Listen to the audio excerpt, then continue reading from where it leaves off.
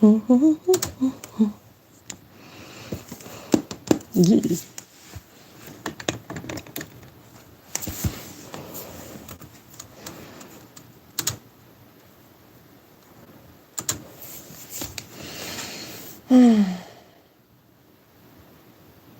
really hate this timeline.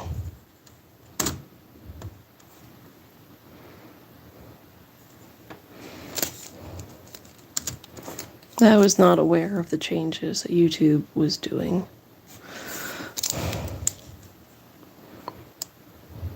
I don't like it. The surveillance state is kicking in, and I hate it. I thought it would be a little bit longer.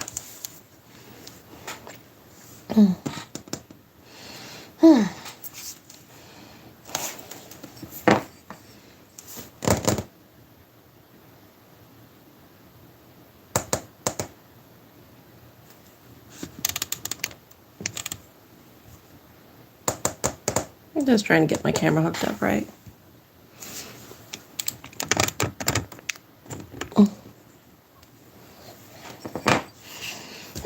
What to listen to? If I want to listen to what I want to listen to, then YouTube might think I'm a child. So I have to listen to probably something gory tonight. Dead bodies, really adult things, missing persons, murders. You know, don't want to watch anything like a cartoon or an anime review because they might think I'm a child. So let's go some classified documents or something. Missing people. How about the people dying? That sounds like an adult topic. Let's look at this one. You know, wouldn't want the YouTube algorithm that's already think I'm a child. Without realizing that this incident occurred just a few miles from where a man who may or may not have been Teddy Roosevelt may or may not have encountered something that may or may not have been Bigfoot. Allegedly. I'm Aiden Mattis, and welcome back to The Lord.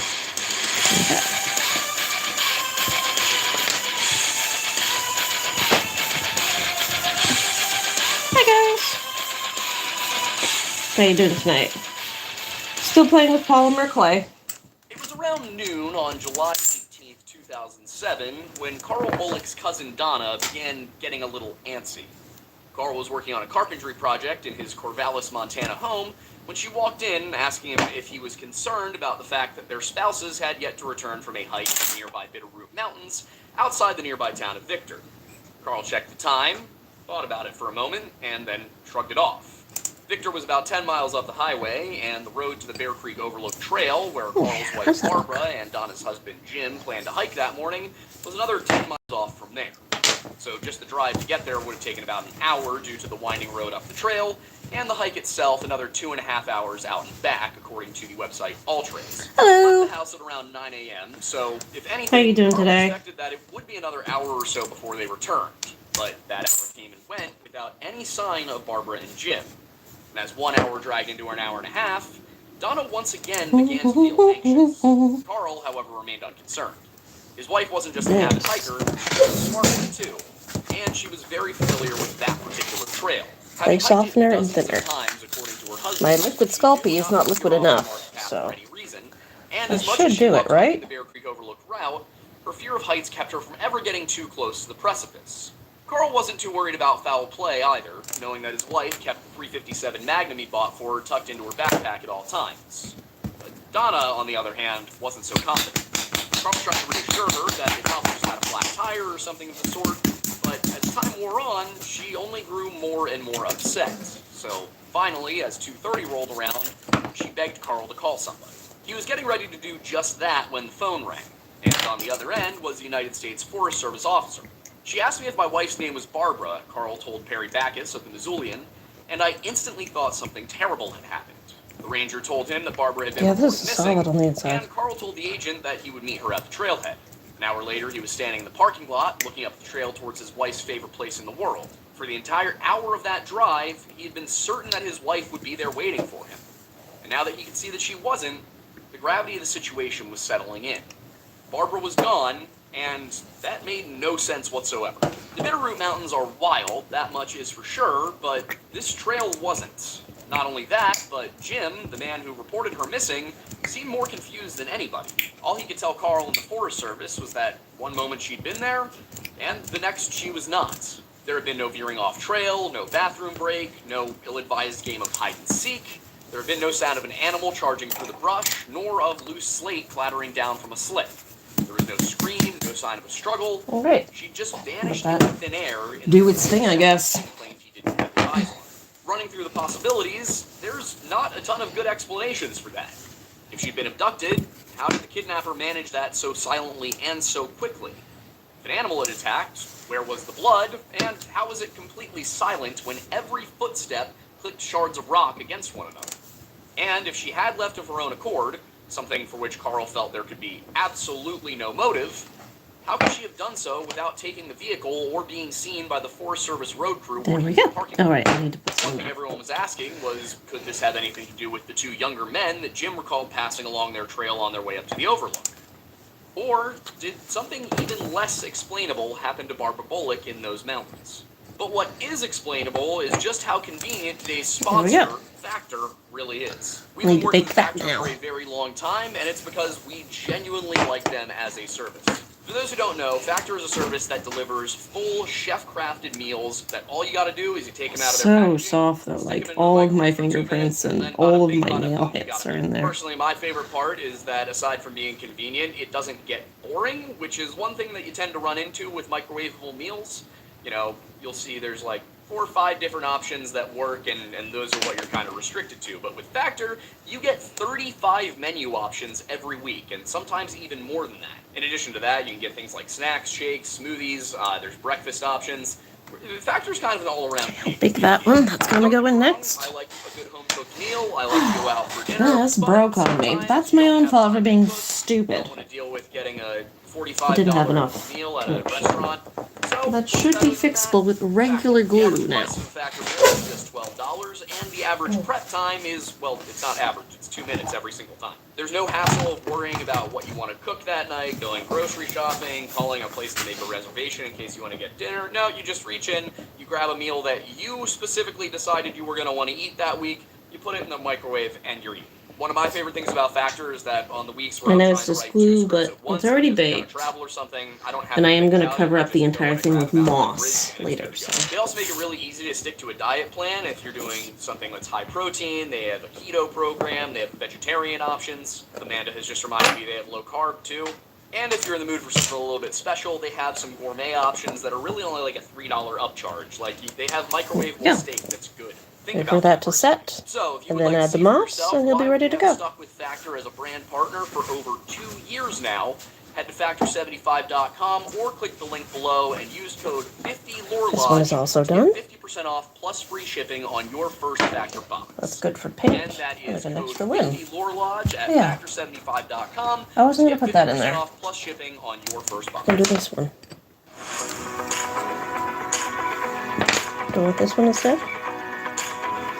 No. I don't care about that.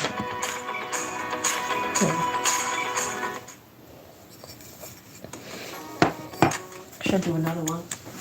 The stateless can help you crush your back-to-school to-do list. I got some more. With deals to discover online and in-store. Saving on everything back to school? That was easy. That's better. First box.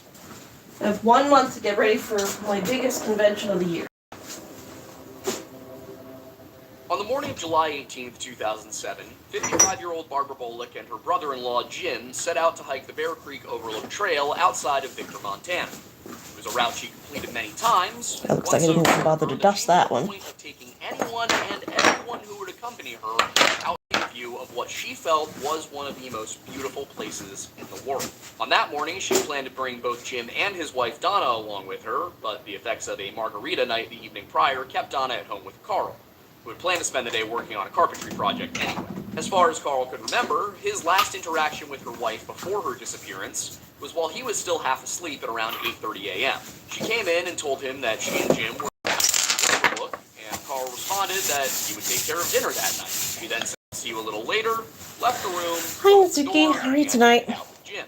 Now, according to Jim's recounting of events, the drive to the Overlook was mostly uneventful, with the only issue being a road closure sign about half a mile to a mile from the trailhead. It wasn't that there was any issue with the trail, but rather the road itself, which was undergoing routine maintenance on the culvert. Knew better. So, given that there wasn't a problem with the route they planned to take, Jim and Barbara parked his car by the sign, hopped out, and began to make their way up the trail. Shortly thereafter, a Forest Service road crew arrived to begin the day's work. By this time, they said that there were 2 vehicles parked at the sign, one being Jim's and the other being a light-colored older SUV that could have been a Chevrolet Blazer. The Missoula County plates on the latter identified its owner as being local, and the Forest Service crew thought nothing of it. Nor did they take much notice when 2 young men in their 20s walked down the trail, hopped into the car, and left sometime later. What did draw their attention came approximately 45 minutes to an hour after those 2 drove off, when Jim walked into the site and asked the crew if they'd seen Barbara.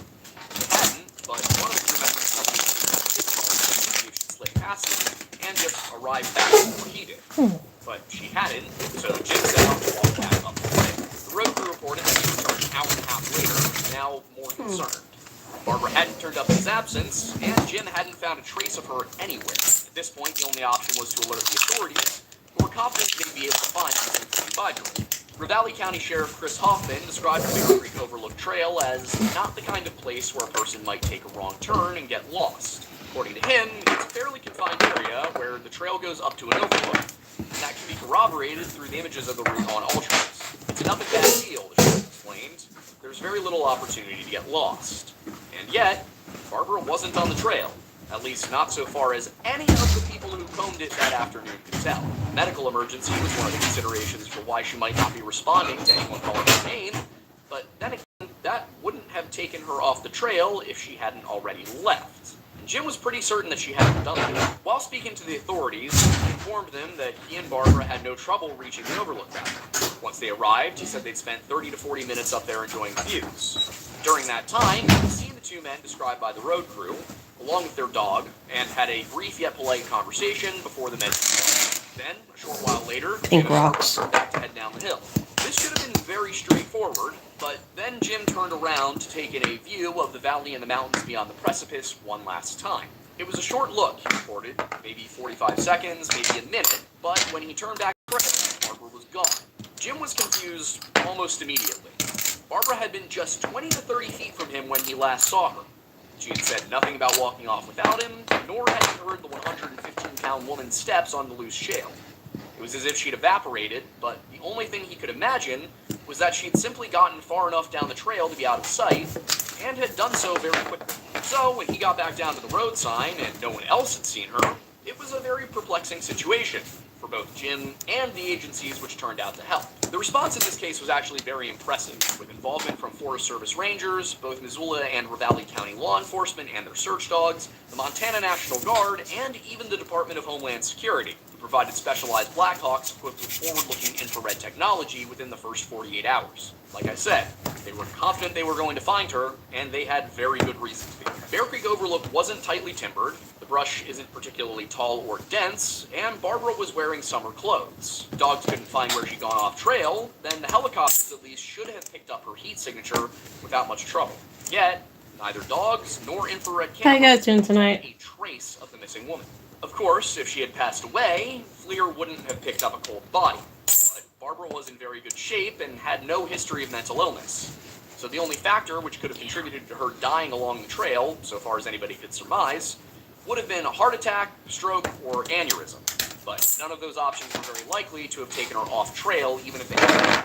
Searchers had combed the brush surrounding the trail from top to bottom and side to side, but Barbara wasn't anywhere to be seen. To be clear, this being weird isn't just my opinion as a YouTube creator. Ravalli County Sheriff's investigator Perry Johnson was just as lost. It's hard to creep quietly across that loose shale rock, Johnson told the Missoulian. You make some noise. Just the fact that somebody simply disappears like that is a cause for concern. I just don't have that life experience, he continued. How could that possibly happen? In Johnson's opinion, the most important lead in the case was those 2 men spotted on the trail by the road crew and by Jim on that day. These were the only people who both parties present that afternoon could confirm were there, and the only others anyone had seen on the trail that day. Johnson was clear that he didn't suspect the men, but he felt that they could have valuable information about the day in question. And there's some interesting subtext there. Obviously, those two didn't have Barbara with them when they came down the trail. They also reportedly left the area by the time Barbara disappeared, and by the looks of things, about 30 to 45 minutes before Jim and Barbara had turned around to come back down the trail. So, what relevance could they have? Unless they were lying in wait on the off chance that Barbara and Jim wouldn't leave at the same time, then somehow managed to abduct her while Jim was just 45 seconds to a minute behind her, and then get her far enough off trail to render her invisible to search crews, it doesn't seem like they could have been responsible for her disappearance. What they could do, however, was confirm one detail that, to that point, hadn't been corroborated. That being whether or not Barbara was actually on the trail that day at all. See, while search dogs aren't 100% reliable, they are pretty good at their jobs as a rule. In many cases, we see that dogs will track a scent for a short time and then lose it, or that they struggle to pick up a trail where it's unclear where someone was. But in this case, dogs weren't able to pick up any scent whatsoever, despite a manicured trail which should have led directly from the car to where she departed the marked path. At the very least, they should have picked up her scent from the car to the trailhead, but they couldn't even do that. Combined with the inability of the Blackhawks to pick up a heat signature and the lack of witnesses besides Jim placing her on the trail, that raises some serious questions. Sheriff Hoffman seems to have held the same suspicions, as he told the Missoulian that the reason he wanted to speak to these men was so they could, at minimum, verify that Barbara was in the area that day. To that end, Carl and his family put out a $10,000 reward for information leading to the identity of and contact with the two men who last saw Bullock, which was added to an additional $5,000 reward offered by the Carol Sund Carrington Foundation, which is a nonprofit in honor of the victims of Cary Stayner, the Yosemite Park killer. Given the local plates on the car driven by the two young men, it should have been no trouble identifying them. Missoula County isn't a particularly populous area, with just around 100,000 residents in total at the time, so even if this were a rental car, then there should have been someone who could identify its drivers.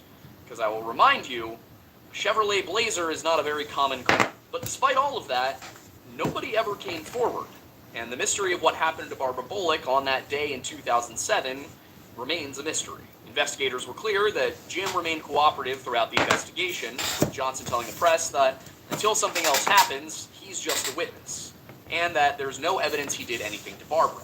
Those words do seem to belie something of an unspoken That needs to be baked. You're If he had done. done this, then it seemed as though he must have done it right What? before the trailhead. And the only people who could possibly corroborate Jim's story were in the wind.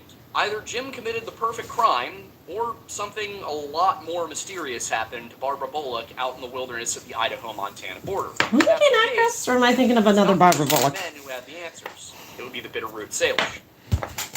We tried everything, but Charlie still struggled with math. Then another mom. If that's the case, then it's not those two men who had the answers. It would be the Bitterroot Salish.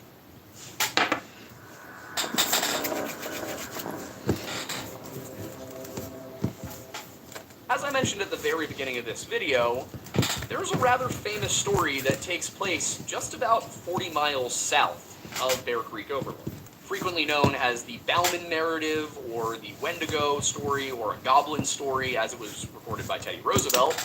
This is the story we covered last fall, where an old German man recounted a tale to the greatest American president of all time, about how he and a friend, while hunting up in the Bitterroots, encountered something.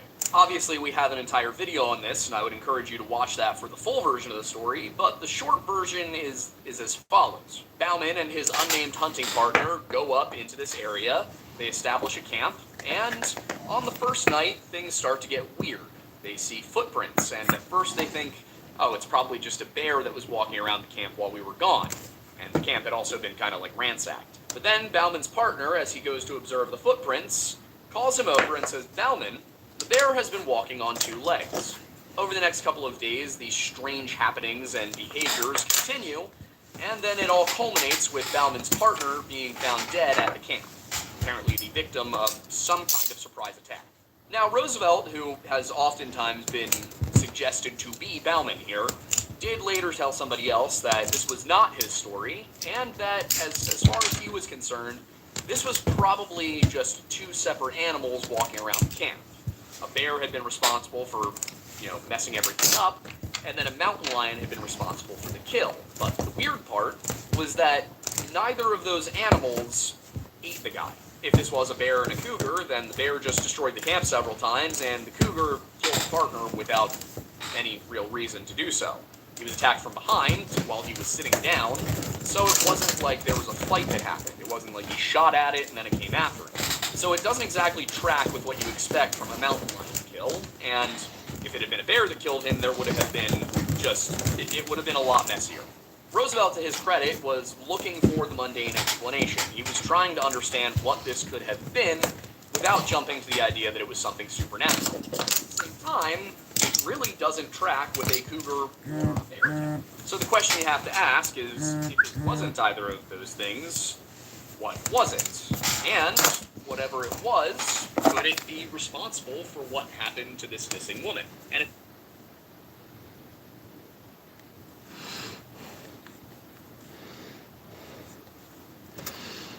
LOL, a little bit. Exclamation mark, a little more would be great.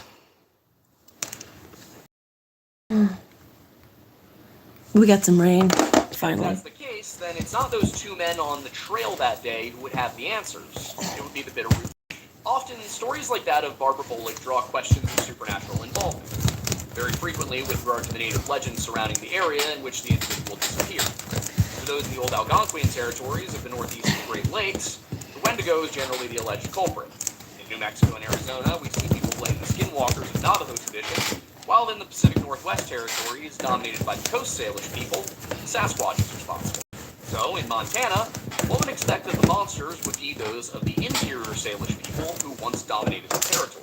Linguistic relatives of Pacific Northwest nations like the Nisqually, Lummi, Chehalis, and others, the people of the Bitterroot Mountains belong to a tribal confederation known today as the Flatheads.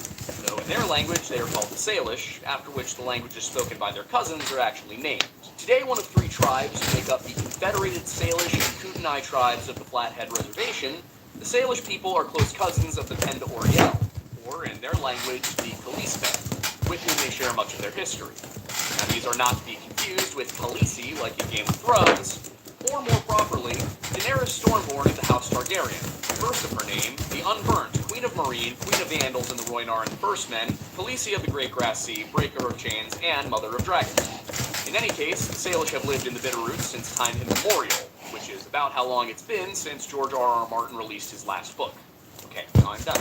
According to the tribes of the Salish and Khaleesi themselves, their story begins when the Creator put the animal people on this earth.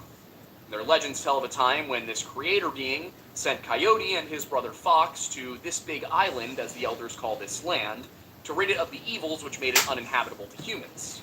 As with many native stories, Coyote is a trickster being who can be both benevolent or problematic. In this case, he was responsible for providing good and special skills and knowledge for man to use, as well as many faults such as greed, jealousy, hunger, envy, and many other imperfections that we know of today. Along with the story of Coyote and his doings, which include his killing off of the people eaters, along with several other grotesquely sexual stories that I could not repeat on YouTube, the Salish have preserved accounts of the last Great Ice Age, including stories about the retreat of the glaciers which once covered Montana. And unlike many of the more eastern nations, such as the Haudenosaunee or the Anishinaabe, the Salish do not have any. They believe that they were placed right there in Montana, east of the Continental Divide, by a creator Well, that was dramatic. one of the deities who rule over the three worlds of Salish cosmology. Themselves are connected by a great tree, the roots of which sink far into the earth, and the top of which reaches the sky. There's interesting parallels with Norse mythology out there, but we're not going to get into that. Ken ruled the sky world, while his antithesis, and I'm doing my best with the pronunciations here, I'm sorry, Umtep ruled the underworld within the roots of this tree. Now, similar to Zoroastrian beliefs, these beings were dualistic in nature. The former deity, along with the creator, was responsible for things which benefited the people, in my opinion. Rain and Oh, thank you for the thumbs up. while the latter was I was appreciated if you could slap me with one of those before you head out. It tries to harm people, blight crops, and make game and food scarce. Ken was also the one who commanded Coyote to go and prepare the world for humankind, and was associated with various guardian spirits, while his counterpart had his own wicked beings who formerly inhabited the earth, and now were living in the underworld. So as you can see, along with Zoroastrianism, there are also some clear parallels to Christianity here, which may be the result of Catholic missions in the area during the middle of the 18th century. Guardian spirits, for example, are reminiscent of both the spirit animals in the nearby yet generally related northern Dene culture and the guardian angels of Catholic tradition, as well as some of the lesser deities within Zoroaster. Much like the Dene, however, the Salish acquired their guardian spirit at the onset of puberty, though whereas Dene individual would have just one, the Salish would endeavor to obtain one or more of them.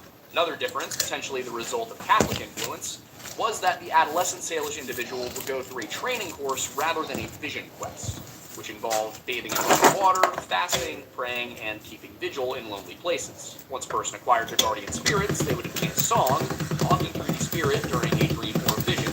If for some reason that was not possible, then the individual would compose their own during their solitude. According to the American Bureau of Ethnology's 45th Annual Report, these songs were sometimes modifications and variations of existing ones, and typically described either experiences or issues of the future. Then, throughout a person's life, they would compose more songs as a way of record-keeping, not dissimilar from the skaldic traditions of the Nordic myth. The songs and spirits carried through all aspects of Salish life, from events like marriage or childbirth to struggles such as famine or war, the latter being the main reason for the return of the Salish people to their lands in the Bitterroot Mountains.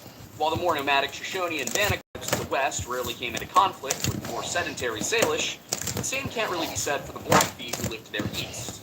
Salish country was prime bison hunting territory, and the Algonquian speakers of the Great Plains had something that their western neighbors lacked: firearms, big iron. Having received muskets and then later rifles from the Hudson's Bay Company in the 18th century, the Blackfoot tribes had a considerable advantage in warfare, and they used it to sweep across western Montana beginning around 1775. Shortly thereafter, a smallpox outbreak devastated Salish bands living in the area of present-day Missoula, driving them west into the mountains.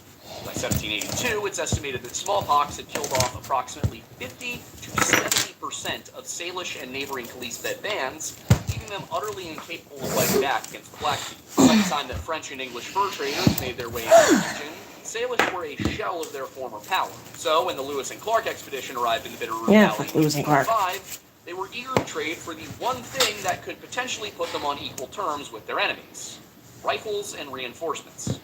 Beginning in 1809, the Salish gained regular access to firearms through the establishment of the fur trade in western Montana, while the relocation of the Iroquois, or Haudenosaunee, following the defeat of their British allies in the American War of Independence, bolstered their numbers. The Salish would cede no more land to the Blackfoot, but that didn't mean that they were out of the woods. According to the Salish themselves, sometime between 1700, a prophet named Shining Shirt, whose Salish name I simply cannot pronounce, foresaw the coming of the Black Robes, white men who would teach a new way of prayer. When Catholic missionaries eventually arrived alongside the Iroquois, the Salish recognized them as the prophesied Black Robes and welcomed them into their world, even sending multiple envoys east to request Catholic priests of their own. Is your liner the right liner for bladder leaks? Their world, even sending multiple envoys east to request Catholic priests of their own. The Jesuit order subsequently established a mission called St. Mary's under the guidance of Father Pierre-Jean Smet in 1841. Damn it, I need a little bit of that green. I don't have any. A winter camp in the area of modern-day Stevensville, Montana. Over the following decade, however, the Salish felt that the influence of the Catholics was only serving to undermine their traditional practices. In 1849, the Jesuits were driven out, and Salish authority was restored for what would be the last time. In 1855, the Treaty of Hellgate was signed under the authority of President James Buchanan, reserving for the Salish and their cousins a reservation in the Bitterroot Valley with additional hunting grounds for their exclusive use. It seemed to be a victory, but within the decade, a gold rush brought wave after wave of settlers into the region, further diminishing the resources available to the natives. The issues only grew when, in 1871, President Ulysses S. Grant, without sending any surveyors to establish a suitable new location, ordered the removal of the Salish, Kalisped, and Kootenai to a different tract of land called the Jocko Reservation. Tribal leaders agreed to do so on the condition the United States provide them with new log houses, a side of beef for every family, and plots of land designated specifically for their use, as well as $55,000 in cash. And by 1875, the migration was complete. From that point on, the miseries of the Salish became too numerous to count. The deliberate extermination of their primary food source, bison, crippled their prosperity. Railroads and American settlements boxed them in and reduced their autonomy.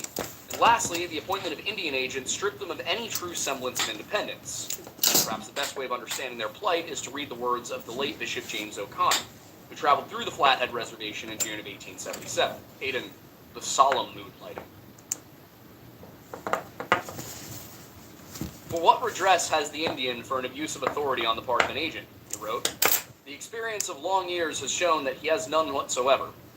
No adequate supervision of the agent is provided for by law. He is alone with his tribe, or tribes, and literally monarch of all he surveys. There is, it is true, a physician, there is an interpreter, there are farmers and mechanics, there may be teachers on the reservation, but they all depend on him, or his friends for the positions they hold, and are therefore more likely to screen than oppose his irregularities. Who, then, is to interfere between him and his helpless wards, should he see fit to oppress and fleece them? It is only cases of the most aggravated and cumulative wrongdoing that can ever reach the Department of the Commissioners of Indian Affairs, and even then, what is the remedy? Why, at best, the removal of the agent and the appointment of another who will be sure to walk in his footsteps. Irresponsible authority of this kind is very trying to the virtue of ordinary men. To the dishonest and the depraved, it affords opportunities of practicing every species of injustice. And who does not know that the incumbents of this office have, with only a few exceptions, belonged to precisely these classes? What wonder, then, that they should have administered it solely with a view to their own aggrandizement, and that their heartless inventive rapacity should have driven the poor savage to hopeless, utter despair. As for that last term, savage, I think it's worth understanding that O'Connor did not use this in a derogatory, but rather an archaic manner. While today savage pretty consistently means somebody who is uncivilized and violent, in the case of a bishop, it would probably mean something more along the lines of non-Christian. Though I will say that within the entire article, there is a degree of calling them uncivilized. It's a product of the time. And I tell you this because I want to prepare you for some wording that's going to sound very bad, very, very negative, but I want you to see the They were savages, he explained, but savages the misery of whose lot had been made intolerable by the civilization that surrounded them. They were the lord's toil, but were being driven from it by the rapacity of men who know neither justice, nor pity, nor remorse. Who, with the ordinary instincts of humanity, could see them thus engaged on a soil that, but for the injustice of the white man, would now yield golden harvests, and not be touched with compassion for them, and not think it a reproach to the race that oppressed them. Again, these were the words of the Irish-American Bishop James O'Connor of Omaha, Nebraska.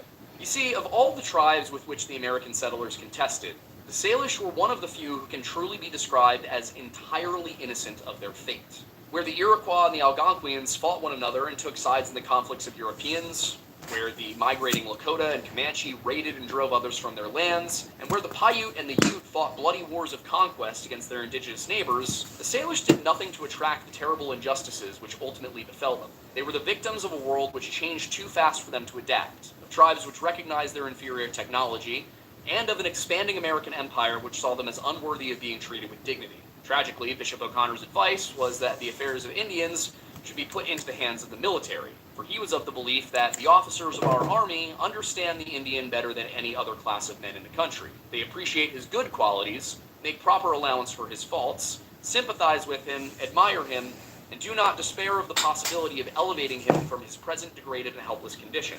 Were the Indians allowed to occupy their ancestral homes or hunting grounds, he elaborated, or to live on the reservations assigned them at proper distance from military outposts, with missionaries of their choice and under their own tribal laws and customs, were supplies furnished them through the nearest quartermaster, and traders forbidden to deal with them or even approach them, except once or twice a year at the posts, and under the supervision of the local officers, were the local commander instructed, as in the British possessions, to require them to keep the peace amongst themselves and with surrounding tribes, and to protect them against the white settlers. Can I scrape that off? Is it baked on or is it Would underneath? soon find an easy and satisfactory solution. As history would prove within the decade, this well-intentioned advice would prove to be the worst possible idea. You see, the Salish did have monsters of their own. These ancient people-eaters, which sound somewhat like those described by the Dene to the north and the Paiute to the south. But in the experiences of those who were able to pass down stories to those of us living today, the most relevant monsters were not the things that go bump in the night. Instead, they were the most terrifying, most real monster of them all, their fellow man.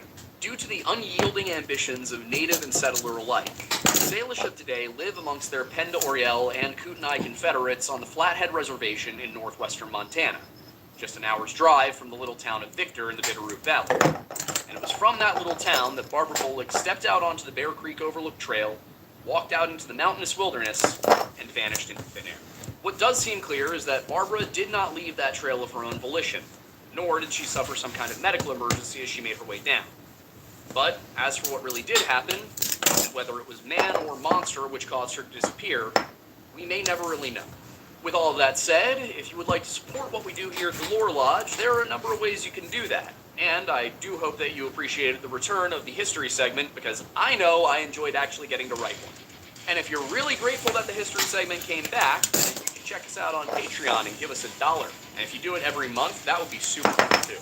That'll get you access to a whole bunch of exclusive content that we actually are in the process of finally producing. I should do Patreon. Charge $1. Dollar, what does it go to? $1 towards what little sanity I've left so I can make more weird artwork and shit. I do want to acknowledge that if you're more of a new viewer, then the second half, the last third of this video may have seemed a little out of place. We used to do history segments in just about every single video we put out, and to be honest, I missed doing it, and this was a great opportunity because we hadn't covered this region before. For those who have been watching for a long time, you probably remember these, and I hope that you appreciated it coming back, because I genuinely enjoyed doing it. I'm hoping to rework these into videos in the future, and it would actually be good for me to know if you would prefer them to be earlier in the video like they used to be, or to have them come at the end like we did here. And I like them at the end. video back in.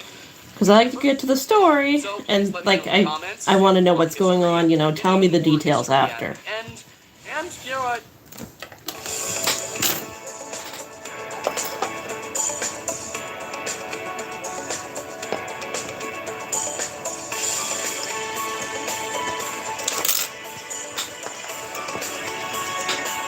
So please let me know in the comments if you want history at the beginning or history at the end. And, you know, I mean, if you want to tell me that you hate history, I guess that's okay too. But no matter your opinion on the history segment, if you want to support what we do here at the Lore Lodge, you can do so in a number of ways. The most direct is to head over to Patreon and subscribe to us right over there. It is $1 a month. We have a whole bunch of exclusive content that we're shooting this summer, and we are really excited to get that out to you. When we say exclusive content, I want to be clear, all of it will be safe for work. There will be a calendar that may or may not be safe for work, but that will be available for sale elsewhere. So the Patreon is totally cool exclusive content, not that kind of exclusive content. I don't like that I have to make this disclaimer now. But if instead of consuming content, you would like to consume more I'm memes, serious. you can do so by going to tableauroastingco.com and purchasing Mount Pocono Perk, our signature coffee blend. I designed it myself. I told Matt Moore down there exactly what beans I wanted from what region I wanted and at what temperature I wanted them roasted, and he made a blend. It is a perfect blend.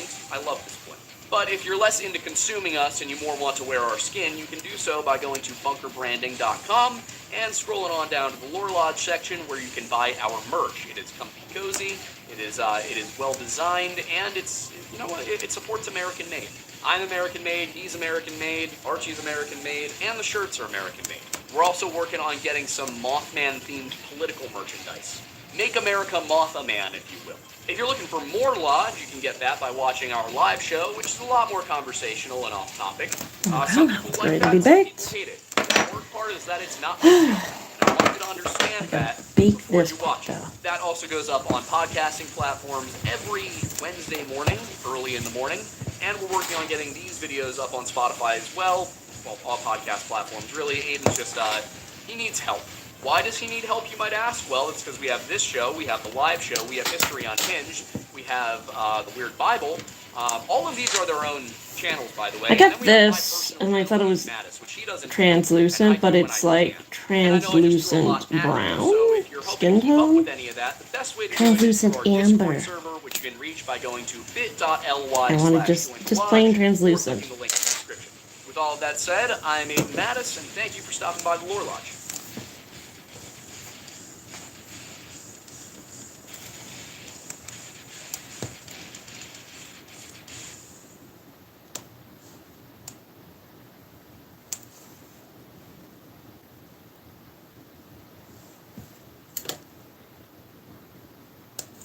you find yourself in a place where two roads diverge in a yellow wood, take the one more traveled by, because it will be easier to find you. I'm Aiden Mattis, and welcome back to the Lore Lodge. Yeah. Over here first.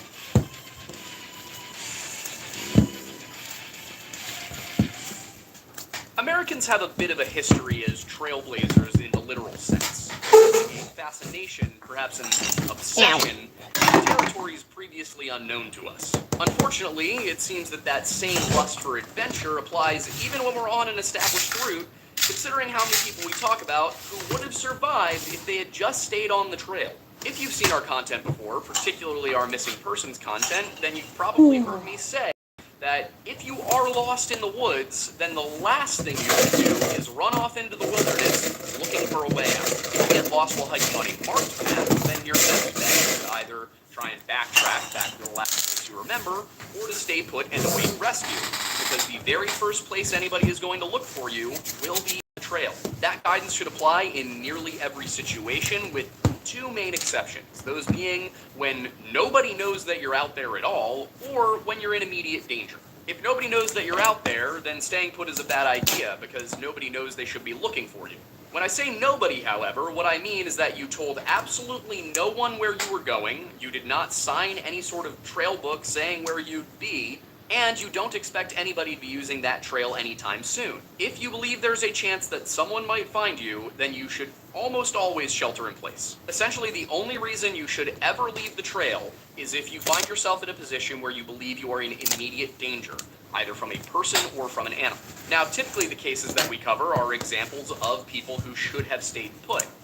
But with Eloise Lindsay, we have the rare example of somebody who actually left the trail for the right reasons. It's also a case where the majority of the questions only arose after the search concluded, because no matter how you slice it, the outcome doesn't really make sense. But you know what does make sense? Eating your vegetables, which is something that I don't do frequently enough, and something If you that have our to leave the sponsor, trail, Video, or if you find that you are lost off the trail, and you have to move, my recommendation is to break shit.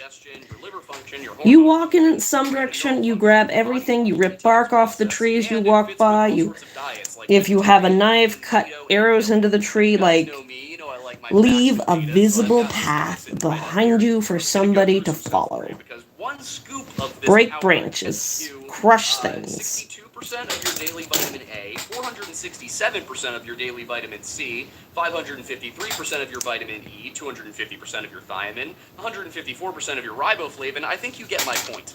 And while I myself am not any kind of nutritionist, I can rest assured in the fact that AG1 is backed by multiple research studies. If you'd like to give AG1 a try for yourself, you can head to the link in the description or scan the QR code on your screen to get a 1-year supply of the vitamin D3 and K2, as well as 5 travel packs of AG1 with your subscription. I'm gonna get the top layer off. No, you need a scrub. A brush and everything. Okay. Open Design Studio. Get a really cool design contract. Your supply of the vitamin D3 and K2, as well as 5 travel packs of AG1 with your subscription.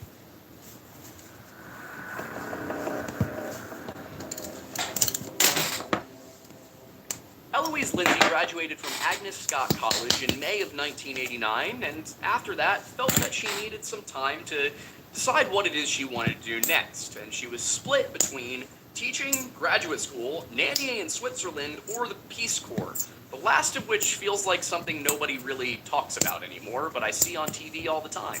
To that end, she spent her summer working at an art supply store in her hometown of Atlanta, where she lived with her parents Mel and Gail Lindsay. Now, according to Gail, when Eloise would get stressed out or feel like she was trapped in a box, she liked to do something physical to go out and let off some frustration, and a favorite method of hers for this was hiking. And while it's a little hard to tell how competent she actually was, she went hiking and camping with enough regularity that her parents would tell officials she was an experienced backpacker. Seeking more of a challenge than she was used to, Eloise planned a trip along the Foothills Trail in South Carolina, beginning in Table Rock State Park and ending at Whitewater Falls, a little over 43 miles to the west. Now, she had hiked at Table Rock on at least 3 separate occasions prior to this, but had never hiked most of her intended route. For that reason, her parents insisted that she only go if she could bring somebody along with her, as solo hiking brought a host of dangers beyond those any hiker would normally face on a long trek.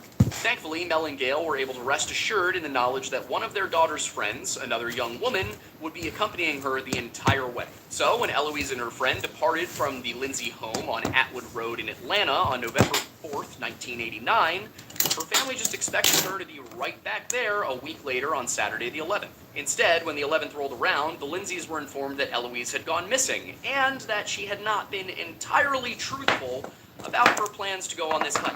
The story didn't hit the papers until Monday the 13th, at which point the Greenville News reported that, in reality, nobody had accompanied Eloise on the trail, and she never intended on having any company at all. It seemed that unable to convince anyone to take the trek with her, the 22-year-old asked her friend to drop her off at Table Rock on the 4th, then to later pick her up at Whitewater Falls around noon the following Saturday.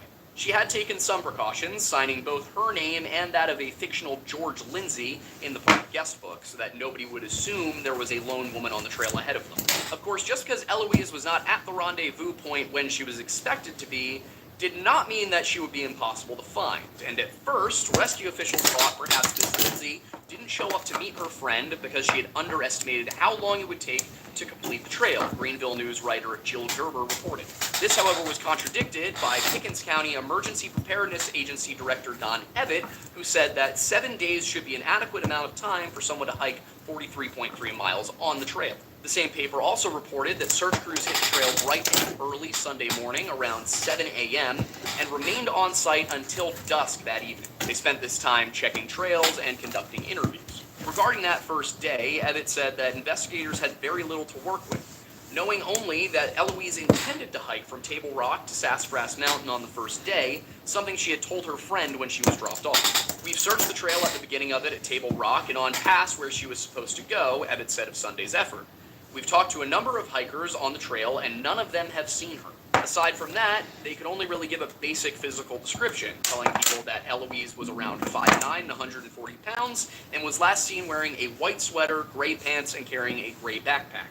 Most of the details of Monday's search came with the Tuesday papers, the Greenville News reporting that the search yielded little even as authorities brought in a helicopter and 2 planes to scan the area. So the search effort was firing on all cylinders at this point, including ground crews, the aforementioned air support, and dog teams working off of a scent collected from the missing girl's pillowcases, which were brought in by her parents on Monday morning. The ground crews couldn't do much but search the length of the trail, although interviews conducted did yield some results in the form of a positive identification by a couple out of Easley, who confirmed her identity with a photo. They said they encountered her on the 5th around 2:30 in the afternoon at Sassafras Mountain, and that she told them where she was from and where she was headed, as well as that she'd never hiked that part of the Foothills Trail before.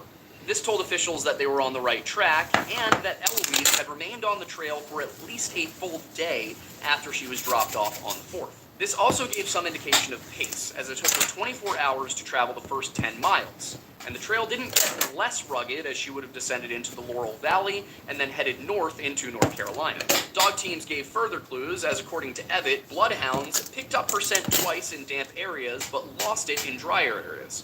First in Laurel Valley, again above Laurel Falls, and finally at Cobb Creek, just over the North Carolina border. The dogs reacted strongly to the scent and led handlers off trail, just west of Cobb Creek, but Everett clarified that it may be several days old and indicates only that she passed through the area, not that she's still there. If these hits were legitimate, it meant that Eloise had traveled at least 30 miles before she left the trail. But then there were the questions of where precisely she had done so and why. Unfortunately, the aircraft weren't much help in clarifying the situation, as the dense forests limited their usefulness to clearings and trails, and at this point the search was concentrated at an area where the Toxaway River flows into Lake Jacassie. The weather worsened on Wednesday, fog and rain negating any use of the aircraft, but there was some hope on the ground as the Greenville News reported that dogs once again picked up the scent for a short while by Cobb Creek. Like the previous day, the dogs led their handlers off trail, this time going downhill toward the Toxaway River, where they lost the scent once more, at which point they requested further assistance. The North Carolina Search and Rescue Dog Association responded and brought in a specially trained dog that tracks scents in the air rather than on the ground, like the bloodhounds that have been used so far. The That's paper not good. further claimed that these dogs were most useful. That's not good at all. Hi. Yep. What's tomorrow? Friday? I don't think I got anything. Let me check my schedule.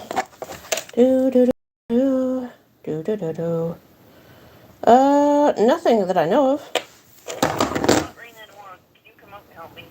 I could do that, yep. Ryan, he came up for 3.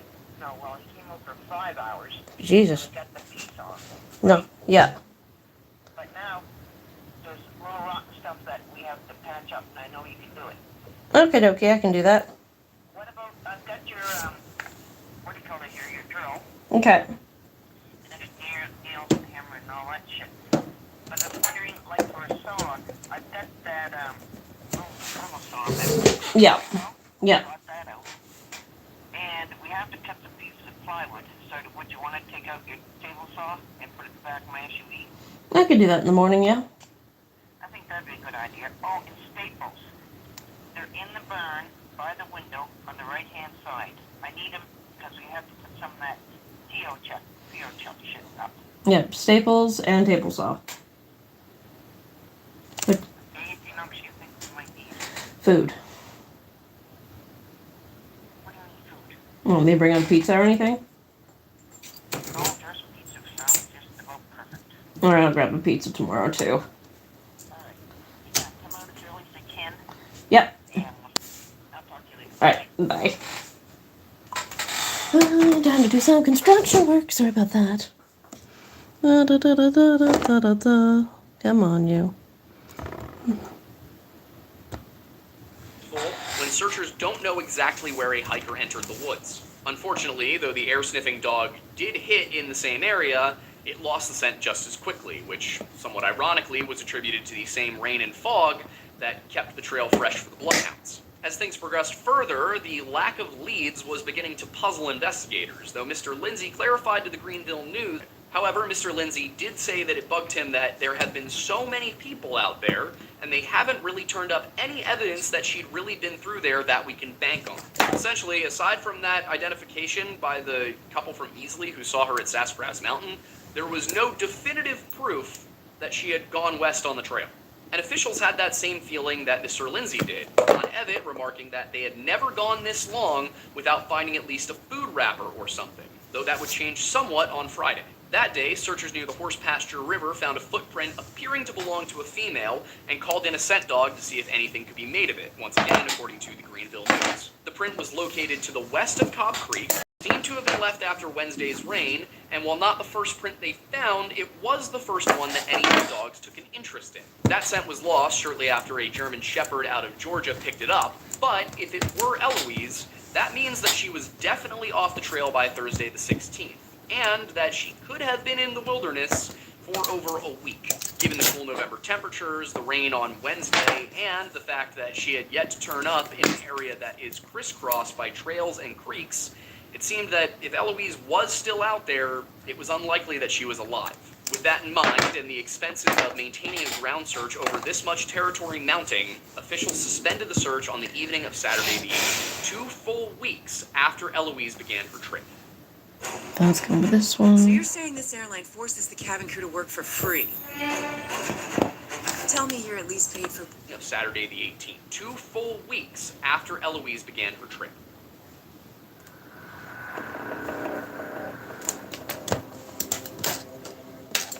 Sometime in the early afternoon of Monday, November 20th, 1989... Where's my teacup? Wayne Hooper arrived I have a teacup around here. I need to bake it.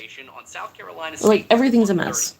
just south of Whitewater Falls. His passenger, a young woman in a rather ragged state, was rushed to the infirmary, where employees of the Duke Power Bad Creek project rendered first aid and called for an ambulance. Some 40 minutes after the ambulance picked the girl up, a shockingly still alive Eloise Lindsay was admitted to the emergency room at Oconee Memorial Hospital in Seneca, South Carolina. Perhaps even more surprising than her being alive in the first place was precisely how uninjured Eloise was.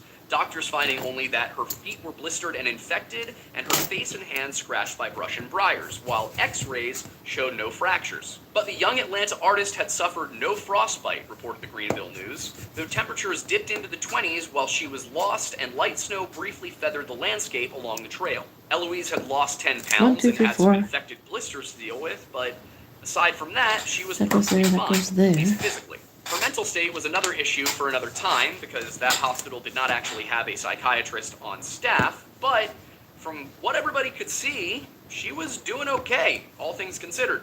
She was awake and alert, and by Monday afternoon, she was speaking with reporters, all of whom wanted to know everything that had transpired while she was lost. And Eloise was happy to oblige them, recounting how she spent days wandering up and down ridges, rationing her supplies, and sleeping wherever she could find shelter. The Anderson Independent Mail reported on the 21st that caves, the forest floor, and an abandoned Jeep served as nighttime resting spots, while she survived off of a packet of dried apples and some pastries that she found inside of a tree. As for why she hadn't used any of the 7-day supply of food that she'd brought with her in the first place, she said that she had ditched her frame backpack because she believed she was being followed. Eloise told reporters that on Tuesday, November 7th, I felt like I was being chased through the woods by a group of men, and that up until this morning, I felt like I was being chased. By whom, however, was a pretty big question, because she said that she had never seen the men, but that she had heard them talking about her, and that they kept on my trail for the whole time. The Greenville News quoted her as recounting that the men had dogs, monitors for tracking down living animals,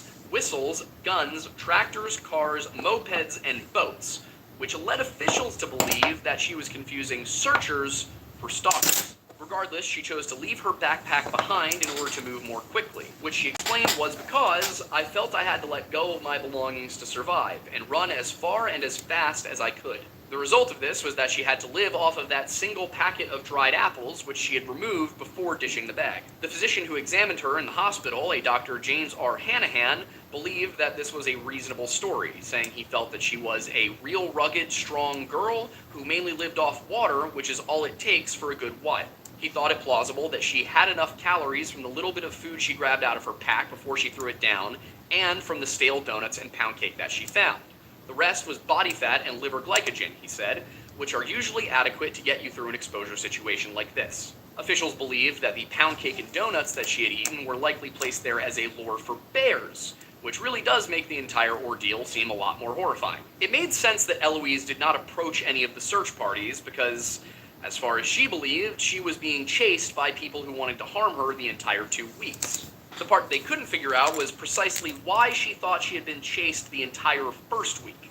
Nobody was looking for her until November 12th, while she had departed the trail on November 7th, saying that she believed the men behind her were talking about her. According to an article from the 22nd, published in the Atlanta Journal, Eloise said that they made vague statements referring to a woman walking fast up the hill ahead of them. It also seemed these statements were made over walkie-talkies. It is possible, of course, that Eloise misheard them or that paranoia got the best of her, but her friends didn't seem to think that she was the type, telling reporters that it wasn't like the strong-willed young woman to invent stories or suffer delusions. A friend named Carolyn Weaver, while acknowledging that Eloise was kind of crazy, 100% in a good sense, and willing to try anything, said this seemed out of character. I wouldn't think at first she'd be the kind of person to be afraid of people or run away, an article in the State quoted. Maybe she just started thinking too much. Terry McGee, the chairwoman of the art department at Agnes Scott College and a professor for whom Eloise was a TA at one point, also found it unlikely that Eloise would lie about such a thing, even though she was more on the reckless side. Many 18 to 21-year-olds don't make good judgments, she said. She has a streak of stubbornness, but it's not a streak of masochism. She's grounded in reality. Another thing said by people who knew Eloise was that she had a tendency to go for runs at night on campus, which everyone said was ill-advised, but she did anyway. I bring that up not to say that Eloise had a tendency to take risks, which Also baked all these guys up, so they gotta be painted now. She wasn't the type to not do something because she was spooked, from what it seems. She seemed like she was not really frightened. Regardless, law enforcement was less willing to believe that she had been chased and opted more for the paranoia angle. With Pickens County Assistant Sheriff, I didn't write it down, I think it was Tim Morgan, telling papers, "We don't believe anybody was chasing her." This was the belief held by most officials, who generally agreed that Eloise had most likely encountered some of the 2,000 workers on the Duke Power projects around Lake Jocassee. This sentiment was echoed by Oconee County officials, such as Chief Deputy James Singleton, who argued that she heard workers talking over walkie-talkies, which are amplified through speakers or their trucks. Singleton told reporters that his office was just going to talk to some of the workers to see if they saw anything, but that they didn't believe there was any sort of criminal element to be putting anybody in here? He felt that it was probable that after need Eloise to be left baked. the trail, she heard hunters or loggers and believed them to be the same You better be people baked. she originally thought were following better her be on the baked. trail. The monitors for tracking down living you better be animals that baked. she had talked about were probably just the sound that trucks made when they backed up, that Nope, you don't get kind baked. of thing. Oconee County Emergency Preparedness Director Walt Purcell 1, 2, 3, reportedly said 4. that from the very beginning, before the Where search are you was going? initiated, she became frightened 1, or paranoid that someone was trying to run her down. 2, Purcell 3. was of the I mind need to that make another had she one. wanted to come out and be Nope, you rescued, don't get baked. the opportunity was probably there numerous times. What was more of a mystery to law enforcement was the location of the backpack that Eloise had dumped, as well as where precisely she had left the trail, which were two things that were likely to be connected. The evidence would suggest that Eloise left the trail just west of Cobb Creek, then headed south towards the Toxaway River and Lake Jocassee. The scent trail led in that direction, and Eloise told reporters that in one instance she went down a hill and into a lake to escape, which would line up with dogs alerting at the creek and then losing the scent at the lake. Timing should also be a consideration, as she said she had left the trail on the 7th. She was known to be moving at a pace of about 10 miles a day at first, and Cobb Creek was about 30 miles into the trek. If she was 10 miles in on the 5th, it's conceivable she would be 20 miles in on the 6th, and then 30 miles in on the 7th, placing her right at Cobb Creek. The creek would also make sense if it were Duke Power workers who originally scared her off, as there are power lines running north and south just half a mile west of Cobb Creek. And as we remember, the dogs began tracking her scent off trail just west of Cobb Creek. If even just a maintenance crew were to be in the area, then that could explain who Eloise thought was following her, and if she ran away downhill, that would take her to the Toxaway River and Lake Jocassee. Her route after the So, Buffalo Trail these guys also are not takes getting her baked past yet until those along parts are Bear baked. So Creek, I'm gonna put... which, while it probably I'm isn't gonna bake always you. home to bears, Look fine. could be a good clue what happened to her backpack that was filled with 7 days worth of food. We know there were bears in the area. We know that people were leaving lures for bears in the area. Her backpack was filled with food in the area.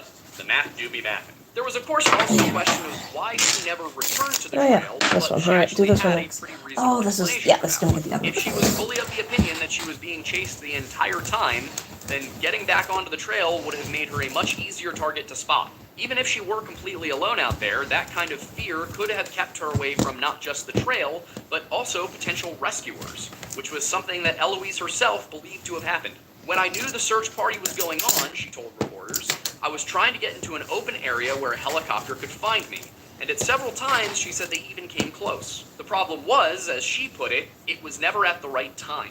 Even when Wayne Hooper discovered her in what she described as a state of near delirium, he had difficulty getting her to accept his help, though she did, of course, eventually allow him to take her to Bad Creek. Speaking of Bad Creek, I think this might be a good time to address what was by far the most frustrating aspect of this case, which was the absurdly imprecise reporting when it came to locations, all of which are probably in a police file somewhere that I can't access. What I mean by that is that none of the journalists seem to have had any idea where Eloise was actually found, with the location being described as 4 to 5 miles north of the trail, just across the North Carolina line at a location called Muster Ground.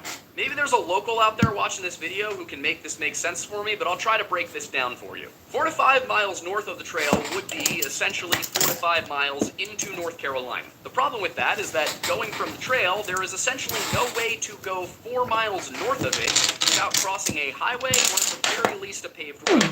And this Could isn't actually one of just those hold with cases glue. from the I mean- 1950s or before where you might be able to say, there probably wasn't a road there. No, these are state highways and this was 1989. It is theoretically possible that she somehow made her way Just that dry. far north without crossing a highway, but then there's the problem keep of everything at the where bottom, she said keep to it be weighted. found. A location called Muster Ground. I could not for the life of me find any location north of the trail but south of the highways referred to as Muster Ground in North Carolina. There is, however, a Muster Ground Mountain, which is accessible by a Muster Ground Road, but both are in South Carolina and definitely not 4 or 5 miles north of the trail. Frustratingly, every other paper seems to have copied this initial description from the Greenville News article published on the 21st, so there's no way to compare this to other reports. My thinking is that somebody messed up their notes, and that Eloise was found along Muster Ground Road 4 or 5 miles from her intended destination, which was in North Carolina, and was to the northwest of her. This would line up with something mentioned by both Purcell and Lindsay, specifically the lights of the Bad Creek Project, which the former said can be seen for miles at night. He elaborated that they could have served as a beacon to safety had she followed them, while Eloise told authorities she tried to follow the lights but kept losing sight of them in the valleys. That would indicate that she was not heading north, because if she departed the trail and was headed for Bad Creek, well, that's a southwesterly course. And it's one that would eventually lead her near Muster Ground Road. Whether Eloise was actually threatened by men on the trail or not, paranoia and a little bit of cartography solve most of the mystery. But there is still one thing. Bell told the papers that he was curious how Eloise had kept warm if, as she said, her only shelter was an abandoned vehicle, in caves, and using leaves as a blanket. And I think that's a good question. It was pretty cold, with daytime temperatures in the mid to high 40s and lows plummeting into the 20s after dark, which would be a potential problem even if she were able to stay dry. And from what she said, she wasn't able to do that. While the abandoned Jeep she mentioned could have kept her dry during the storm, she would have had a hard time staying warm after getting into the lake, which of course is something she said she did. Then there was also the fact that they mentioned that there had been snow, which means that if she had been covered in water at some point, it could have frozen. The fact that she survived at all was chalked up to the fact that she was moving so much, but then again, she wasn't moving while she was sleeping. You know, survival is possible under these conditions, it's just unlikely, and in most cases, I probably would just chalk this up to luck. You know, Eloise got really lucky and survived. But then there's Evangeline Lore. If you haven't seen our video about that incident, I would suggest pausing this one now and then going back to watch that, because it's relevant, but also because I'm about to spoil the big twist. Everyone who hasn't seen it gone? How about now? Spoil it for me. Good. For a quick recap, Evangeline was a 5 foot 8 inch tall, 140 pound, 21-year-old woman who disappeared from the Cades Cove area in 1951 after she allegedly told her father she was going on a solo hike. She was missing for exactly 2 weeks, during which time she said that she subsisted on nothing but stream water and berries, and she also said that she could hear searchers but either could not or would not call out to them. When she was found, Evangeline's only injuries were blistered feet and scratches, leaving search personnel astounded that she was in such good condition, just like Eloise. The major differences when it came to Evangeline were the sightings outside of the park, the season, Evangeline went missing in June, and the possible involvement of her father, who, as you know, launched a revival evangelism speaking tour immediately after she was found and had planned it before she went missing. I don't think Eloise went missing because of outside influence, as in somebody in her family saying, hey, go missing in the woods for a week, it'll be fun. I also don't think that she had inherited God, I'm gonna have to get these nails. religious paranoia, which is what Mr. Lorimer had been diagnosed with. I don't know what religious paranoia necessarily meant in 1949 when he was given the diagnosis, but they put him away in a state asylum for a little while, so it must have been serious. Actually, wait, the religious paranoia was not why he was in the asylum. He beat his wife with a rubber hose. The religious paranoia was just why he beat his wife with a rubber hose. I also want to make it very clear that I in no way intend to describe being religious as a form of paranoia. I'm wearing a cross right now, and it's not for fashion. I am a Christian. Like, I am religious. Just this guy's a little too religious in the bad way. But all of that said, I do think about how both women were just out of college, and how both women talked about finding or testing themselves, and how such a thing could explain some of the gaps in their stories. I wonder if it's possible that Eloise intended to leave the trail and wild camp for several days, as something of a test of her own will, or a way to clear her head, only to get lost and find herself unable to relocate the trail when it was time to go. It could be that she left her bag and camping gear behind to cut weight, not because she was being chased, but because climbing up and down ridges with a bulky backpack is not a good time. It's also pointless if the backpack has no food in it. Now you're just carrying extra weight and burning more calories. Along the way, while partaking in one of those activities, maybe she got outside of the initial search area, far enough off trail that she actually didn't hear or see any of the ground searchers, and this could explain why she wasn't found during that week of searches. Maybe she invented the story about being chased when she realized what a fuss her mistakes had caused, since the truth would have been very unpopular with just about everyone now that this was statewide news. And, as would be revealed about 6 months later, the search cost about $17,400 in 1989 money. Thornbury, what is $17,400 in 1989 money? $45,101.58. This was an expensive couple of weeks. Then again, it is very possible that Eloise was Alright. legitimately afraid of men Now? shooting behind her on the trail, acted on instinct like she told reporters, and ran We away get on to from something seemingly different. danger, losing her way as a result. Personally, I don't think anyone will ever know for sure what happened on the trail except for Eloise Lindsay. And I won't move forward yet. Chances are she's not going. There is one last thing that sticks with me that I wanted to bring up but didn't want to include in the general body of this video, which is that when she was found, the papers reported she was wearing a flannel shirt, and they reported that she had been wearing the flannel shirt the entire time she was in the woods. However, nobody else mentioned that she was wearing a flannel shirt when she initially left. It could be nothing, maybe she just had it packed away when she left her parents' place and then when she got onto the trail and said goodbye to her friend, or maybe Wayne Hooper gave it to her and didn't give it back because, he went back to hunting after he dropped her off. Maybe reporters just assumed she'd had it the whole time. Necessarily the key to anything about the case. If it does tell us anything, it's probably just that Eloise met a man while she was out there. She told the reporters that nobody had abused her in any way, that no person had done to her, so she was just running away the whole time. Maybe she did meet somebody and just didn't want people to know about it. Who knows? But I would be curious to know. The thing is, I'm so nervous after the put the dogs up thing from the Sebastian Rogers video that I don't want to make assumptions. Now, maybe before she left, she put her shirt up. I don't know. Do people say that down there in that place? By that place, I mean the general south, not even 60 miles to my south. I kid. I appreciate Southerners. With IXL, there's an endless number of skills that match exactly what my kids are working on in class right now. And with so many different kinds. I kid. I appreciate Southerners.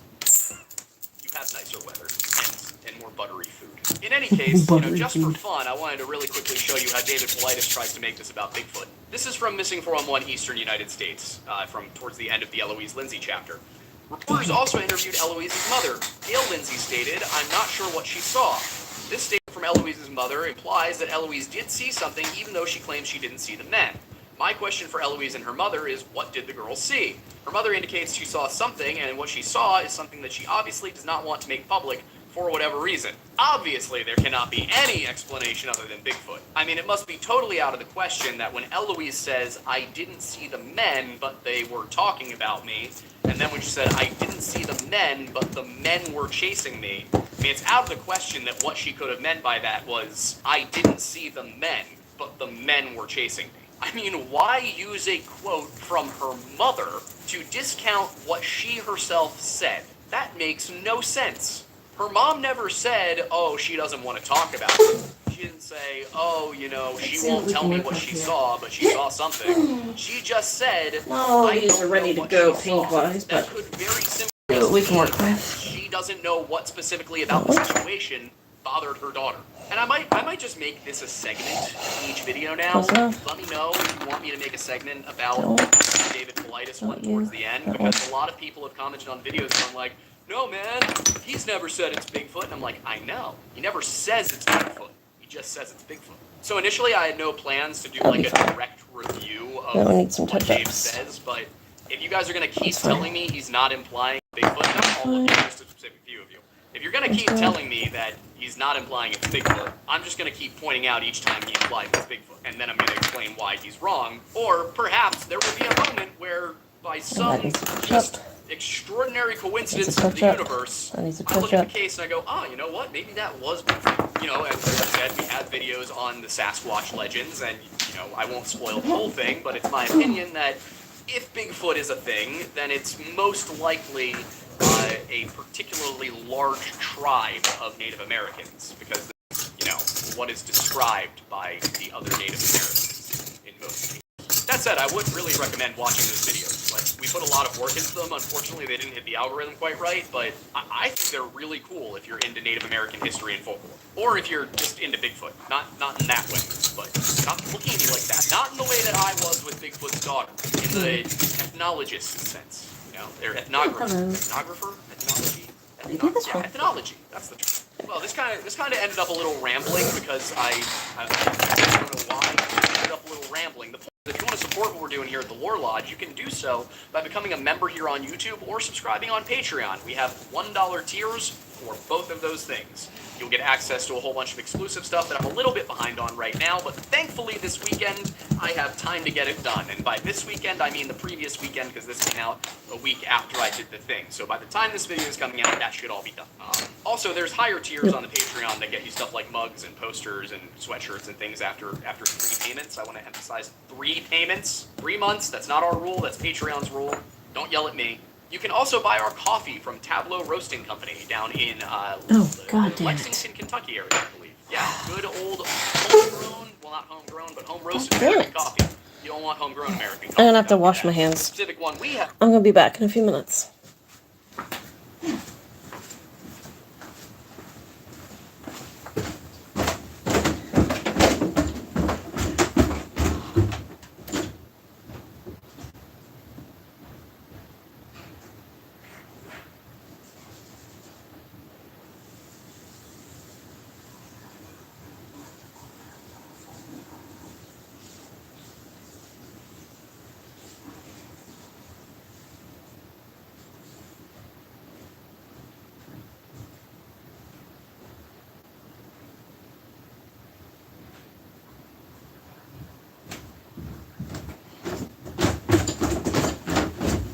I gotta figure out how I'm gonna do this. Whew.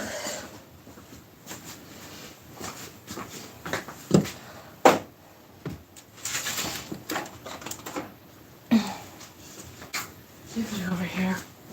I have a fucking splitting headache.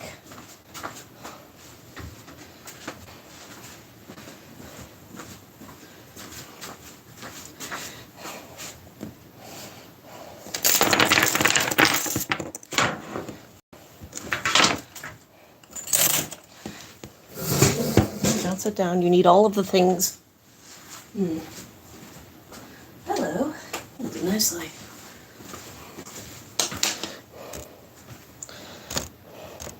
Though is a good blend of everything I love the most about regions from around the world. I was a barista at an artisan roastery for many years. I designed the coffee myself. I did not pick it off a shelf. You can also get History of Everything / Decuy's coffee from then, and we have a bundle with it. So, I mean, just deals all around, man. If you're not content with just supporting the lodge or with drinking the lodge, you can also wear the lodge with our new merch from Bunker Branding that is finally live at bunkerbranding.com. The link will be in the description. If you would like more lodge, well, we can give it to you. We have the Weird Bible podcast that has its own channel called The Weird Bible. We are working on getting another episode scheduled. That's hard. We also have the History Hut, which we may be bringing back that podcast with a really cool guest. So we'll see. We'll really see if guest host, I should say, co-host. I'm excited about it. If you want to get a sense of what that podcast would be like, we did do an episode with Roman Helmet Guy of the live show, which is the next thing I wanted to mention. That airs on Sundays at 7 p.m. Eastern right here on YouTube. And personally, that one we did with Roman Helmet Guy is one of my favorites. We had so much fun. It was such a good conversation about all these weird little things from history.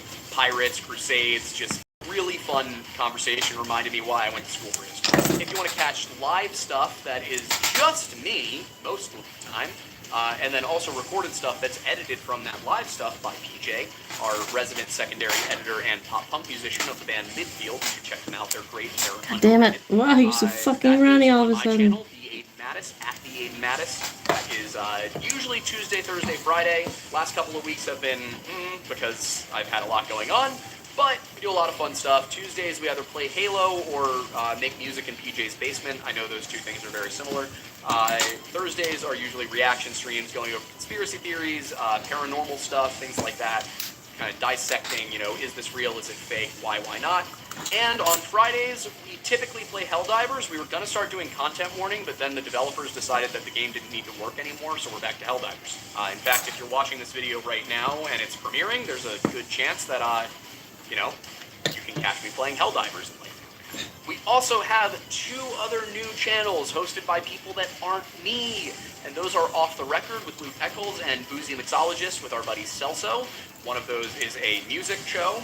One of those is a mixology show. I think you can guess which is which. And finally, probably the most important part of this message, which I put where the fewest of you will be watching it for some reason because I plan well for everything. Join our Discord to get updates on what is going on. Is bit.ly/join the lodge. You can also play games with us when we do that, which is actually not as infrequently as you would think it is. What I'm trying to say is we actually interact with our Discord. I've recently been beating Aiden to force him to do it more, but we are there. I occasionally pop in at 11 p.m. to send a meme that annoys the mods because I at everyone. It's a good time. We interact with the community, that's what I'm trying to say. Well, with all of that said, I actually have to go play Helldivers for work in like an hour. So I guess I'm Aiden Madison. Thanks for stopping by the Lore Lodge.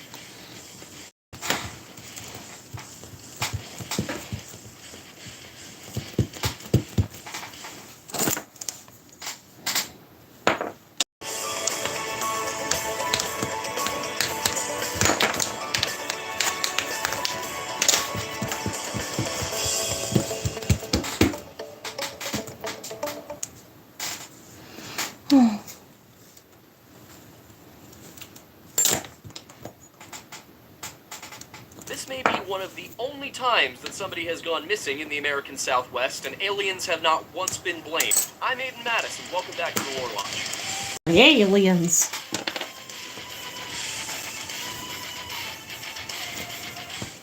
In the year 1980, 41-year-old Paul Fugate was working as a naturalist and ranger at the Chiricahua National Monument in southeast Arizona, United States.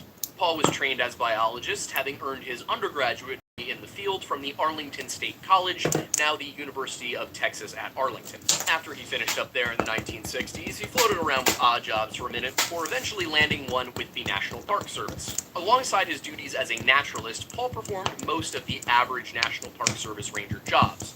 So that meant that he was walking trails, leading tours, doing things of that nature. And of course, this kind of job required that he had an intimate understanding of all 17 of the park's curated trails. And during his time with the National Park Service, which began in the late 1960s, Paul never really had a smooth job. It wasn't that he was, the golden boy. He actually was fired in 1971 and had to sue to get his job back. During that time, Ed Morgan, a civil rights lawyer not related to the Morgan & Morgan that we've done ads for, Ed Morgan was leading this case. He was fighting to get Paul his job back, but as he did that, and again, this took 5 years, Paul had to go and get other jobs. He had to look into other career possibilities, and he did that by going and studying in Tucson to get a degree in botany, a master's degree in botany. And the thing is, he was crushing it while he was there. The people that he worked under and with said that he was one of the brightest minds they'd ever had in the field, and they could see him being a very, very good professor if he stuck with that route. However, Paul wasn't really a button-down type of guy. He wasn't a 9-to-5 type of guy. So, when eventually the National Park Service was forced through the lawsuit to give him his job back, he returned right back to that field.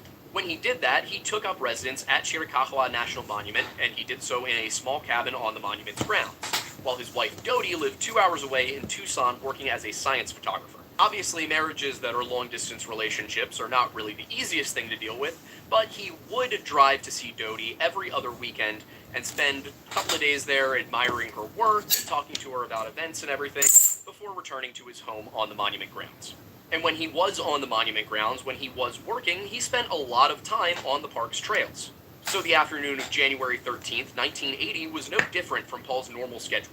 On that day, which is typically off-season, so there was only one other person working the visitor center with him, he told that aide that he was just going to go hike a trail, and if he wasn't back by 4:30 p.m., just lock up without him because, it wasn't a big deal. Because he worked at and lived on the monument's property, he knew all of these trails like the back of his hand, and that's why nobody was really concerned when, at 4:30 p.m., Paul was not back. When Paul did not return home that evening, however, one of the most complicated mysteries in Park Service history was born. and it's one that, to this day, still lacks a concrete answer. And speaking of things that are mysterious, have you ever wondered how all of those big data brokers get all of your information and put it up on websites so people can just search your name and figure Not out, anymore. where you live, what your phone number is, when you were born, who you're married to, all of that? And more importantly, have you ever wondered how it is that you can get rid of that information on all of those sites? Well, we actually do have a solution for you, and it is our partner for this video, Delete Me. Have you ever entered your address, your email, your name, your phone number, things like that into an online form somewhere? Because if you have, chances are, if you weren't charged for whatever you were entering the information for, well, unfortunately, if there's no price, you're the product. What that means is that hundreds of websites all over the internet are compiling your data, putting it in one place, and then selling it to the highest bidder. I can speak personally on this. I used to work in marketing and advertising, and I can tell you that a lot of our leads that I ended up handing to the salespeople did not come from those leads telling us they wanted, health insurance. It came from people looking something up, entering some information onto a form, and then that being crawled and sold to other people. And the thing is, while subconsciously you might be aware, and in the fine print it might be legal, usually your conscious mind isn't thinking, I shouldn't put this information in because somebody else might get it. And the average person might not be super concerned about it until you really think about what's going on. And for a person like me, the idea that somebody can simply pay for a little subscription somewhere and then get all of my personal information is a little terrifying. When you're a public figure, you start to worry about what people might do. But it's not just people like me who have to worry about somebody crazy coming and breaking down their door. It could be that somebody goes online and finds out who your cell service provider is, or your direct address, or more importantly, they might do something like what's been going on in Pennsylvania recently, where they say, hey, we're from energy company, and we need you to pay up right now, and we know your address, we know how long you've been there, all the information that might make them seem legit, but in reality, it's just some scammers. So, as somebody who not only is, in that public figure position, but also has had family members be scammed by people who just knew a little bit too much, I recommend Delete Me as the best way to get rid of all of that extraneous information out there on the internet. The great thing about Delete Me is that it is a hands-free subscription-based software that allows you to input your information, and then they have their team of experts go in and request removals from all of the data broker sites. They're going to be really and what's popular. really so great about Delete Me is the way that they make everything so transparent for you. You can get a privacy report in just 7 days, which tells you how many places your data showed up, and from there you can request that all of your personal information, phone, email, address, first name, last name, all of that is removed. And from there, Delete Me's team will monitor all of these sites and repeat these removals as needed. And if you found yourself somewhere that maybe Delete Me didn't catch it, you can even go in and make a custom removal request, so that you don't have to handle the nonsense, frankly, that is going and requesting that your data be removed. They will make you jump through so many hoops to get it done yourself, whereas the Delete Me team, they can just get it done for you. And that all stems from Delete Me's very simple mission.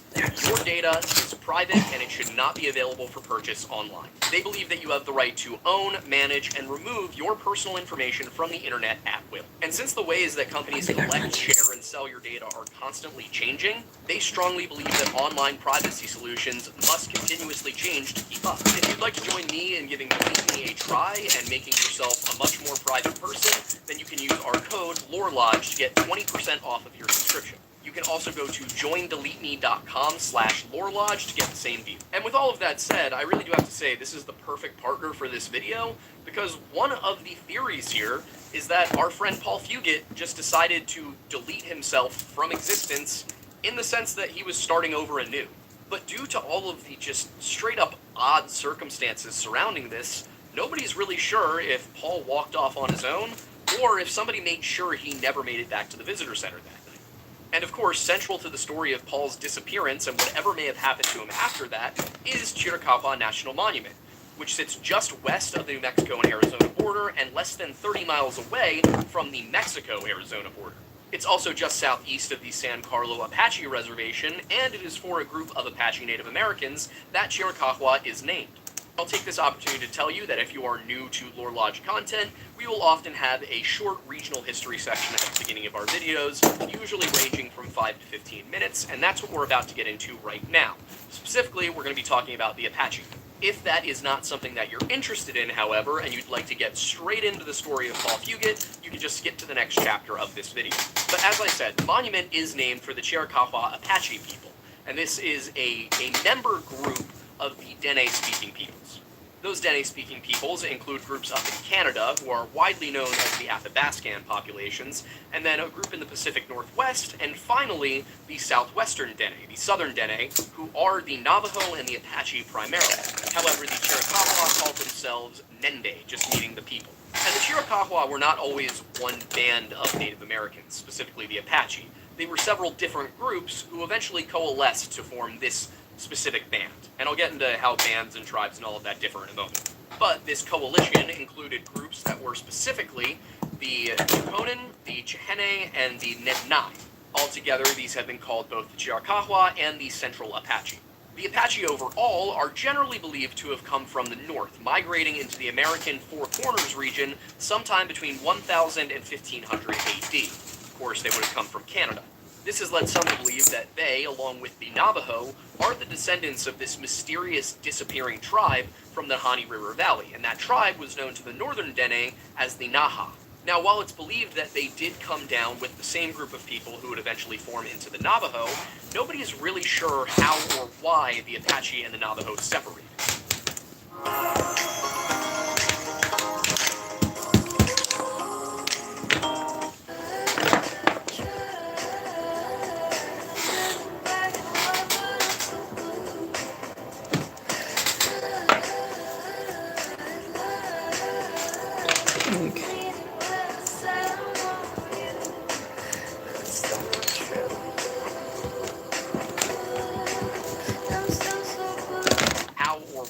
The Apache and the Navajo separated.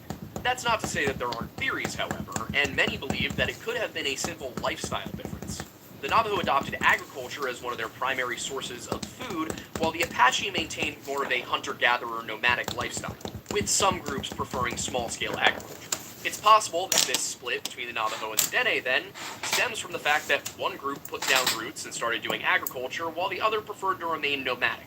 Over time, this would lead to the development of two separate cultures, and of course, then two separate people groups. Some Apache did settle down to an extent, while others remained purely nomadic, and this was reported by the Spanish explorer Francisco Coronado in 1541. He described them as wholly nomadic, using sleds pulled by dogs to transport their belongings, much as their northern ancestors would have.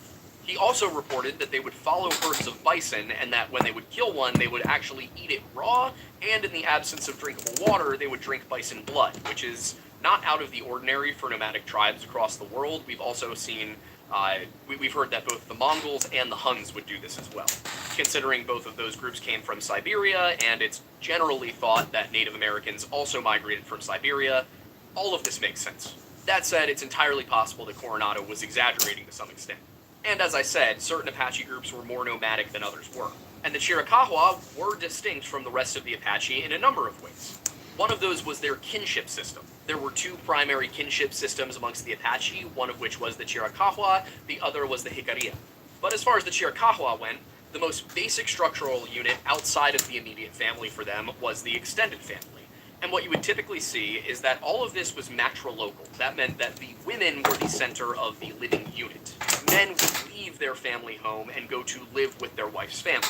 So over time, all of the women in one family would remain in one place, while they were constantly bringing in new men from other clans and groups. Like how that works. And when it was necessary or beneficial, these extended family units would often form into groups. So you'd have a number of different families who all lived in the same general area, who might bind together for shared defense, hunting, anything like that. And these groups were typically led by a chief, but that position was not hereditary, as we see with certain tribes, for example, the Natchez. In this case, the position of chief was entirely meritocratic, and it wasn't even necessarily declared. You would see that people just kind of followed the people they believed were worthy of being followed. When the case would arise that you might need an even higher level of organization, you might need even more people for something, for example, a war, well, that's when you might see a band form. And a band was made up of a bunch of groups who would then usually elect a chief amongst them. This is why the Chiricahua, the Jicarilla, those groups would be referred to as bands. Going back to the extended family units briefly, however, they were structured differently from how we understand extended family today. The way that we conceive of family relationships today, you have two parents and then their children, and those children are siblings. And then the parents, their siblings, are aunts and uncles, and their children are cousins of the initial family we're talking about here.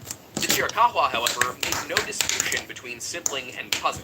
If you were from the same generation and your parents were siblings, you referred to each other as a sibling or a family member of the opposite sex or the same sex.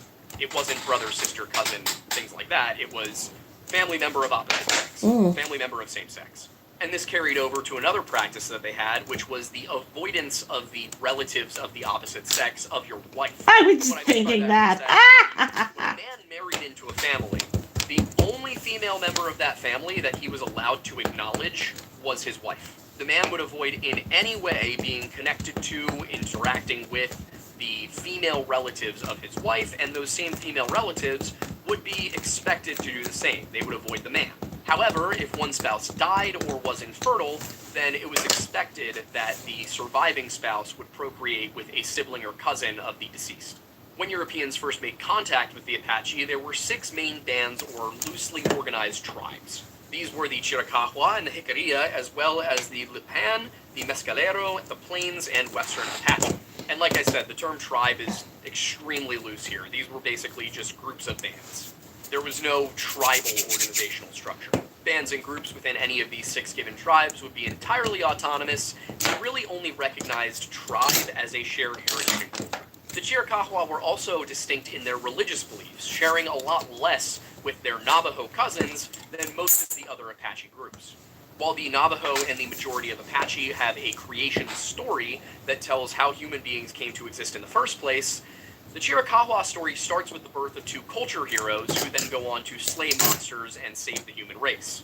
And it was also the Chiricahua who put up some of the fiercest resistance to Spanish, Mexican, and American encroachment into their territory. This began with Spanish incursions into the region that were purely exploratory. For example, Coronado was looking for the lost city of Cibola, the city of gold. But this would be followed by missionary and trade efforts, and finally full-scale colonization efforts in the 17th and 18th centuries.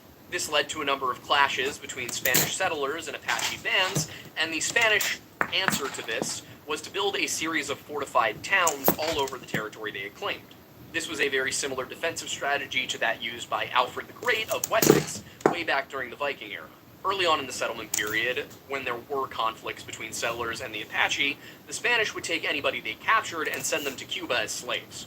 However, Apache and Pueblo who would convert to Christianity would often side with the Spanish or see better treatment during these conflicts. Most importantly, they were also occupants of these forts. The result of this aggressive approach of taking captured Apache and sending them away as slaves, setting up these various fortified settlements, and the end of hostilities with the Comanche people to the east would all lead to basically the end of Apache raids against the Spanish by 1793. And by this point, there were thousands of Apache living around and in these settlements anyway. So for a time, it looked like there would actually be peace and harmony and cohabitation between Apache and Spaniard. Unfortunately for the Apache, in 1821, Mexico gained its independence, and then they proceeded to do some stuff that usually only America and Canada get in trouble for. You see, Mexico didn't really like the Spanish practice of providing food and goods to the Apache living around the settlements and treating them as, people. So with Mexico no longer providing what was needed to the people living in their territory, the Chiricahua and the Mescalero specifically were both sort of forced to go back to their nomadic ways, and that meant not just hunting and gathering, but also going back to raiding. The Mexicans responded with increased military presence at the forts, as well as bounties placed on Apache men over the age of 14. There were also smaller bounties for women and children. And when I say bounties on them, I don't just mean bounties as in bringing a person in for questioning or imprisonment. I mean scalps. If you brought them a scalp, you were paid 100 pesos. It was then 50 for adult females and 25 for children. And back then, bringing in a single adult male Apache scalp would bring you more money than most Mexicans were making in a year. And you'd also get to keep any captured property. So as you can imagine, this led to people just going and finding Apaches and murdering them. So it was no surprise that when the United States went to war with Mexico in 1846, the Apache largely sided with the United States. And at this point, the Apache didn't have a ton of familiarity with Anglo-Americans. Most Americans who were moving into Mexican territory were doing so via the Oregon Trail and the California Trail. But during and then after the war, they would become very familiar with the United States of America. Part of that is because after the Mexican-American War and the Treaty of Guadalupe Hidalgo, which is still one of my favorite names for a treaty ever, but after that, it was us, the Americans, who were treaty-bound to make sure the Apache stopped raiding into Mexico, which, as you can imagine, led to conflict between the Americans and the Apache. This series of conflicts was known as the Apache Wars for the Chiricahua. That kicked off in 1861. In that year, Apache raiders targeted a rancher by the name of John Ward and kidnapped his stepson during their raid. Because the only people in the area who possibly could have stood up to the Apache were the U.S. Army, that's who he went to. Lieutenant George Bascom was dispatched, and he believed that it was a specific Apache leader by the name of Cochise who had been the one who kidnapped his boy. In order to arrest him, he invited him to come and speak. Didn't tell Cochise what was going on, but he invited him to come and have a little bit of a discussion, a meeting, and then tried to arrest Cochise and his family. Cochise, of course, managed to escape and then took a hostage before running off into the hills. But because Cochise was not the only person who had been arrested, also many of his family members had, he couldn't just let it go. He didn't just need to escape on his own. So what they did was raid some more trade caravans and settler caravans and take more hostages. In one case, it said that he ritualistically murdered about 11 Mexicans, and then kept the Americans as actual hostages, because the U.S. Army wasn't really going to care about the Mexican hostages at all. How truthful that account is, I am not certain, but that's how the story goes. The thing is, the Americans wouldn't budge about the hostages, and in the end, both sides ended up killing all of the hostages. Cochise then went on to lead raiding parties against American settlements and trade caravans all over the Southwest for over a decade. And during that time period, the United States military, as well as for a little bit the Confederate States military, couldn't really do anything about it because they were so preoccupied fighting each other.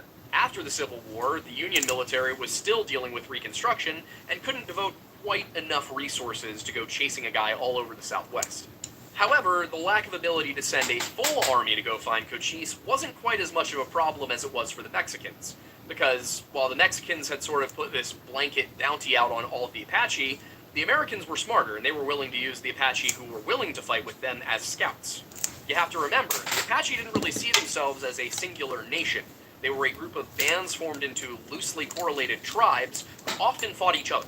If you look back to the way that Rome handled the invasion of Gaul, that's much the way that the United States handled the Southwest. Much as Julius Caesar used the divide and conquer strategy to take Gaul, the Americans did the same thing in the Southwest. Cochise would eventually surrender in 1872, and then he would go and spend the rest of his days on the Chiricahua Reservation, which now does not exist, until 1874. QuickBooks Payments helps me manage things on the go. I have to make a list I'm able to rip out of things to do my phone tomorrow. right there, send Stay the on that invoices. list. It definitely just helps keep me on track and keep me able to doing everything that I want to do.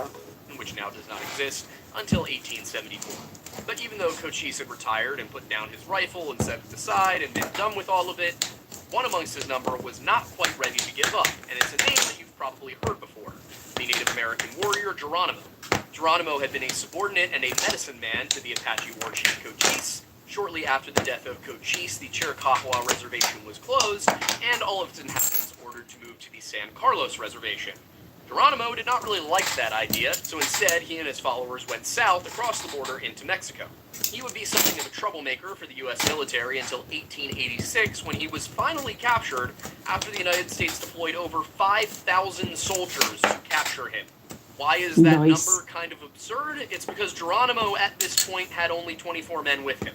We deployed over 5,000 soldiers, 100 Apache scouts, and thousands more volunteers to capture 25 guys, and we struggled with it. In fact, it's pretty likely that without the aid of other Apache, we might not have ever got the guy. But even with the capture of Geronimo, that wasn't the end of Apache raids. In fact, the Apache would be the last Native American tribe to consistently use militaristic tactics to fight against the Americans, when they were finally defeated in 1924. Today, the Chiricahua National Monument is named in honor of this warrior culture, as well as the multiple Apache to earn the U.S. Medal of Honor.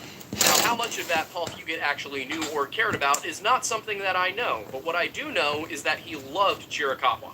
Or at least he loved what he did at Chiricahua. He had a deep reverence for nature and the land that he was on. Oh yeah, I forgot we were talking about a missing guy. At a young age, age, Paul had always been very interested in nature, according to Brandon Burrell, who wrote an absolutely phenomenal article in Outside that we used heavily for this video. I will put a link to it in the description. It is very well written, it is compelling, and I just think Brandon did a great job as an investigator, and I would like for that to be something I say. I want that to be very clear. I am seriously impressed with the work this guy did. This video would be nowhere near as detailed or as long without his work. Paul had been born in Brooklyn, but his family moved to Fort Worth at the outset of World War II. And it was there, as a teenager, that Paul developed this love of nature, but also his rebellious streak, as his father was a hard-driving, strict metal worker. As a teen, Paul kind of chafed against the strict Hello, that you his still there? hard-driving Hi. metal worker father had given him. And as a result, this developed into a bit of a rebellious streak as an adult, which, in turn, caused Paul to struggle in holding down a career. As I said at the beginning of the video, he worked some odd jobs, tried a few different things out, but in 1965, he found his footing with the National Park Service. And in that year, he was stationed at Carlsbad Caverns, where he moved with his newlywed wife, Dodie Fugate. The pair had met when they were both in college in 1962, and Dodie had been a friend of Paul's sisters, specifically his younger sister, Monette. According to Burrell's article, the first interaction that Dodie and Paul had was when Paul explained some stuff about the Inuit to her and then asked if she wanted to see his gun collection. Now, while Dodie was a huge fan of Paul's interests and his demeanor and just the way that he was as a guy, the National Park Service was not, and he started to encounter problems with the way he presented himself when he arrived at his second assignment, which was the Navajo National Monument in northeastern Arizona. Here, Park Superintendent Jack Williams took issue with the way that Paul dressed and wore his hair and did basically anything at all, this being because he was an old-fashioned sort of man who couldn't understand the new breed of agents coming into the National Park Service. Paul, on the other hand, thought that all of Jack Williams' obsession with things like dress code and being on time were sort of silly and unnecessary. Paul and Jack repeatedly fought over basically everything, until eventually Paul was reassigned to Chiricahua in 1970. Jack Williams had wanted to fire the man, but he lacked standing to do so. Paul either learned nothing from this experience or deliberately chose to buck the standards yet again when he started to wear a Fu Manchu mustache that the National Park Service absolutely did not like, and in 1971, he was fired for negative personal attitude and abuse of park property. I had the second charge wrong. It was abuse of government equipment, and the allegation was that he had stolen hay to feed Dodie's horse. He said this didn't happen. Under normal circumstances, if this were just any old National Park Service ranger who got accused of abuse of government equipment and it was alleged that they stole hay for a horse they owned, I wouldn't really think much of it. I'd be like, yeah, that sounds reasonable. But in this case, it really sounds like they were just looking for something to get Paul on that wasn't your hair is bad. Paul sued, and during the course of the next 5 years, he moved back to Tucson and studied botany in grad school. However, when he won his case in 1976 and was reinstated at Chiricahua, to the happiness of nobody involved, he stayed there until January 13, 1980. Around 2:30 p.m. that day, he informed the only other person working on the park that afternoon, an aide of his, that he'd be going to do a trail, and that he should be back sometime that evening, and if he wasn't back by 4:30 p.m., no big deal. Familiarity with the trails was part of his job, so this struck nobody as particularly odd. However, he did not tell anybody particularly which trail he'd be going on, so there were 17 for him to choose from. If he were to be going directly from the visitor center and taking no roads, then there are 3 trails that he could have possibly taken, all of which head east and all of which take 2 to 4 hours to complete. A short ways north of the visitor center, up Scenic Drive, is the Bonita Canyon Campground, which serves as the trailhead for the Silver Springs or Silver Spur Trail. That leads to Faraway Ranch, which takes an hour to an hour and a half to complete there and back. Next closest is the Natural Bridge Trail, which is about 1.25 miles up the road and takes 2.5 hours to complete. Essentially, every other trail on the property required driving to get there, and it does not appear that Paul left in his car. In any case, Paul's colleagues thought nothing of it until his boss, Ted Scott, received a phone call around 8 p.m. that evening informing him that Paul had not returned home.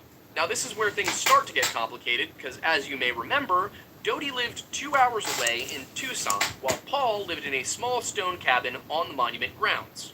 The person who reported Paul missing was a seasonal employee referred to by Burrell as Bonnie, who was living with Paul in the cabin, or at least staying with Paul in the cabin. As it turned out, Paul's appearance was not the only thing about him that was non-traditional. He and Doty had an open marriage with the stipulation that any extraneous extramarital relationships be purely physical in nature. He was not allowed to develop an emotional connection to anybody he was seeing. And Doty did in fact know about Bonnie, and the two had even met just the prior week when Bonnie had flown into Tucson to see Paul and go to stay with him at the campground. Both Paul and Doty had picked her up from the airport. It also may be relevant to note that Bonnie was 20 years Paul's junior, and the two had met and began dating in 1978. If we're doing the math here, Bonnie would have been 21 when Paul went missing, and she would have been 19 when they started seeing each other. The 70s and 80s were just a different time. They were different time. With all of that out there, it was, of course, Bonnie who called in the fact that he wasn't home. So, the night of January 13th, 1980, saw Ted Scott and some other rangers in the area coming onto the property and searching as many trails as they could get to, calling out Paul's name. But they found no sign of him, and he never responded when they called for him. In the morning, they called the sheriff to report the disappearance and took stock of the situation. As it turned out, Paul had left at 2 p.m. and had not taken his ID, money, radio, or even his pocket magnifying glass, nor had he specified which trail he would be on to anyone at all. It wasn't much, but the good news was that 24 people could easily search the entirety of the park's trail system in just one day, and that's exactly what the Cochise County Sheriff's Department did. However, the 22 people in the dog team who spent Monday the 14th searching all over the park for Paul found nothing. So they appealed for more help, and the next day, Tuesday the 15th, the Arizona National Guard sent a helicopter, and the Southern Arizona Rescue Association sent 16 of their own searchers. Even with the addition of over a dozen new searchers checking every nook and cranny within half a mile of the visitor center, while the rangers patrolled all of the trails, not a thing could be found. Absolutely nothing turned up to progress the search effort.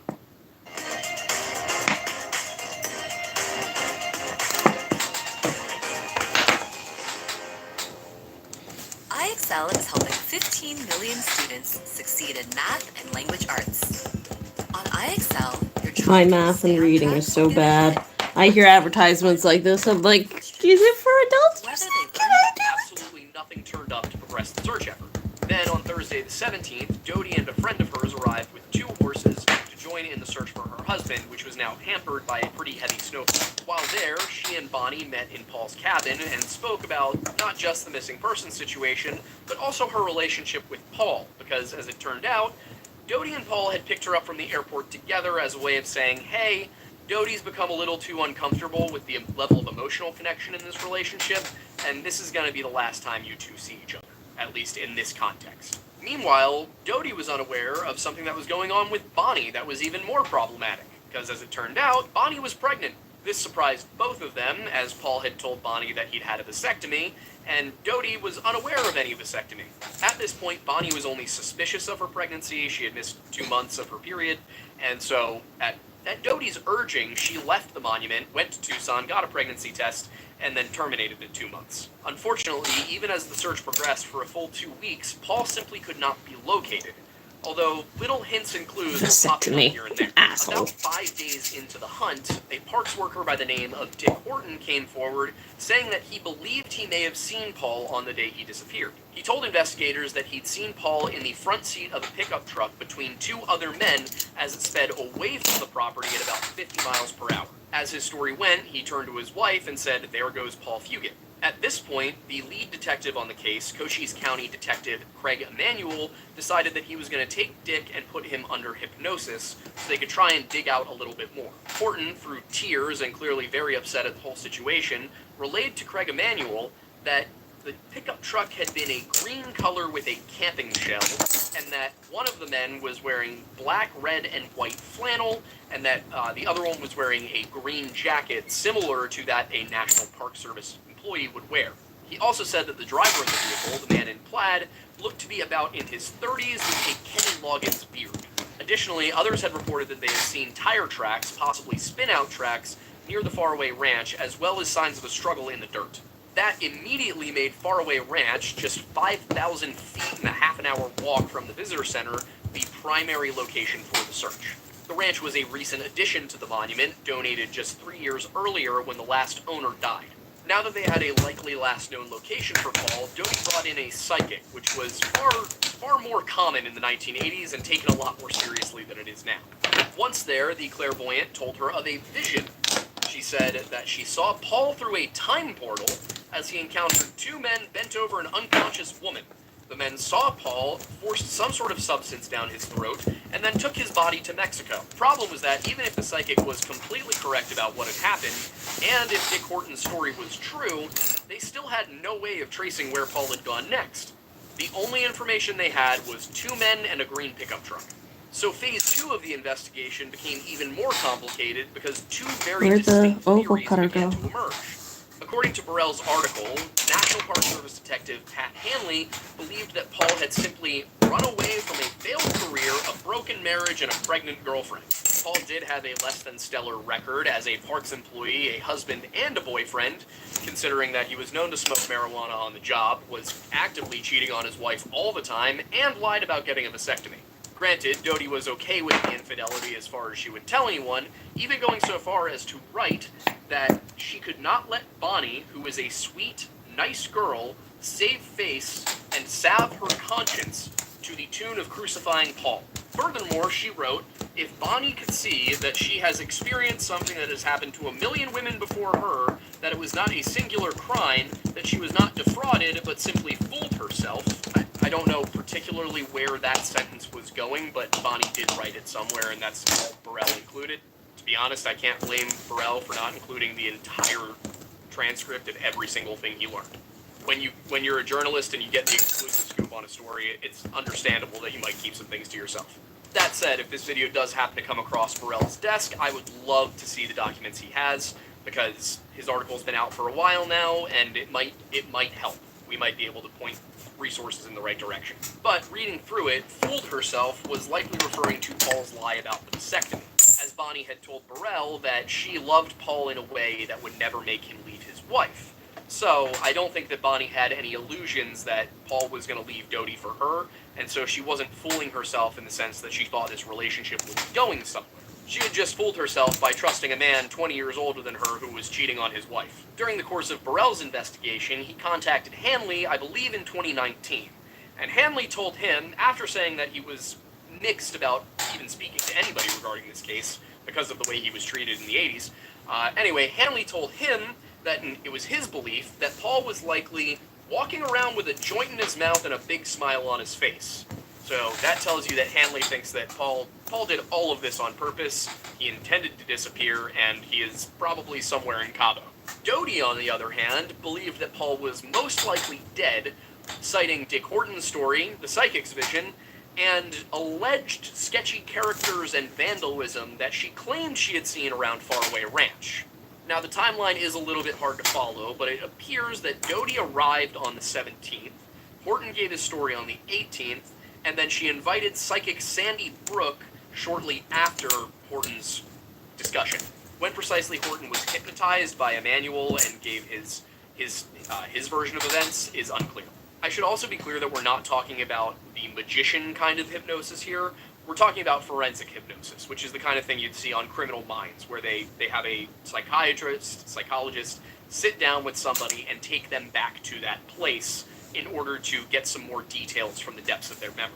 It's not really considered the most admissible thing in the world, but it is also not just complete hokum. Meanwhile, Cochise County Sheriff's Office and Detective Craig Emanuel simply wanted to figure out if this was just one random thing that happened, or if they had a bigger problem on their hands. Faraway Ranch is only 40 miles from the Mexican border, and Cochise County did have an illegal immigration and growing drug mule problem. However, most of the illegal immigration routes and the drug mule routes were on the eastern side of the monument, not on the western side. So what Emanuel needed to know was, has the problem spread? But at the same time, there were no reports of drug activity or vandalism or sketchy characters around Faraway Ranch. Dodie Fugate was the only person to bring this up to investigators. Nonetheless, Detective Emanuel sided with Dodie in saying that foul play was the most likely option. To that end, 2 weeks after the disappearance, Dodie approached Ted Scott to ask when she would receive Paul's retirement benefits, to which she was entitled if Paul died on the job. But according to Burrell, Scott thought this was a little premature, as they hadn't decided whether or not Paul was missing or dead yet. Essentially, they believed it was possible that Paul was still alive, even though the official search had been suspended after 2 weeks. Dodie's reasoning for why she was asking was that she was just preparing for the worst, as she didn't make much money. Once again, Craig Emanuel backed her up. Hanley, on the other hand, argued profusely in the opposite direction, stating over and over again that it seemed most likely that Paul had left of his own free will, and therefore Doty was entitled to nothing. Emanuel was in turn critical of Hanley's beliefs, saying that Hanley didn't really take it seriously, had only stayed on the property for a few days, and that it was most likely a drug deal gone wrong or something like that. However, according to Burrell's investigation, rangers It's the and white, court so it workers should and be anyone fine in after the baking. area in the 70s and 80s said that the idea that a drug deal gone wrong had occurred at Faraway Ranch was laughable. The whole thing was ludicrous to them. With no clear answer on either side and the National Park Service unwilling to declare him dead, Paul was formally fired after a few weeks of not showing up to work because, he was missing. And because he was not presumed dead, that meant that Doty did not get survivor's benefits. And they went even further than that, demanding that she pay back the nearly $7,000 in pay that Paul had received in the time that he was missing. This led to a couple of things, one of which was extreme media sympathy for Doty, who looked like a poor widow being abused by the National Park Service. And, of course, it made the National Park Service look like evil villains for denying a widow her benefits. And, of course, it led to a long legal battle that would not be resolved until 1989. And in order for that legal battle to come to any real conclusion, that meant that they had to figure out what had happened to Paul. And at the very beginning, Craig Emanuel hit things hard, chasing down hundreds of leads. The lead that brought Craig Emanuel closest to solving the case, as far as he was concerned, came from Illinois. In October of 1980, he received a letter from Bloomington telling him to look into a guy by the name of Goff. At the time, Ernest Goff was in jail for grand theft auto, destruction of property, and evading arrest. He, of course, denied any involvement, which led to another letter arriving on Emanuel's desk a year later.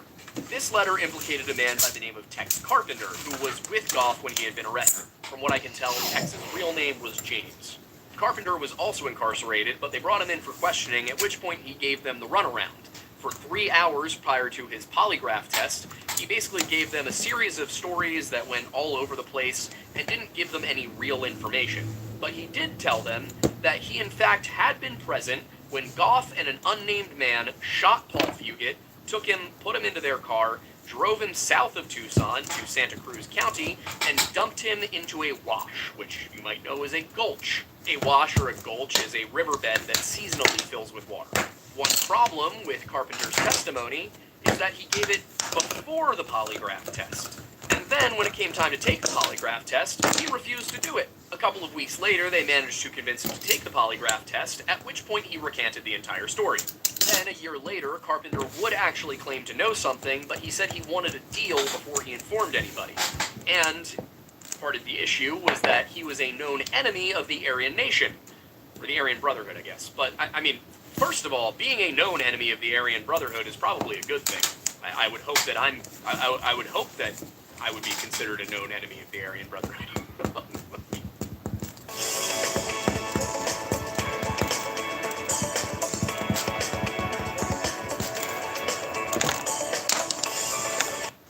I would be considered a known enemy of the Aryan Brotherhood. It's one way to know that you're doing something right. The reason I bring that up is that he might have been willing to say anything to get away from the Aryan Brotherhood.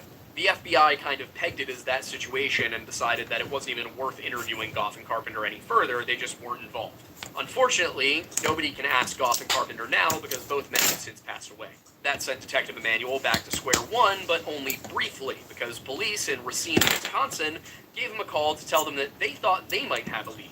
Somebody that Burrell refers to as David had been heard speaking at a party about how he had done some stuff down in Arizona. The man referred to as David told his friends up in Wisconsin that he had been to the place where Cochise is buried and killed a Border Patrol agent there. Now, Paul was not a Border Patrol agent, but he did wear a badge, and a ranger could be mistaken for a Border Patrol agent by somebody stupid enough to murder one. Cochise is said to be buried somewhere in the Dragoon Mountains, 30 miles to the west of Chiricahua, so if Dick Horton's story was true, and he did see two men driving Paul Fugate away from Faraway Ranch, they would have been headed that direction. On top of that, David had been living in Tucson in early 1980, working at an auto shop owned by a Frank Youngfist. When Craig Emanuel went to talk to David, he said that he was just telling tales. He was just trying to make himself sound cool at a party. But just to clear his name for good, he agreed that he would come to Tucson at the Cochise County Sheriff's Department's expense, and he would have a conversation on polygraph to put it all out there to clear his name. Now, since polygraphs are coming up a lot in this video, I should mention that they are horribly inaccurate. Like, they're not admissible in court, they are used solely as an investigative tool. Or at least, today, a polygraph would only be used as an investigative tool. There have been points in certain states in the country where polygraph results have in fact been produced to the court. They're not considered reliable today. It didn't matter though, because David was so nervous about the polygraph that he took too many sleeping pills the night before and went in, failed it. Basically, it said he lied, and he said, "Oh, well, I'm sorry, I was on sleeping pills." So the polygraph results were kind of thrown out. He also told Detective Emanuel that so many people were accusing him of doing it that he sometimes wondered if he had. With David's testimony essentially being useless, Emanuel went to the next best thing in David's case, which would have been Frank Youngfist. When he arrived at Auto World, Frank Youngfist greeted him by asking how Doty was doing and saying, "Missing persons cases sure are hard, huh?" After that, Burrell reports that the interview became rather hostile and Emanuel was kicked out. Emanuel then went to the county and tried to get all of Youngfist's records, arrests, things like that, and unfortunately he was unable to because Youngfist was able to pull some strings and get the assistant DA to say no. This sent Emanuel's suspicions into overdrive, especially once he found out that Youngfist really had a good time taking his private plane down to Mexico.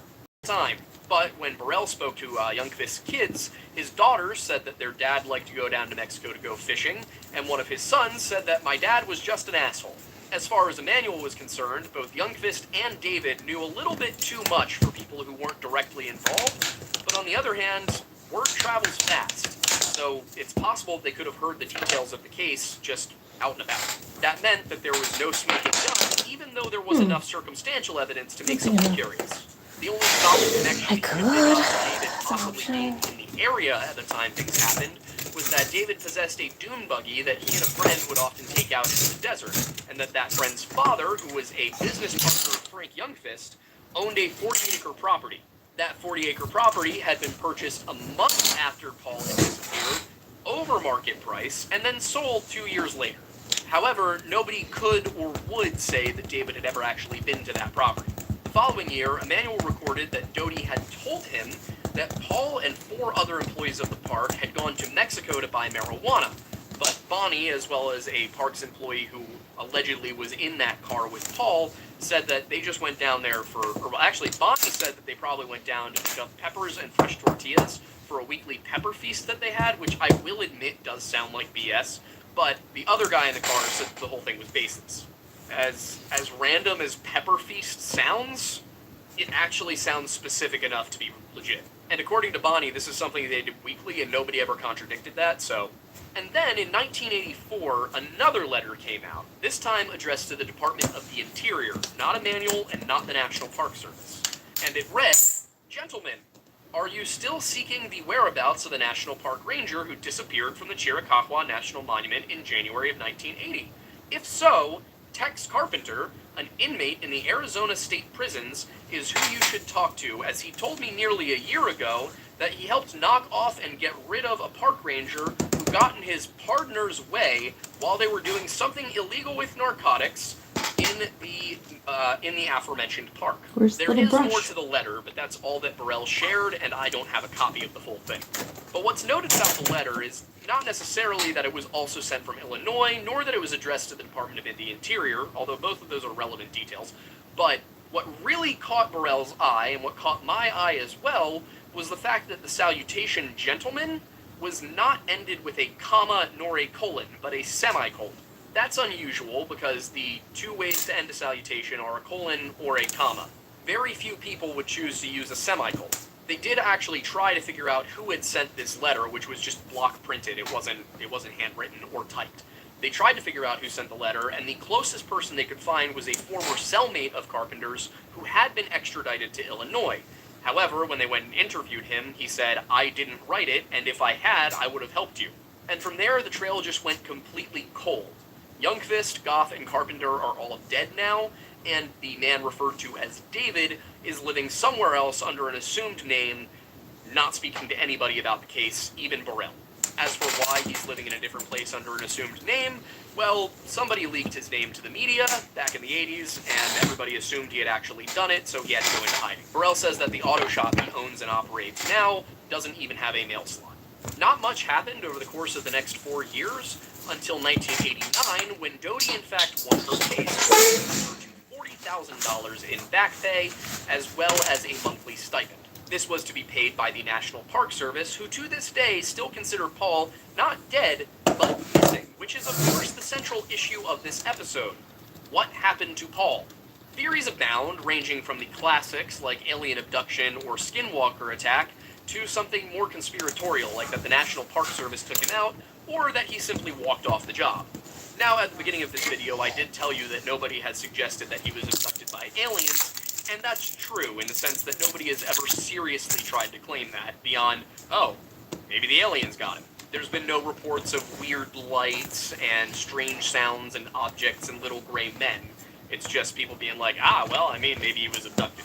I did see some people suggesting in comment sections in places like Reddit that maybe a skinwalker got to him, and for what is arguably the first time, that's actually not an unreasonable suggestion, considering that skinwalkers come from Navajo culture, and the Navajo and the Apache are very closely related, and the Navajo Nation and reservation is not far north of Chiricahua. And if you look at what skinwalkers actually are, rather than what TikTok thinks skinwalkers are... Let's take the new Kia K4 GT on a coastal road trip from Yarmouth to Cape Horseshoe Lighthouse. Okay, we're going to take a quick detour.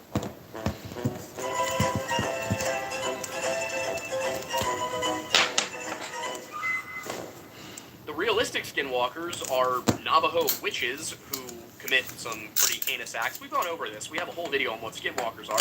We actually have several videos on what skinwalkers are, but just to give you the Cliff Notes of the idea right now, it is a medicine man who practices bad medicine, aka dark magic as we would know it from a European context, and in order to gain the powers they have to transform into animals, they have to commit a heinous act against somebody who trusts them and somebody who they love. Typically, this manifests in murdering a family member. From there, they are said to be able to gain the spiritual or physical powers of various animals by wearing their skins. Again, this depends on who you talk to, which specific legend you look at, but that's the general gist of things. So, practicing skinwalkers do exist. Whether or not you want to believe that they can physically transform into a coyote is up to you. Damn, motherfucker. From there, we can factor in I know better, and I'm still doing it. Work at the Navajo National Monument on Navajo Nation territory. So, like I said, as far as every missing persons case we've looked at goes, this is one of the few where skinwalker attack is actually possible. But even if it was a skinwalker attack, that would still be the same kind of thing as foul play. And this isn't one of those times, like with most missing 911 cases, where there's nothing to take you to foul play. In this one, we have a number of leads, a number of suspects, It was always hard to work and with. some possibilities of intentional disappearance. Beginning with Goff and Carpenter, the former just outright refused to be involved, said that he had nothing to do with it, and he wouldn't speak to police about it, whereas Carpenter waffled for a few hours, and then said he wouldn't take a polygraph, then said he would take a polygraph, and then recanted his whole story. But prior to recanting, Carpenter's story was that he had seen Goff, who was 25, and another unnamed man shoot and kill Fugate. Then, Carpenter helped bury that man in a wash south of Tucson in Santa Cruz County. We also have David's claims, which match up pretty well with Carpenter's story of a murder most foul, but his version doesn't involve any accomplices. And he didn't point the finger at either Carpenter or Goff. That said, David did seem to know enough details to make Detective Emanuel suspicious, and Youngfist's weird behavior and then pulling strings to make sure that nobody could get a hold of his records really put a microscope on this. Really put it under a microscope. I hate turns of phrase. Now, theoretically, David could be that unnamed third man that Carpenter referenced, but I found nothing to connect David to the other two men, and when we consider Horton's story, it causes more problems. Long before any information about Goff, Carpenter, or David had come to light, Dick Horton told investigators that he had seen two men driving away with Paul Fugate in a green pickup truck with a camping shell. Under hypnosis, he told Emanuel that Paul had looked sad and dejected, and that the two men he was with, one had a beard, a plaid shirt, the other was wearing a green jacket, and the driver appeared to be in his 30s. Now, James Carpenter was 41, and Ernest Goff was 25. Baby-faced and older-looking people notwithstanding, that's the wrong number of people to match Carpenter's story. That doesn't necessarily rule Carpenter, Goff, or David out, but it does leave enough questions to look at the other possibilities. Pat Hanley's theory was that Paul had simply walked off the job to escape a life that was crumbling and a career that was going nowhere, and he's really not crazy to do so. Still, he faced a significant amount of backlash, not only from Craig Emanuel, but also from other park's employees. For example, in 1984, a colleague of Paul's at the park by the name of Bill Murray told investigators that Hanley did not listen to information given by colleagues who knew Paul and the ins and outs of operations. This inattentiveness was relevant to two primary issues, those being Paul's marriage and Paul's day-to-day activities in the park. Hanley pointed out that Paul had left behind his keys, which he would need to access any property on the park, and therefore he had not set off on a routine hike. Murray said that it was perfectly normal for Paul to not bring along his keys, because Paul actually had two sets of keys, his personal ones, and a set of master keys for every single property on the grounds. According to Murray, he only really ever carried that master key set when he was on duty. Hanley also reported that Paul had complained that his marriage was dying, and back in those days, it was pretty easy to escape a marriage by just going across the border to Mexico. Once again, Murray contradicted him, telling investigators that as far as he could tell, Paul Fugate had no intentions to sever the relationship with his wife. But when Burrell spoke to Murray in 2018, the latter man sang a somewhat different, if not completely opposite, tune. According to Murray's later testimony, Paul seemed like something of a lost soul, and Murray even said that Paul's intellect and passion were wasted on a place like Chiricahua. Essentially, Murray believed that the National Park Service had it out for Paul, and that Paul would never see a post like Yellowstone. Now, that's not marital troubles, but it's also certainly not satisfaction with life. Additionally, Murray could recall a strange incident from just a month earlier in December of 1979, when Paul came over and gifted him an M14 rifle. Murray says for the life of him he can't figure out why that was done, but he never reported it to investigators. There's a couple of possibilities. Paul could have been concerned about safety on the monument grounds and thought that his friend should be well armed, or there's also the fact that Paul had a very prized gun collection, and maybe he was gifting that to Bill Murray as a way for the latter man to remember him. Murray also fessed up to embellishing the importance of Paul's marriage with his man, as he felt that regardless of where Paul was or what had happened to him, Dodie was getting a raw deal. She'd not only been refused survivor benefits, but ordered to pay back nearly $7,000 that had been paid to Paul because the National Park Service claimed he was just able. Speaking to Burrell, Murray said, "I never felt like his relationship with Dodie was an anchor." And that brings us to possibility number 3, which it appears was completely ignored in the initial stages of the investigation due to polygraph results and the media framing things. Shh, don't and that care. possibility is that Dodie was in on it. From the beginning, as Burrell wisely notes, there were very few questions asked of Dodie. Most importantly, where was she on January 13th, 1980, and why did it take her 4 days to arrive? She said that on the day she was informed that Paul was missing, which would have been Monday the 14th of January, she went to see a therapist friend of hers, and then also stuck around waiting to see if somebody would call to ask about a ransom. Additionally, everyone around said that when Dodie arrived, she was very calm and collected given the situation. And Murray said that Dodie seemed more upset about Bonnie's pregnancy than she did about Paul's disappearance. She had written that she was concerned that the Park Service would use Paul's infidelity against him, and also that it is not going to be easy to deal with Bonnie, especially after Hanley got through with her. It's an odd statement, but it's not necessarily criminal. There was more to that, as investigators found 2 financial documents in Paul's cabin.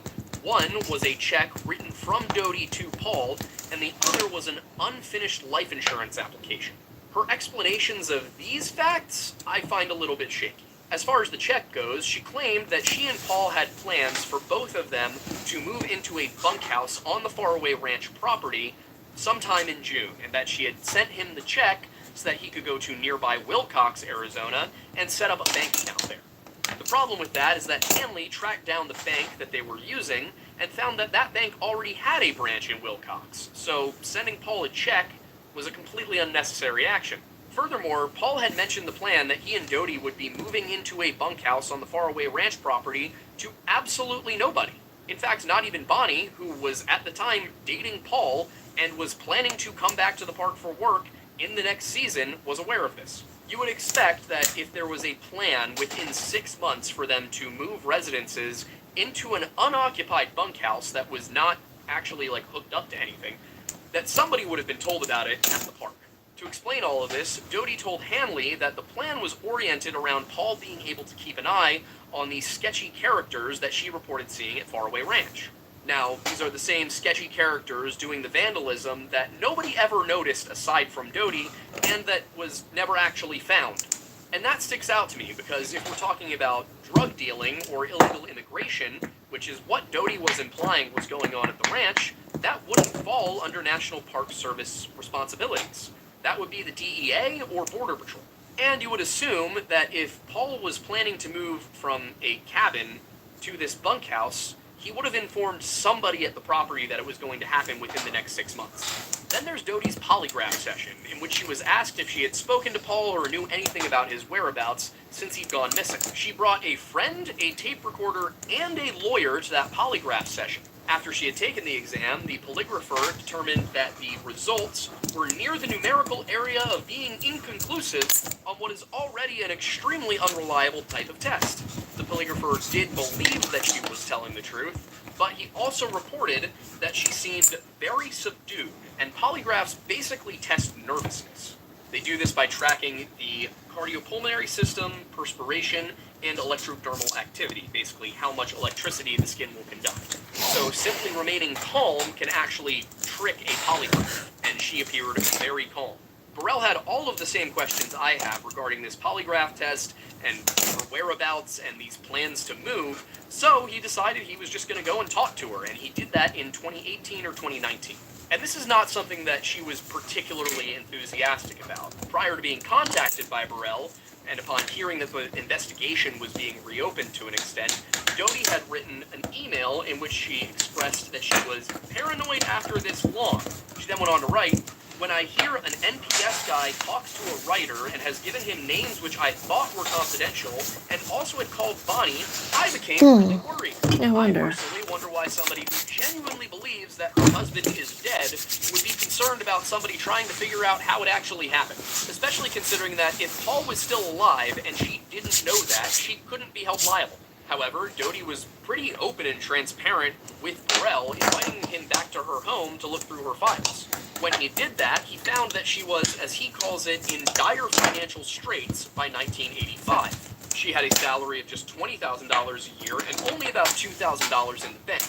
She also wrote to her lawyer, Ed Morgan, I believe this was 1985, that the wretches at the National Park Service owed her $660,000 to cover her home, her mental health care, her physical health care, and the things she had lost during the time that Paul was missing and that they were bothering her during all of these proceedings in court. But her letters also contained something else of interest, a semicolon in the salutation, just like the one in the letter sent to the Department of the Interior in August of 1984. This was that second letter from Illinois that said that Tex Carpenter was involved. Burrell asked her point blank if she could have been involved in the disappearance or if she had sent that letter to the Department of the Interior, an idea which he called ludicrous, and he says that this led to him feeling like a jerk, because in his files he did have a letter written by Tex Carpenter that began with a semicolon at the end of the salutation.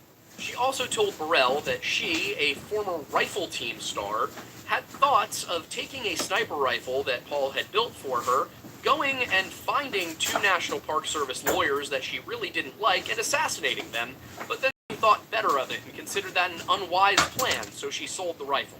Now, if she genuinely did believe that Paul died on leave and that the National Park Service was giving her the runaround and denying her benefits that she was actually owed, I can't necessarily call that crazy. I'd call it drastic, but I wouldn't call it crazy. However, the question is, did she genuinely believe that? There are a few things that stand out to me. For example, I am more skeptical about how bad her financial situation was than Burrell is, and I think it might be worth noting that Burrell went to college in and lives in California, where it is extremely expensive.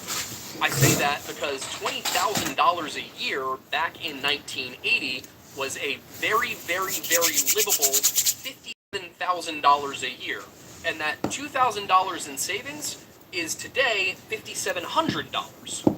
In a place like Los Angeles, $57,000 a year puts you near the poverty line, but in a place like rural Arizona, that is plenty of money. Burrell also came across a letter and a handwritten will from December 1978, both allegedly written by Paul.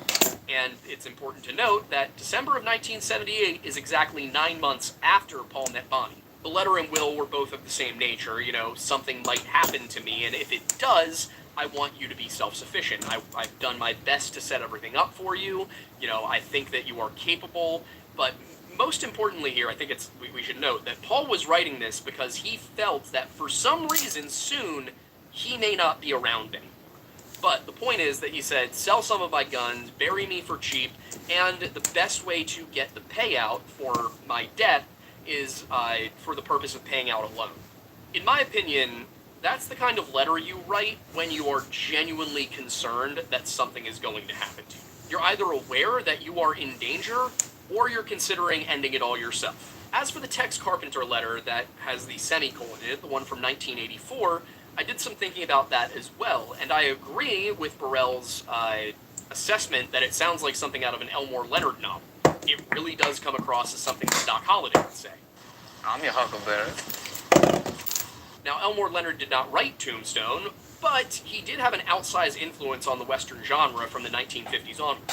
Additionally, the letter was postmarked Illinois, but Tex Carpenter was in Arizona, so it doesn't matter that Tex Carpenter had once written a letter with a semicolon in the salutation. It only matters that we know Doty had a habit of doing that. And that's not all that Burrell caught either, and as a result of everything he put into this, I am very impressed with his work. You see, when he walked into Doty's home, there was a set of clothes, shirt and pants, sitting on a chair, and Doty told him she didn't even know how long they'd been there. She told him that they were Paul's civilian clothes, specifically the ones that he would have put on if he'd come home that night of January 13th, 1980. The problem is that the shirt was not only a work shirt, not a leisure shirt, like a work shirt as in the style of button down, 2 pockets right here, but also it was from a brand that didn't exist until 1987. Along with that, how could Doty, in Tucson, possibly know what Paul, in Chittacahua, was planning to wear when he got home that evening? And that's not even addressing the fact that it seems very unlikely that Paul was the type to pick out his clothes ahead of time, although it is possible that Bonnie had picked out the outfit for him and it was her who told Doty. That, or he was oddly organized about one very specific thing. When Burrell eventually pointed out that the shirt was far too new to have been Paul's, Doty simply said that it was a simple mix-up, and it must have been her shirt, but I don't necessarily buy that, because she must have purchased that shirt long after Paul disappeared, and she was being very nostalgic and sentimental about this was his last set of clothes. And I don't mean to mock a widow, it's a weird, that's a weird thing. That's not like a normal mix-up. But yeah, there's a little bit more to it, which is that the National Park Service investigator assigned to this case in 2017, Clay Anderson, with whom Burrell worked very closely from 2017 until 2021, told him about a sighting that was possibly Paul, 35 miles from the Mexican border. Sometime after Paul's disappearance, a former colleague of his who had gone through training with him reported that while he was sitting at a bar in Sierra Vista, Arizona, a man who looked exactly like Paul walked in, sat down, and ordered a drink. The lookalike took a few sips of his drink, and then made eye contact with Paul's former colleague, at which point the colleague reported that there was a moment of recognition, at which point Paul immediately grabbed his bag, got up, left his half-finished drink on the table, and left. The former colleague, thinking on his feet, acquired the cup that Paul had been drinking from, put it into a plastic bag, and brought it to the investigators. This is you before Irving. Like, why chase the guy when you can take his cup? After you play the Free Fuel for Life summer game. Life is better when you win. Play the Free Fuel for Life summer game with hometown rewards and fuel like a winner at Irving. Alright. Investigators. They tested it for fingerprints, got fingerprints off the cup, and ran them against the database, only to find that Paul who was a National Park Service employee for 8 years. Keep in mind the National Park Service is technically law enforcement. Employee for 8 years, they did not have his fingerprints. As I mentioned earlier, Burrell did not share everything he knows in this article, which, as I said, is understandable in the journalism field. However, amongst the litany of small clarifying questions I have, is one that might not be super important, but I'm still curious about the answer. In 2017, Clay Anderson was tasked with digging up the cold, dead, buried... Hello from Turkey! I can't spell your name, but hello! Thank you for stopping in. How are you tonight?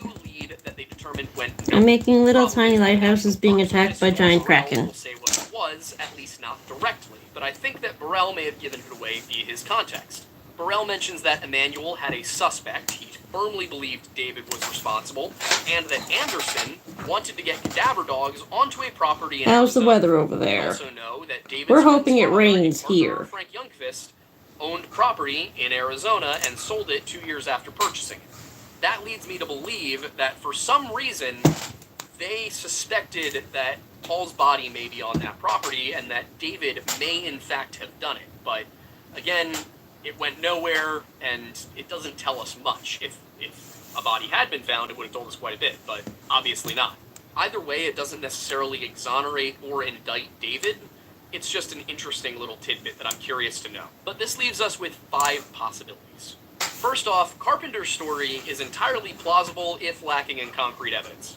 He and Goff were known Were you criminals, here the other night? fairly I think you detailed were. story, and I there intended were to live stream letters last night, but I and just were did gone. not. On I the got other right in hand, fan this fiction doesn't and just really match with Dick Horton, got who said busy there were only doing 2 men that. with Paul, as well as the fact that no shell casings were found when he said that somebody was shot, and there was essentially no reason for Carpenter and Goff to be at Faraway Ranch at all. All of their criminal activity that I could find was centered around Tucson, and Faraway Ranch is 2 hours away. Furthermore, the letters couldn't be traced to any specific individual, and Dodie Fugate may have written one of them.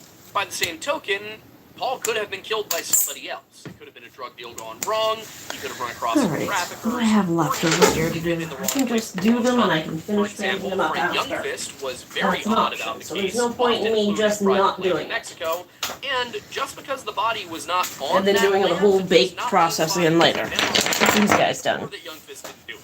It was suggested by investigators, specifically DEA agent Brian Myers, that the main reason you might fly a private plane to Mexico frequently is to pick up marijuana.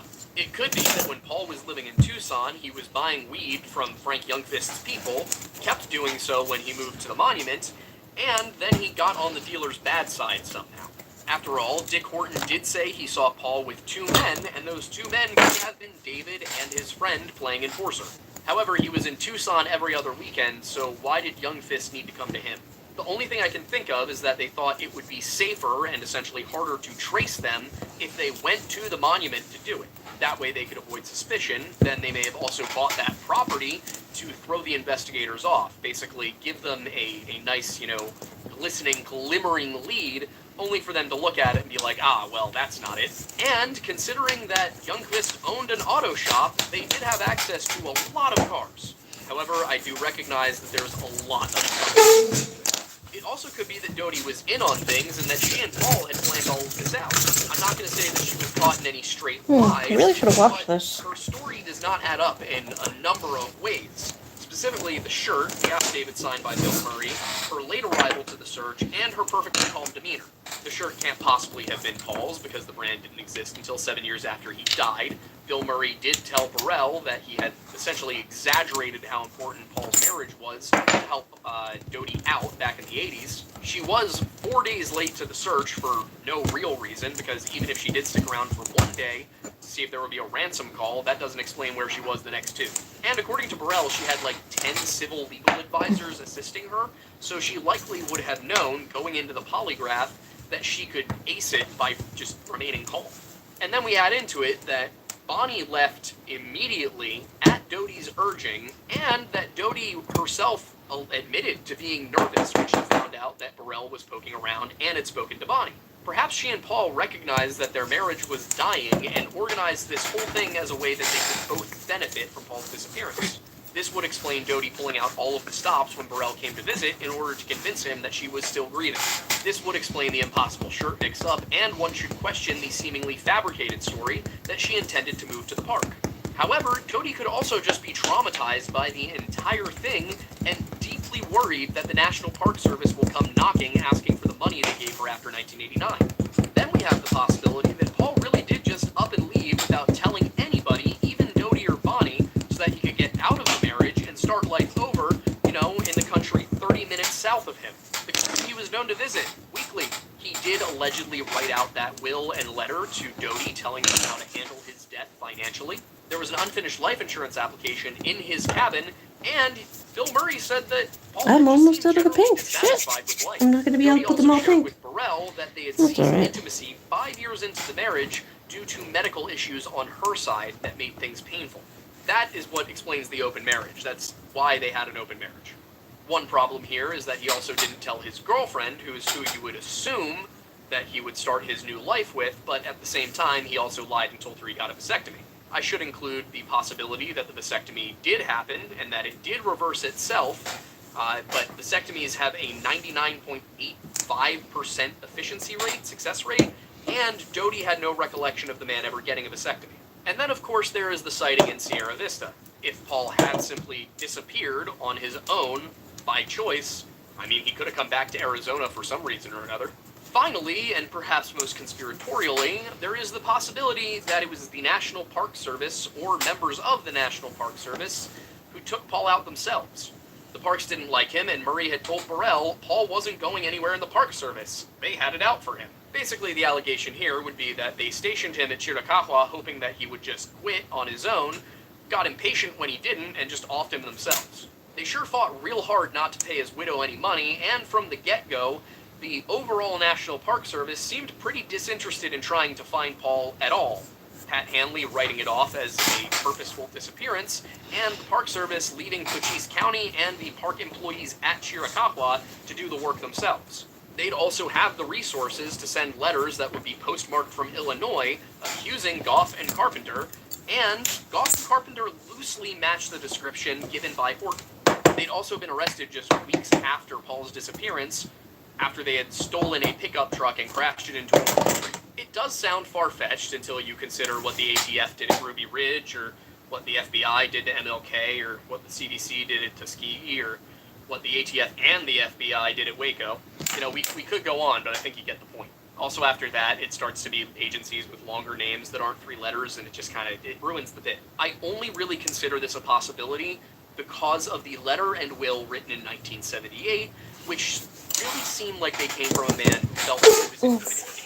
The stories that were given by David and by Carpenter are just random to match. It's a very long blade. I just don't know where it is right now. There's no reason why Paul would have been looking over his shoulder. But if the National Park Service was responsible in some way, you can understand why Paul might be paranoid.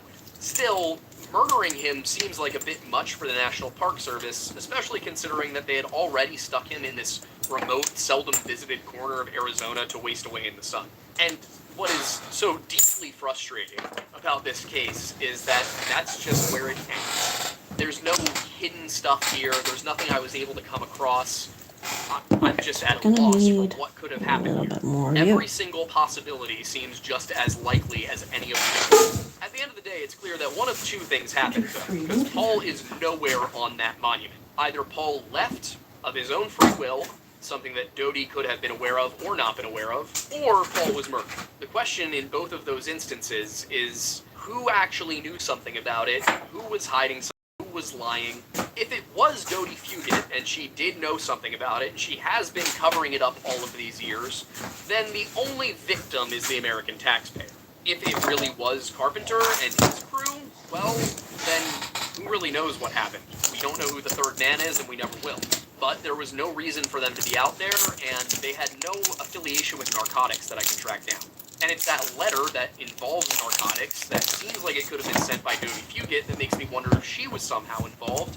But at the same time, she could have just been so grief-stricken, so traumatized by the entire situation, that she was willing to do anything to get the government back in. The National Park Service angle is really drastic for the National Park Service because it involves a government agency deciding that this guy is, or people working for a government agency, deciding this guy who has done nothing wrong aside from wear his haircut the wrong way and then sue when he was fired wrongfully, that's just not a good enough motive to murder somebody, especially because you could eventually get caught. But it would be a reason that Paul would be paranoid, and they would be the people who have the most resources to carry out. And the final one I want to just kind of go over really quick is the David case, because I think that one's the most likely option. I think that if Youngfist was dealing drugs, then it's entirely plausible that David was working for him. David did tell a bunch of people at a party in Wisconsin that he had murdered somebody where Cochise is buried in southeastern Arizona, and... Ladies, listen up. This is how to smell and glow like a juicy treat this summer. I use Bush Bombs watermelon scrub and oil. Oh god, what a weird and commercial. David would match the description well enough. I don't have a picture of the guy, so I don't know if he ever had a Kenny Loggins beard, but it makes the most sense to me that Paul had done something to piss off Youngfist. Youngfist dispatched these two guys out there to take care of him, whether that meant beating him up or just straight up killing him, because clearly David did not have good judgment. They did know he'd be at the monument. They did know that they wouldn't be suspects because they were in Tucson. It's the one where the most things add up. I will say that in the year 2024, this case is probably solved overnight. You know, there's traffic cameras, there's drones, there's all sorts of technology that we can use to look for something like this, look for evidence. It's a lot harder to hide financial transactions. You know, there's a lot of ways in 2024 that you wouldn't get away with this that you could in 1980. So in my opinion, I can't really say that I have a strong feeling about any possibility, but I do think that if anyone is responsible, it's most likely David, or Paul really did just decide to up it. But I don't see Paul up and leaving of his own volition. That maybe if Doty's in on it, but I don't see him just doing that on his own. But, of course, we always want to hear from you guys. We want to know what you think about our conclusions, what you think about our presentation, if there's anything you think that we missed, or any input you might have. Maybe you actually know somebody involved with the case. So, if you know any of that, please leave us a comment, or, you know, if you want to leave a comment just to help the algorithm, go for it. That would be appreciated. Also, if you want to support what we're doing here at the Folklore Lodge, you can subscribe to our Patreon for just $1 a month. There are higher tiers, but $1 a month will support our channel and everything that we do, and we really do appreciate it. You can also become a member here on YouTube for $5 a month, and if you want to support us in other ways, we have $5 a month. I have nothing to offer our YouTube channel. For anyone to subscribe to me for $5 a month. Where you can get all of our wonderful... Maybe a one-time offer of 50 cents for a year. I got nothing to offer. Our merch in the store panel just below the video, or we have a deal coming soon with a new company that we will be bringing to you for all sorts of new cool designs. What could I do for that much money for somebody? Nobody on my live streams would give me 50 cents unless it's out of fucking pity. They're always video on demand here on YouTube and accessible via Spotify, Google Playlists, Apple Podcasts, all of that stuff. We also have several other channels which we are working on getting more content for. The Weird Bible will be getting new content the soonest. That is coming up in February. We also have the History Hut, the Lore Lounge, and we are going to be starting a channel for short films and things like that. Also presently, if you want more of me specifically, you can get that on my personal channel, Aiden Mattis, where I stream Tuesday, Thursday, and Friday nights. With all of that said, I am Aiden Mattis, and thank you for stopping by.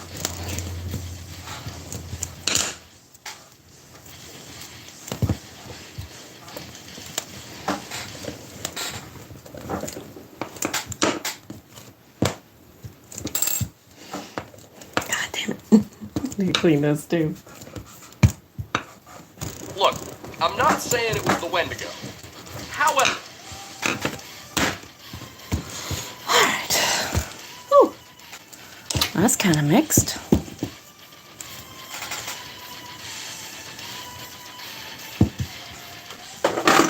The wildlands of America can be indescribably beautiful, and the Boundary Waters Canoe Area Wilderness of Minnesota is no exception. Located in the far northern extreme of 10,000 lakes, the 1 million acres of federally protected land make up a significant portion of Superior National Forest along the state's border with Ontario, Canada. A popular recreational destination. Do you want me to call you to say goodnight, LOL?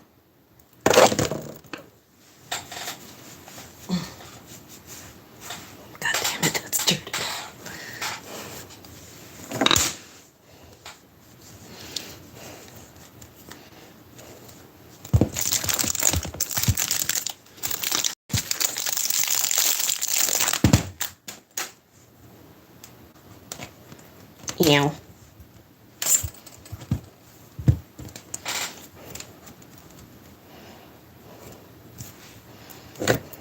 Oh god, are you still charging?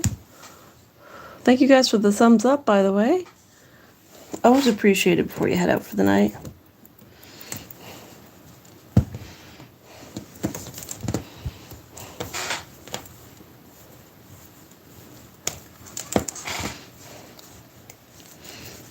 There we go.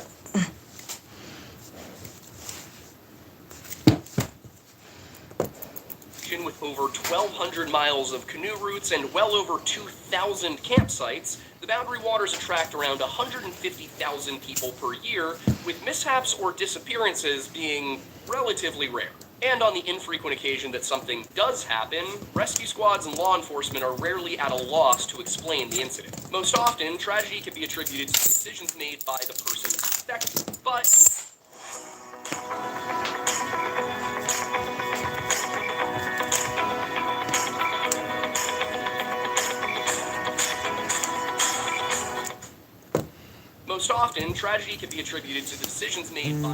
affected, but every now and then, investigators are left scratching their heads.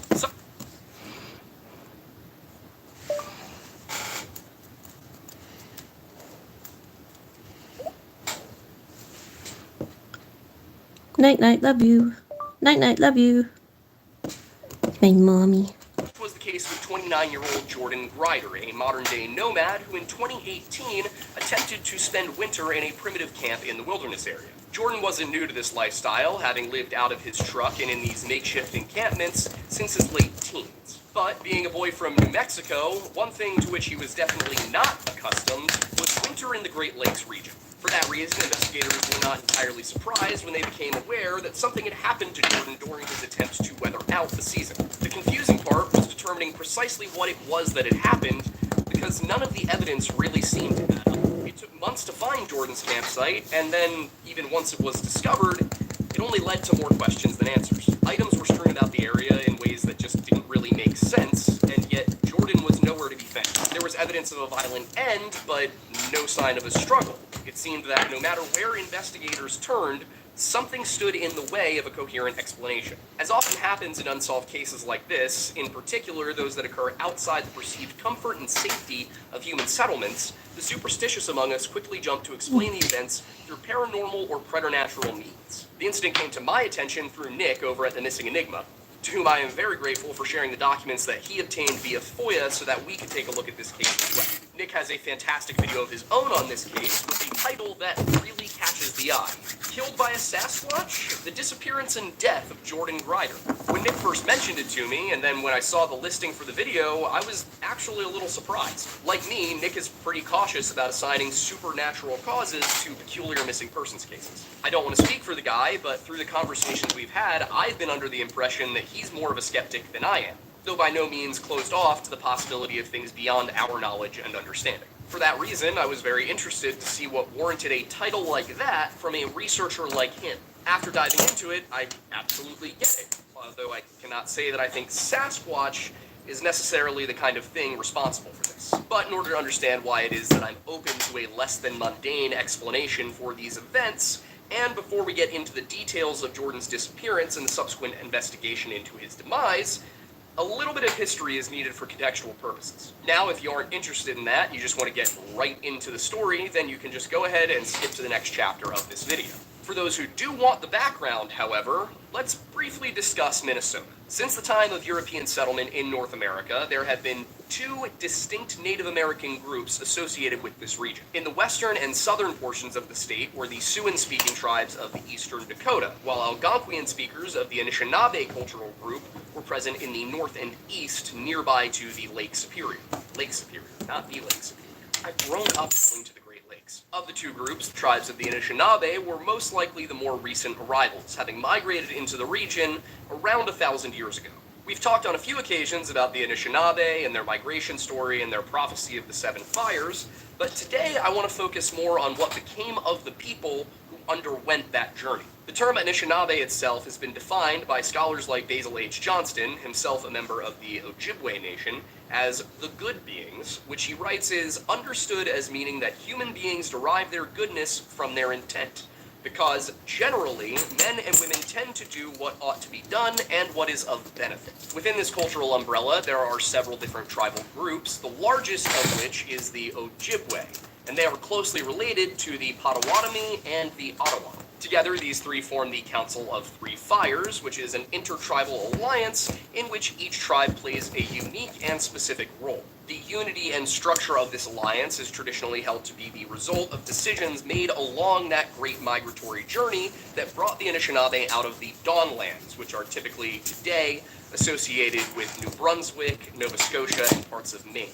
Those who went part on of the Dawnlands! became the other main tribal identities of this group, Killed them one the at a Algonquins, the Nipissing, and the Mississaugas, all of whom inhabited portions of eastern Ontario and western Quebec, north of Lakes Ontario and Erie. The reason this is relevant, and something that I'll go into more detail about after we cover the details of Grider's disappearance, is there folklore about one specific entity. Something that, in the absence of other explanations, may be the one thing that ties together the mystery of what happened to Jordan Grider one fateful night in October 2018. Something called the Wendigo.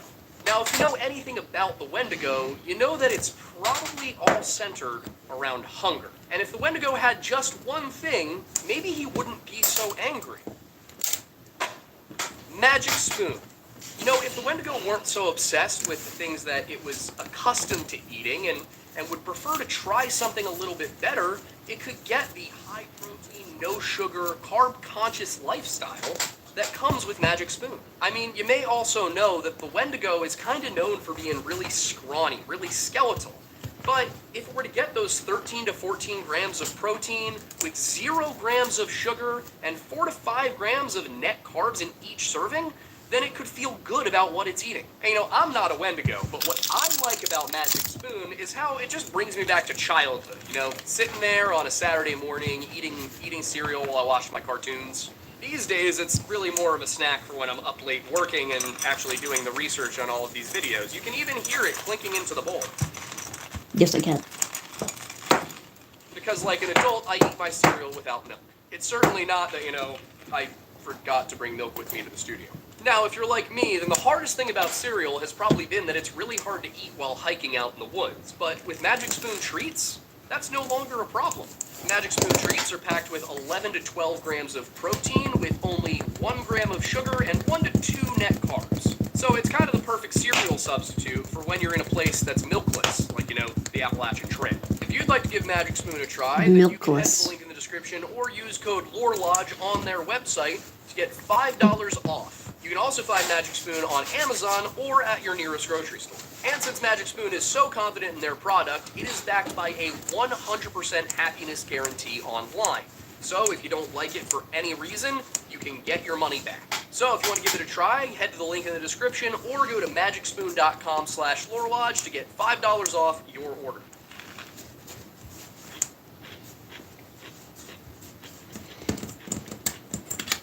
I no longer have the hunger.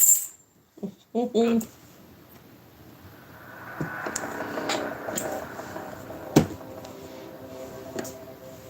It was early October 2018 when U.S. Forest Service agent Kevin Sheffer spotted a white Chevy 2500 parked on a road next to the Sioux Hustler Trail in the Boundary Waters Canoe Area wilderness of northern Minnesota. The pickup, a 1995 model with New Mexico plates registered to 29-year-old Jordan Grider, was sitting in front of a gate and blocking access to a private road labeled on maps as Devil Cascade, where several private cabins are located several miles into the woods. As for its driver, there was no sign of him. Unable to find contact information or locate the owner of the vehicle, Agent Sheffer had it towed to the Sioux Hustler Trailhead parking lot just a few yards away, at which point he managed to contact Grider's family. The Griders informed Agent Sheffer that Jordan will leave for weeks at a time and go live out in the woods, a habit that he'd adopted approximately a decade prior. Speaking to the Duluth News-Tribune, Jordan's mother, Rebecca Grider, said that her son had a very strong independence streak. The third eldest of 6 brothers, he wasn't exactly the black sheep of the family, but he was certainly its least conventional member. Author Joe Friedrich wrote in his 2024 book Last Entry Point that, according to Jordan's mother, he was athletic and curious, but never learned to read or write beyond an elementary grade level due to severe dyslexia, which went undiagnosed until the time that he was 12. Friedrichs further wrote that, over time, his learning disability and lack of education manifested in his unruly engagement with the world. While the author doesn't go into specifics, it seems that Jordan's parents revealed some issues not mentioned in news or police reports, particularly run-ins with the law and a tendency to slip into the dark shadows of society or to abandon it altogether. His struggles eventually led him into a nomadic lifestyle where he could be free from the burdens of rent, landlords, and utility bills arriving in the mail. He spent several years in upstate New York and then another stretch in rural Kentucky, braving all seasons in his hammock and tent. Minnesota, on the other hand, was a different challenge altogether. While the coldest part, that being the Adirondack region, averages highs in the 30s through January, the boundary waters sit firmly in the teens. But for this trip, he told his mother that he wanted to be near the water, and there is certainly plenty of that in the boundary waters. Covering over 1 million acres of Superior National Forest, the wilderness area is dotted with over 1,100 lakes, ranging in size between 10 and 100 acres,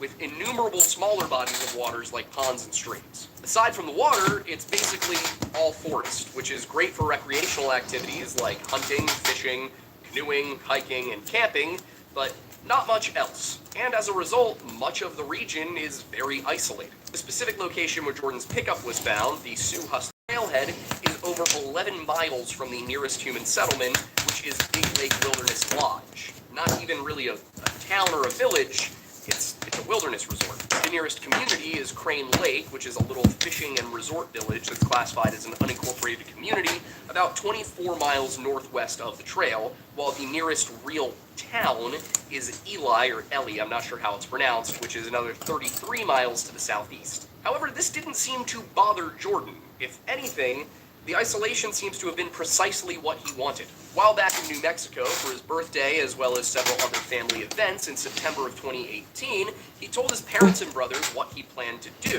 and they weren't exactly on board. "We wanted him to wait until spring," Rebecca Grider told Joe Friedrichs.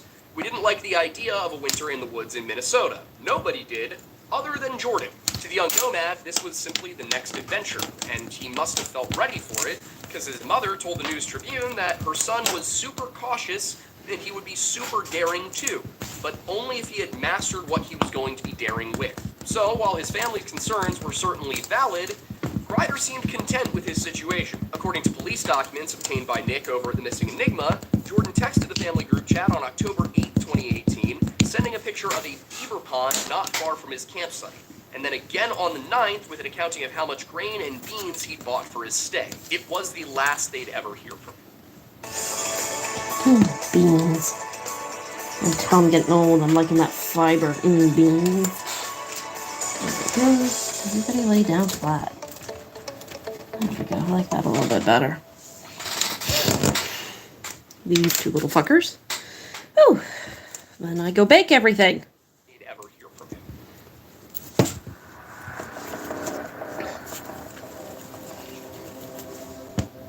Based on the accessible documentation, it's unclear exactly what happened in October of 2018. Police reports mention that a welfare check was called in for Jordan Grider on the 22nd, but who made the request is not listed. It's possible that it was Agent Sheffer, but it's much more likely that it was Grider's family. Either way, authorities were unable to track down the campsite even after being provided a copy of the picture that Jordan sent to his family. In fact, it would take nearly 6 months for any evidence of Jordan's whereabouts to turn up in the form of a baseball hat that was found near the campsite in either late March or early April of 2019. Not long after that, on April 5th, 2019, a Lieutenant Patton of the Minnesota Department of Natural Resources informed the St. Louis County Sheriff's Office that several agents and officers had located a campsite in the Boundary Waters. Believing it belonged to Jordan Grider, Lieutenant Patton requested the assistance of the Sheriff's Office in processing the scene. The department dispatched Deputy Brandon Kucharski and investigators Steve Heinrich and Chad Larson to the trailhead, where they met Minnesota Conservation Officer Sean Williams,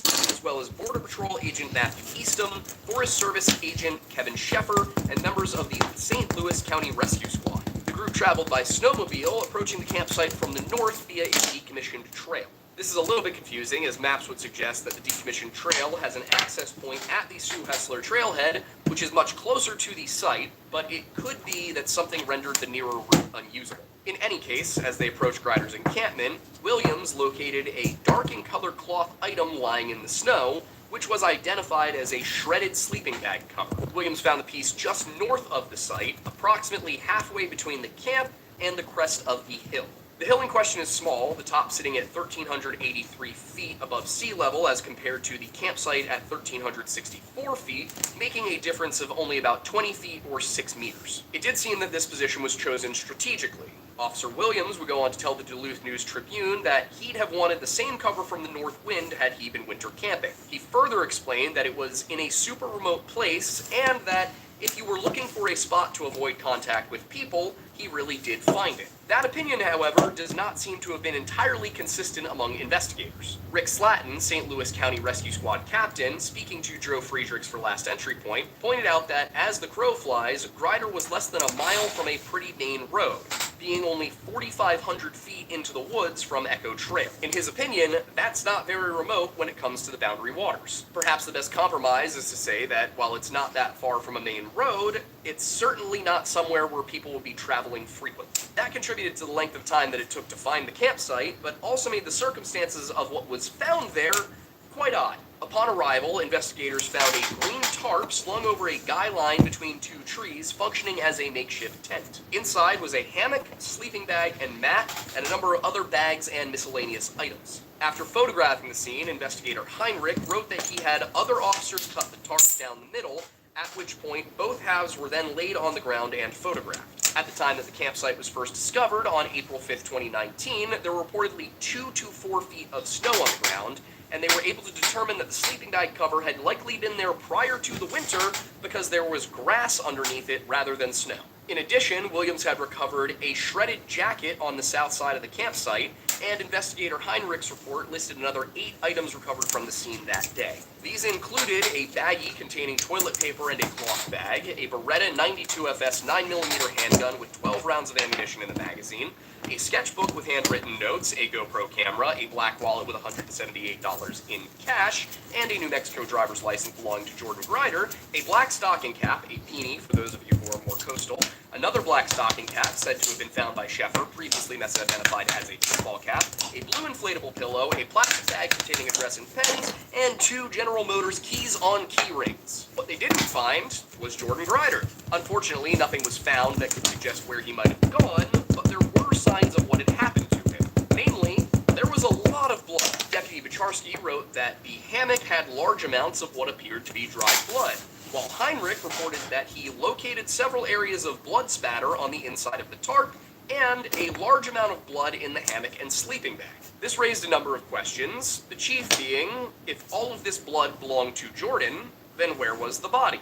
Due to the sheer amount of snow on the ground and the fact that Jordan was almost certainly deceased, it was determined by the responding officers and agents that a more complete search should be performed once the snow eventually melted. They didn't have to wait very long, the spring thaw affording them a mostly snow-free search area by the end of the month. Investigator Brian Wilson, also of the St. Louis County Sheriff's Department, wrote about his findings and those of others on the 25th of April. During the second search, they had the benefit of considerably more boots on a now snow-free ground, approximately 20 to 30 people. Rescue Captain Slatton relayed to Friedrichs that he brought a number of his own men and several cadaver dogs to assist the Sheriff, Forest Service, and Department of Natural Resources staff in processing the scene, noting that the word rescue was not part of the equation. This was a recovery effort and potentially a crime scene investigation. The renewed effort produced quite a bit more evidence than the initial search, to the tune of an additional 29 items. Items 11 through 15, as well as items 23, 28, and 30 through 32, were all listed as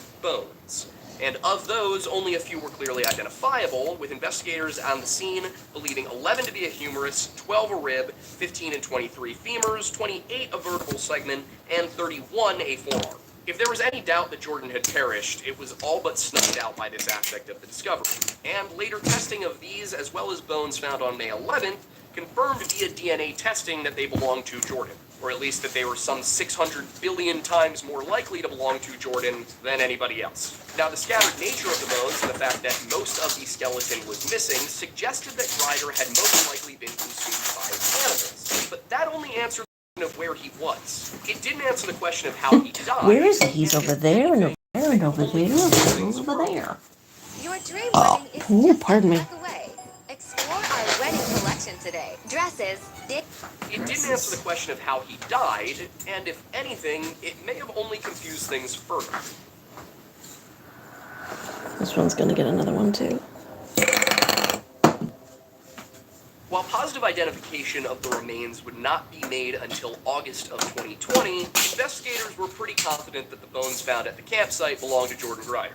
Nobody else was known to be in the region, he was well off the beaten path, the location matched the picture he sent to his family, and there were numerous identifying documents ranging from handwritten notes and receipts to official documents that made it clear that this site was Jordan's. To that end, the investigation transitioned into an effort to establish the manner of death and, if at all possible, the cause. Despite the relatively remote location, foul play was still considered a possibility, as were animal attack, suicide, or a freak accident. The evidence was scant as it was perplexing, and not all of it necessarily seemed related to Jordan's death. Receipts found at the location placed Jordan at a Dollar General in Virginia, Minnesota at 11:41 a.m. on the 9th of October 2018, and then at Zupp's Food Market in Cook about an hour later that same day. Based on that evidence, it seems he probably did some shopping in Virginia before heading north for his stop in Cook, then up US Route 53 to Orr before turning east onto Orr Bike Road, aka Minnesota Route 23. From there, he probably turned north onto Crane Lake Road, aka Minnesota 24,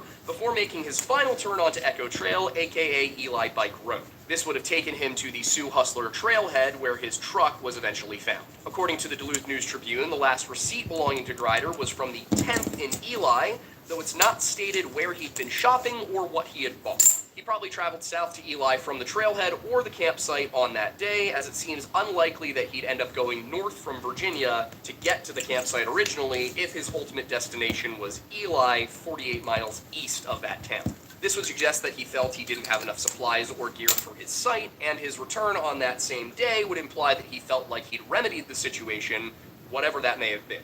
The confusing aspect here is that if he'd already reached the campsite on the 8th, the date that police reports say he texted a picture of the site to his family, then it makes little sense that he'd be back in Virginia on the 9th, especially if he left that town going north. On the other hand, it is possible that he was going to the Walmart there after selecting his campsite the day prior. If he did that though, why go to Eli on the 10th? It could be entirely irrelevant, but the timing of his initial arrival at his campsite could indicate how many people might have known that he was out there, depending on how chatty he was. He's so tiny. Regardless, that receipt on the 10th gave a timeline on when Jordan had settled in at his campsite, as they knew he'd been there at least from I have any other colors besides like the blue The question from and there red. was exactly how long he remained alive, as I that kind of got a helped little establish tunnel what happened. Jordan's family vision visited the scene in May of when I was out 2019, and shopping. Rebecca told the News-Tribune that it looked like he had burned one fire and made one meal there, and that there was no wood that had been whittled. Her son loved to whittle, and her to believe that something had happened not long after he arrived, if not on the very first night. This actually isn't dissimilar from the findings in another case that we've covered, that being the disappearance and death of Mark Schleier in the Reed Lakes area of the Yukon Territory in Canada. In that instance, only one fire had been lit, only one meal had been eaten, and several pieces of bloody clothing were found near Bart's gear. Investigators were never able to agree on what had actually happened to the man, with the ever-useless RCMP arguing for a bear attack, even against the conservation officers and bear experts who insisted it did not look anything like that. Similarly, in the case of Jordan Grider, one of the immediate assumptions was that he could have been attacked by wild animals. In this case, specifically wolves. While there are black bears in the area that Jordan was camping, Friends of the Boundary Waters says that there are none of the more aggressive brown bears in the area. Brown bears have been known to prey on humans, sometimes out of desperation and sometimes out of convenience, but black bears are unlikely to harm people who are just minding their own business. For that reason, bears seemed rather unlikely, but on the other hand, wolves have their own series of issues. Now, there was little doubt that something, most likely a pack of wolves, had consumed the unfortunate camper. Conservation Officer Williams told the Duluth Tribune that there was evidence of wolves in the area, specifically tracks and scat, but it also didn't really seem like they had attacked him while he was in the tent. University University of Minnesota researcher Thomas Gable told the Tribune that he was of the opinion that the chance of wolves attacking Jordan was infinitesimally rare, given the tendency of wolves to avoid human beings unless desperate. This is reflected by the total lack of incidences of wolves killing and eating humans in Minnesota going back over 100 years. Gable attributed this unwillingness to attack people to a built-in innate fear of humans, probably through a long relationship with people and learning that people mean trouble and bad news, which he said causes them to avoid humans and our settlements. That said, he didn't rule out the ability of wolves to kill a person in a hammock. What really stuck out to him was the fact that this campsite was too intact and that there was, shockingly, not enough blood. They're not neat predators, he said, adding that if they make a kill, the scene where the blood and remains are is a huge scene of disturbance, where the blood smears across a large area. This brought him to the conclusion that wolves most likely consumed Grider after he was already dead and outside of the tent. The blood, as far as reporting from both the police and journalists goes, was limited to items inside of the hammock, the interior walls of the tent, one hat found outside the tent, and the sleeping bag cover that was also found outside. Perhaps most importantly, there were no tears whatsoever in the hammock or the tent, which isn't consistent with a wolf attack. If they'd gone for him while he was in the shelter, their teeth would have ripped the thing apart. In addition to those aspects, Grider's handgun was found in his hammock. His Beretta 92 FS was chambered in 9mm, and the standard magazine capacity for that pistol is 15 rounds, with the restricted capacity being 10. The magazine in the gun was loaded with only 12 rounds, which would suggest that he either failed to fully load the magazine or that at some point he had fired 3 rounds. The latter would make sense if he was being attacked or if he was trying to call for help, though those explanations aren't bulletproof either. When the gun was found by investigators, they noted that the safety was engaged, and if he had gone down fighting, he probably would not have taken the time to re-engage the safety after dying. He might do so, however, if he used the gun to try and call for help, as firing off 3 shots is the universal sign of distress in the outdoors. But the problem with that is that no casings were recovered from the scene. With all of that taken into consideration, it seems that if wolves got to him, they did not manage to do it while he was inside of the tent. But if that's the case, where did all the blood come from? Without evidence that Jordan was attacked by animals while he was alive, the next hypothesis would be that he either ended his own life or had accidentally injured himself while whittling or shaving. Investigators pored over his notes, interviewed his family members, and recovered the data from his cell phone in order to determine if he'd expressed any suicidal ideation, but they found nothing to support that conclusion. Rebecca Grider doubted the whittling explanation for much the same reason that she believed he had died the very first night at camp. There were simply no carved figures, sticks, or debris from the process. The shaving explanation, however, seemed like it could possibly make sense. According to the report of St. Louis County Sheriff Sergeant Stephen Borchers, Jordan was known to use a military-style folding knife to shave his beard. He added that Rebecca told him that Jordan keeps his knives very sharp, and she believes this could be a possible explanation, that he may have accidentally severed an artery while shaving. Had he been shaving in his hammock in his tent, it is possible that he could have nicked his carotid, which would have caused him to bleed out in a matter of minutes. As compared to a fully severed artery, a simple nick in the carotid would still cause him to bleed out, with the added effect of blood spraying because of higher pressure at the wound site.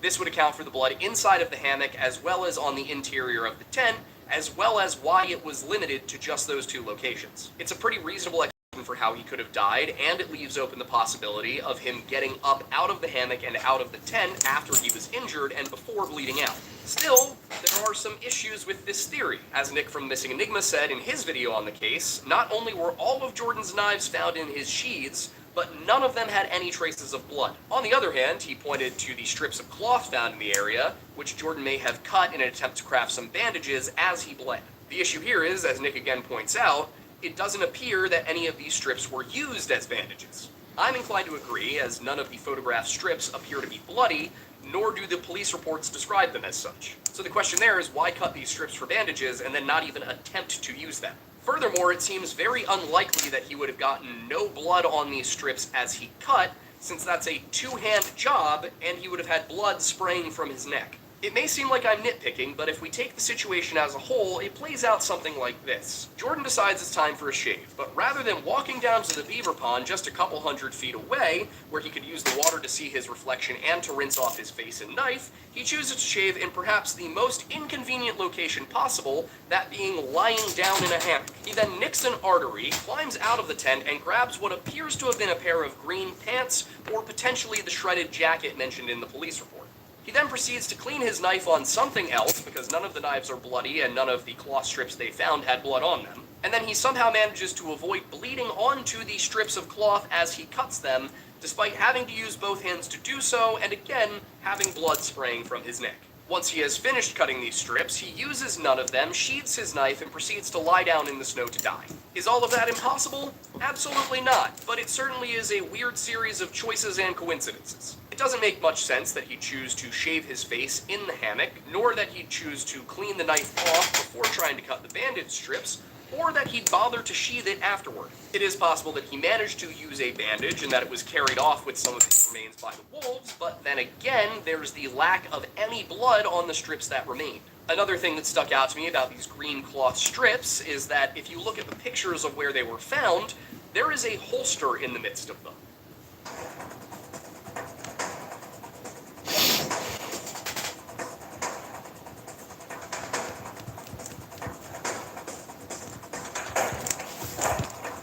Yeah, shit. In the midst of them.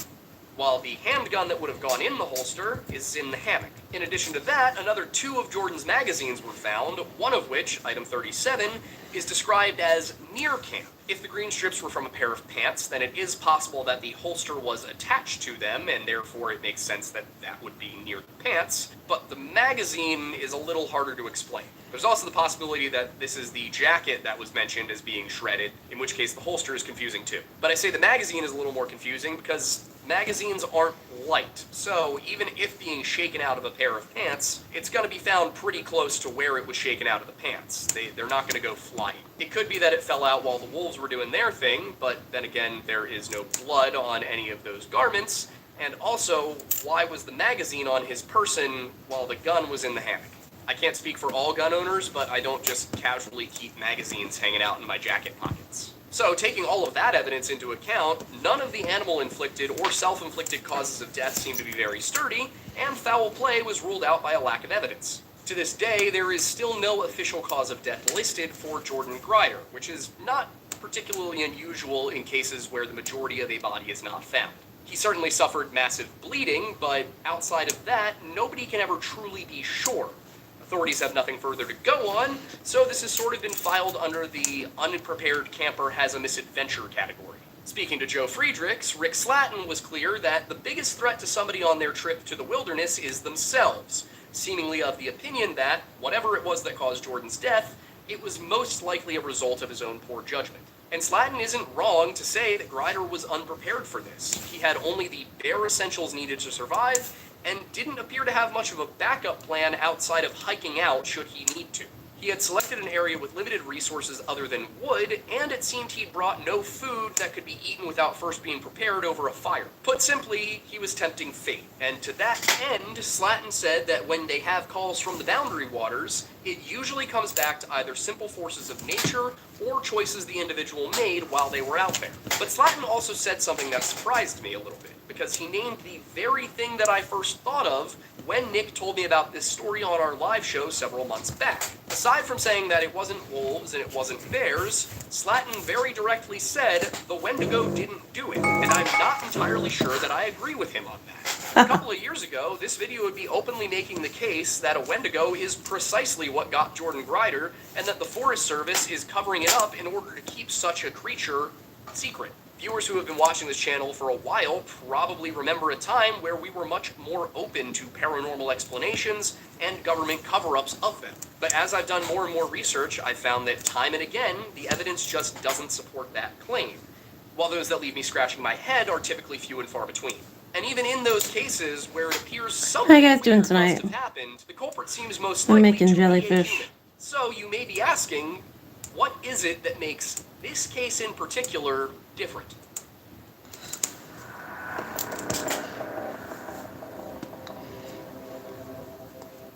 recent years, the Wendigo has become sort of a cult favorite monster in the paranormal community, and even more so in the era of short-form social media. A Google image search for the term will bring up a slew of pictures depicting an emaciated creature, often humanoid, with the defining characteristic being the rotten or skeletonized skull and antlers of a deer for a head. The same depiction appeared in the 2021 horror film Antlers, which is all I have to say about that film. The TV series Hannibal, which ran for 3 seasons on NBC beginning in 2013 before it was tragically canceled, opted for a more humanoid version, foregoing the deer skull but keeping the antlers. All of these are wrong. The pop culture version of the Wendigo, so common in Hollywood and the general overall body of paranormal fiction, is, for all intents and purposes, a completely different creature from what is described by the Algonquian-speaking tribes with whom it originated. A couple of productions have come close, namely the CW's Supernatural, which featured the monster in its 2nd episode, and the video game Until Dawn, in which the creature is the primary antagonist of the story. In both of these pieces of media, the Wendigo is depicted as being far closer to the traditional version, lacking the animalistic traits entirely, and instead appearing as a gaunt, pale, seemingly rotten human with supernatural abilities such as superior strength and speed. The creature that Sam and Dean take on early in the series Supernatural is a superhuman cannibal, a perfect hunter with the sole desire to feast on human flesh. A skilled ventriloquist, he is able to mimic the voices of his prey and make it sound as though their cries for help are coming from all over the forest. It moves with blinding speed, eviscerating its victims with sharp clawed fingers, or potentially dragging their unconscious body back to its subterranean home in a mine. In the end, the brothers are able to kill it using a flare gun, which quickly lights the creature's papery skin until it is consumed by the flames. For the most part, it's a pretty faithful interpretation, although it's clear that certain liberties were taken in order to make the plot of the episode work. But of course, even in the traditional accounts, there is a degree of variation. There are a number of linguistic and cultural subgroups within the Algonquian family, of which 2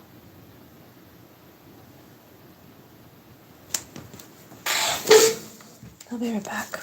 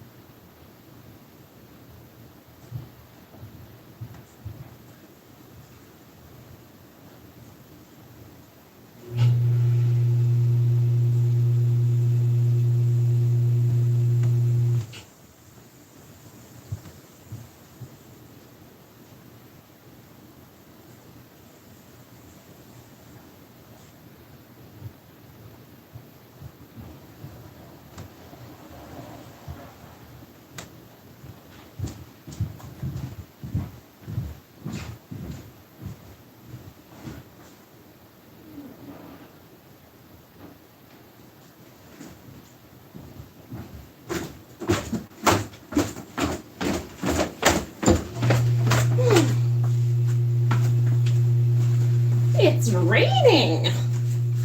I haven't heard the rain from the basement so long, I didn't know what it was. Like, I don't think I left a fan on upstairs, but no.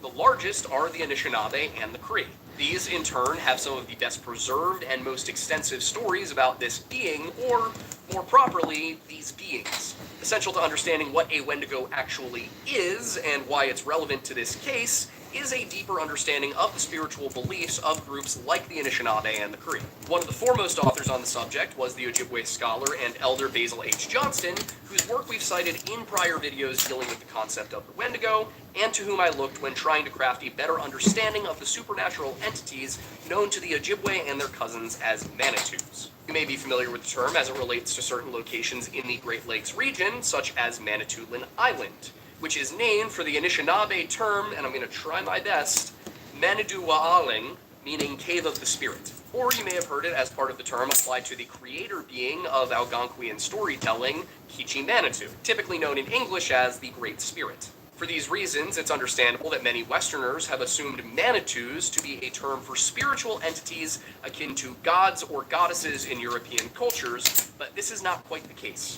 Manitou, as Johnson explains, is a term that does not fit quite so neatly into the Abrahamic paradigm familiar to European Americans. Even amongst Christians, the spiritual realm of our own religion is typically understood as being a very simple good versus evil, where God and his loyal angels are the side of light, and Satan and his fallen demons are the side of darkness. By and large, that is mainly how it works, but there's a lot of nuance to what angels and demons actually are in Abrahamic theology. It's much the same with the Western understanding of Anishinaabe spirituality. Christians, seeing that the creator being was called Kichi Manitou, Great Manitou, mistakenly believed that the latter half of the term was a direct translation for spirit. When a medicine person uttered the term Manitou 1 to refer to a curative or healing property in a tree or plant, Johnston continues, they took it to mean spirit. The same was true of other forms of the word, such as Manitou Wat and Manitou Wi, which would refer to the sacred atmosphere of a place, or seemingly mystical abilities of a healer, respectively. Put simply, as Johnston wrote in his book, The Manitous, the term refers to realities other than the physical ones of rock, fire, water, air, wood, and flesh, to the unseen realities of individual beings and places and events that are beyond human understanding, but most certainly real. Mysteries, as they might be described. And amongst these were two in particular to be feared, of which the more horrifying appears to have been the Wendigo. So it may be this miscommunication, this misunderstanding of what the term Manitou actually means, that led many non-natives to believe that the Wendigo is a spirit in and of itself, rather than what seems to be described more as a spiritual transformation. Don't use this pheromone perfume if you're trying to stay single. Thousands of women have put venom-scented Oh god, what a horrible ad. Described more as a spiritual transformation. If you've seen our previous videos that deal with the topic of the Wendigo, then you've probably heard the following description from Johnston, where he describes the creature as gaunt to the point of emaciation, its desiccated skin pulled tightly over its bones. With bones pushing out against its skin, its complexion the ash gray of death, and its eyes pushed back deep into their sockets, the Wendigo looked like a gaunt skeleton recently disinterred from the grave. What lips it had were tattered and bloody from its constant chewing with jagged teeth. Unclean and suffering from suppuration of the flesh, the Wendigo gave off a strange and eerie odor of decay and decomposition, of death and corruption. There is, however, more.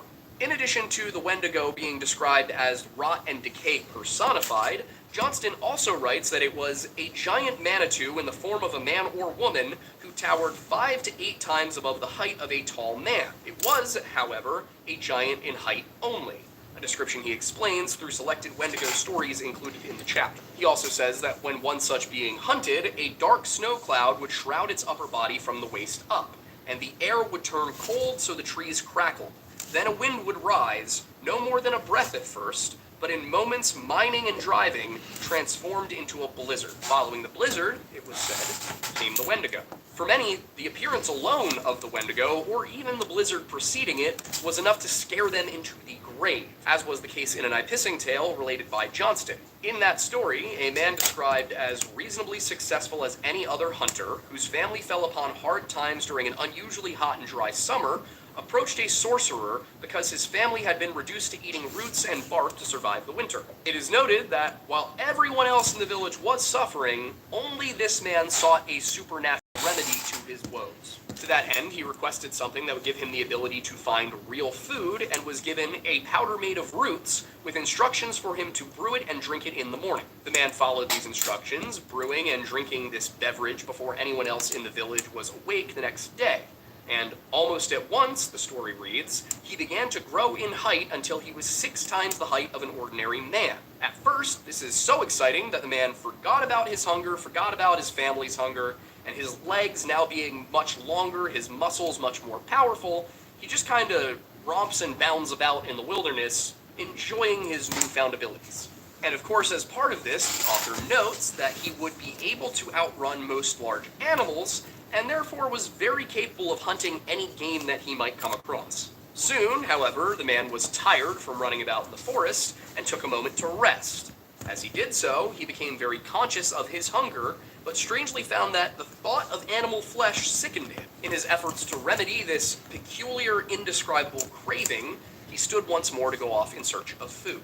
After some time, he crests over a hill, and off in the distance, he sees a village, and he decides, okay, I'm gonna go down there, and maybe they'll have some food for me. As he neared the village, it said that he called out a greeting, but that just the visage of the Wendigo alone frightened most of the people living there straight into the grave. They just keeled over dead. Those that did survive ran off into the wilderness, and we don't really hear about what happens to them, but it seems they were never seen again. So, as this man entered the village, he found that there were plentiful stores of actual food, including meat. But there was also this abundance of humans, and he had, as we might call it, the hunger. Though it hadn't been his intention to kill everybody in the village and then consume their dead bodies, he did realize that there was the situation gave him exactly what he really wanted deep down, and he began to just feast on the entire bodies, just picking them up and dropping them right in the gullet. Strangely, however, as he did so, his hunger did not diminish.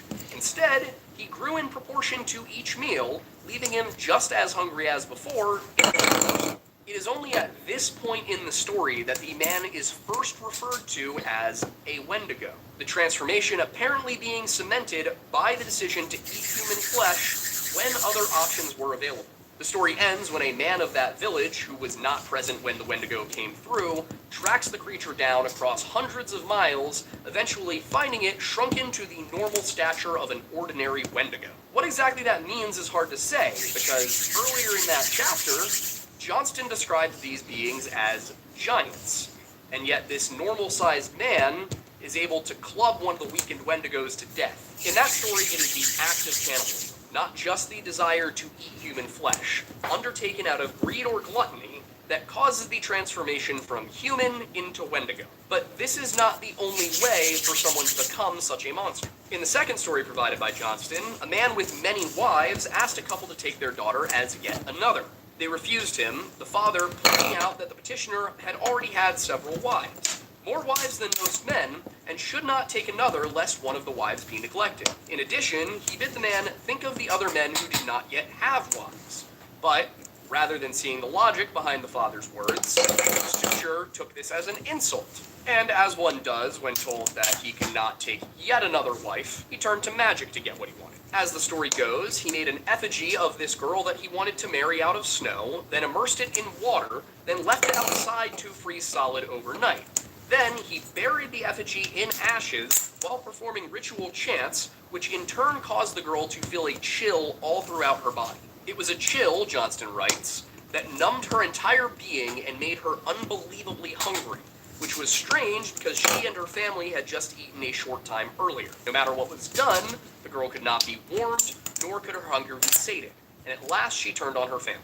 With a strength born out of desperation, she killed them all and ate every last one. At that time, they had been camping out on their trap line, and when they did not return, the rest of the village took notice, and the sorcerer himself volunteered to go and be the search party. It said that he did this because the tribal custom would mean that he, as rescuer, with her entire family now dead, would be able to claim her as a wife. Upon the sorcerer's arrival, it said that the girl was in a daze, unable to recall what had become of her family, of whom, other than a few of their possessions, there was no trace. But her hunger had subsided, and she went meekly with her rescuer. As one might expect, the girl's father had been completely correct in saying that bringing yet another wife into this household might cause friction with the other wives.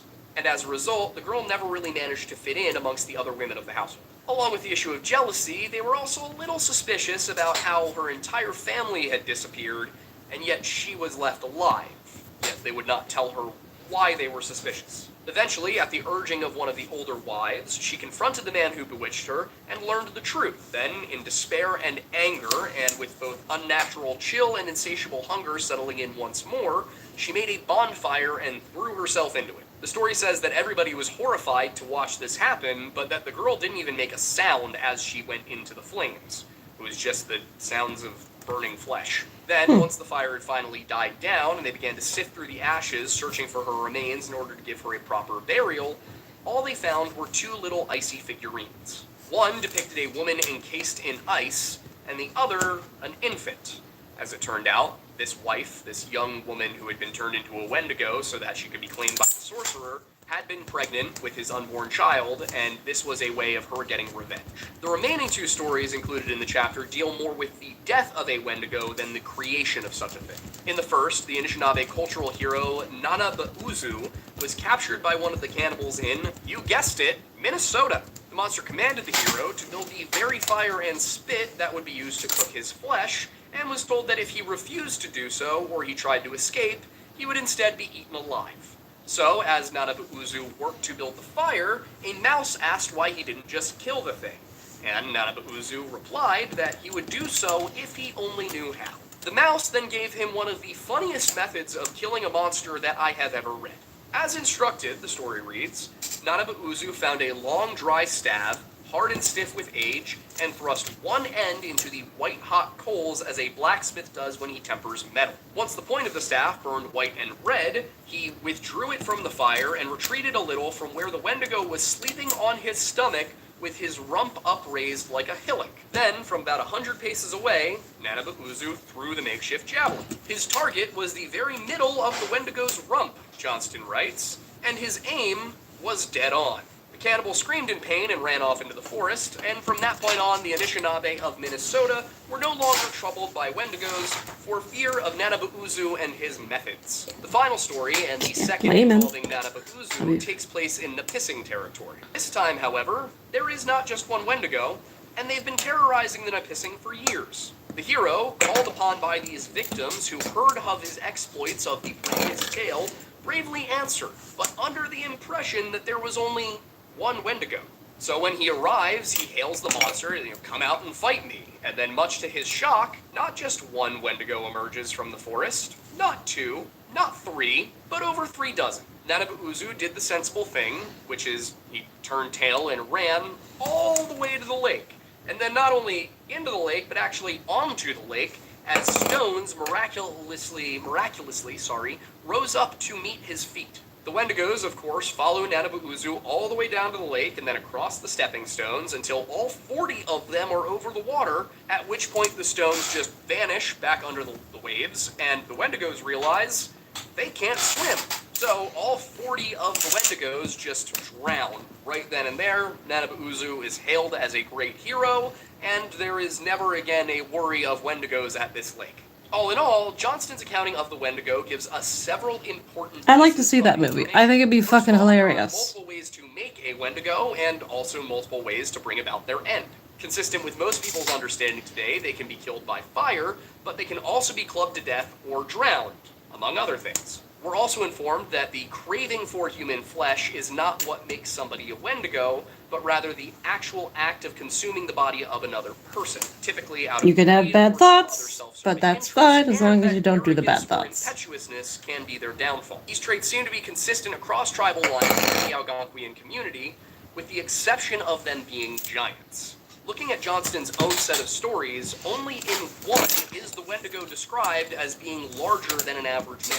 Now, it could be that cultural context baked the size disparity into the story itself, much the same way that we don't need to describe Goliath from the Bible as being large. But there are aspects of these stories that suggest this is not the case. In the first narrative, for example, the Wendigo is killed by a normal-sized human being with a club. It's said that the monster had shrunk to the size of a normal Wendigo, but earlier in the chapter, Johnston said that a normal Wendigo was 5 to 8 times the size of a man. You hit him really hard. That a human Simple. hunter standing less than 6 feet tall could take down a 30 to 50 foot tall giant without something a little bit more powerful than a wooden club. In the second narrative, it's even more plain that the giant aspect is not necessarily a ubiquitous trait, as nobody seems to realize that the girl is a Wendigo. Surely, had she suddenly grown to be 5 times her original height when she was rescued, somebody would have caught on. Since nobody did, it can be inferred that there was no physical change. The issue is actually consistent across Ojibwe accounts, where the Wendigo is referred to as a giant, but described in ways that don't seem to match with that terminology. Several such examples are provided in the 30th Annual Archaeological 3, 4, Report 5, 6, submitted 7, 8, to the 9, Minister of 10, Education for the province 11. of I need Ontario one in more. 1918. There are several different storytellers cited, all of them Ojibwe, but the primary 2 are Mrs. Sampson Ingersoll and Lottie Marsden, whose native names were Puluamuk and Chicoquah. Puluamuk and Chicoquah. I'm trying my best.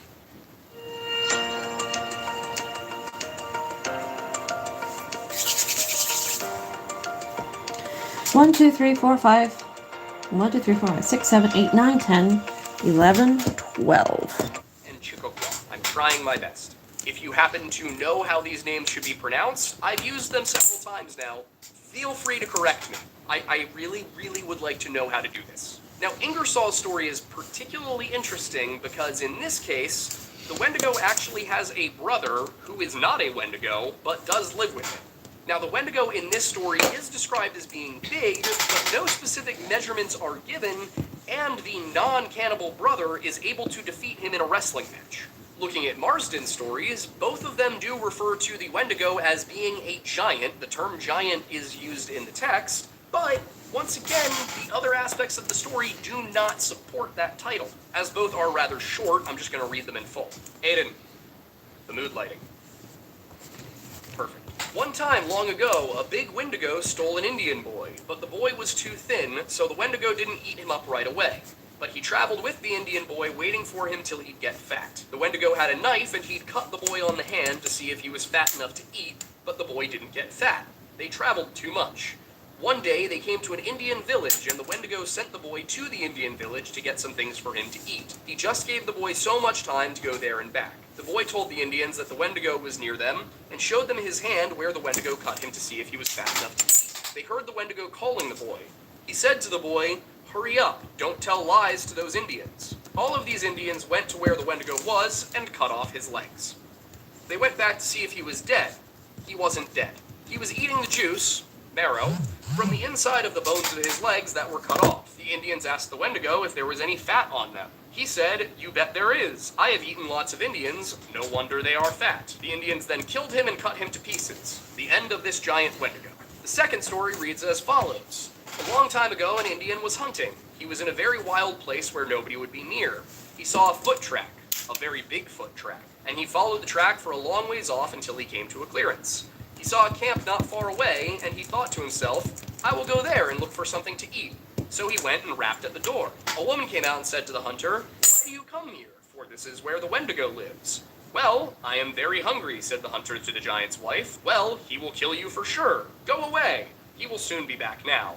"Well, give me something to eat right away, and I will hide under the chair when he comes so he won't see me." The Indian asked the Wendigo's wife, "What does he generally ask you to do for him when he comes?" "Well, he asks me to scratch him all over his body." "Well, you ask him where he's got the sorest spot." Well, the hunter hid under the chair, and the Wendigo came in. He said, "I smell some fresh meat." His wife says to him, "It must be the meat you've got with you. What did you bring today?" Well, the Wendigo had his supper, and after his supper, he asked his wife to scratch him all over his body again. She asked him, where had he the sorest spot? He said, "Between my shoulders." The Indian hunter got up and hit him where he had the sorest spot with his little axe. The Wendigo's wife was very glad that the Wendigo was killed, for she was always afraid of him herself. She then lived with the Indian hunter. They lived there for a long time, the end of the giant Wendigo. Going through this again with a new set of eyes a whole year after doing our Wendigo versus Fugate video, I'm realizing there's actually a lot more similarities between these two things, and it's messing with my head a little bit because two very different cultures. In any case, in all three stories, the context suggests that giant is not necessarily understood to mean that the Wendigo is a towering monstrosity dozens of feet tall. In one of the stories, the Wendigo is killed by a normal human hunter with a club. In another, the Wendigo's brother, who is presumably human because he's not described as anything else, is able to beat the Wendigo in a wrestling match. In yet another one of the stories, a group of warriors from a village are able to beat him with, given what we know about Native American culture and history, could have been no more than stone axes. And in the last one, the Wendigo is not only able to fit into a human habitation, a home of some kind, but he's also able to be killed with a single axe stroke to the back. None of these narratives seem to support the idea that the Wendigo is extraordinarily tall, but almost seem to imply that it is just large enough to be considered out of the ordinary. The answer to the conundrum of Wendigo gigantism may lie in comparing the Ojibwe and other Anishinaabe source material to that of the Cree, who American anthropologist Robert Brightman noted conventionally figure the Wendigo as possessing normal human dimensions. In his 1988 article, The Wendigo in the Material World, Brightman analyzed a number of you say scholars' somebody's on the twice as subject big as a normal human. If I'm 5 foot and I look at someone 6 foot, my brain would say that's twice as big as me, because I gotta look up at them, so. Book Travels in Canada and the Indian Territories by the That'd American be my fur logic. trader Alexander Henry, whose work we've cited in prior videos on both the Wendigo and Sasquatch.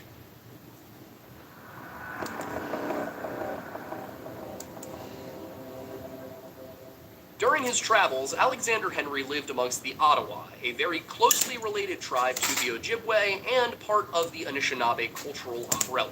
During the winter of 1763 to 1764, he and a group of native companions had just traveled to Lake Superior. Alright, I gotta go bake all these bitches, so I will be back in a bit. I don't care. I don't care if I pronounce French wrong. If they want me to pronounce the words correctly, they should write them in English. Nobody speaks your language anymore. The future is now. Shh. Very sensitive boy. Thank you guys for all the thumbs up today. I'm gonna go toss these in the oven, and I'll be back. Look what we made. And that's not including the entire tray of lighthouses upstairs, so get these baked up, and then we'll get on to the next part.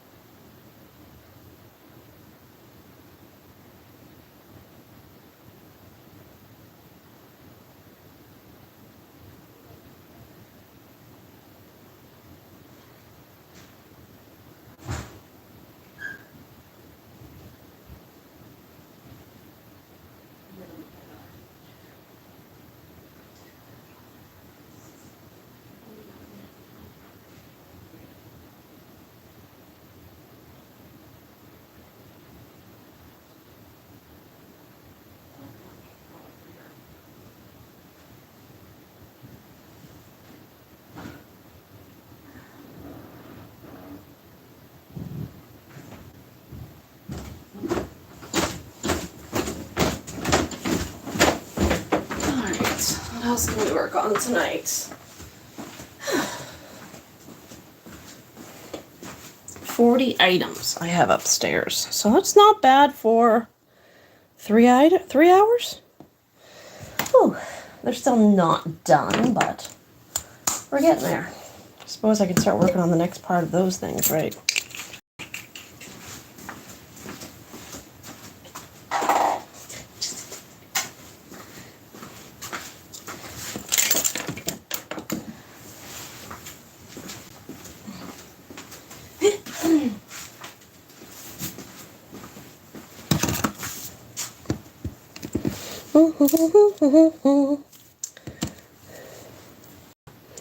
That is glow in the dark, so that has to go over here. Am I putting this away? Seem to be. So am I done with it forever or just for now? Oh, ADHD, why do you do this to me?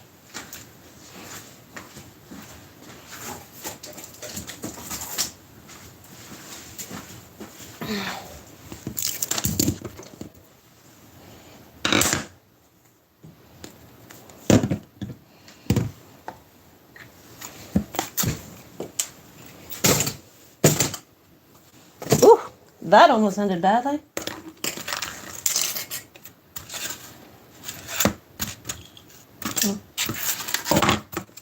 Close enough.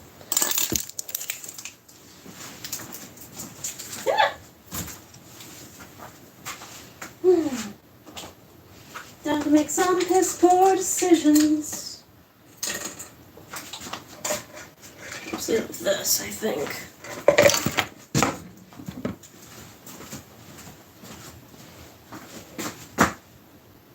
Where's my water?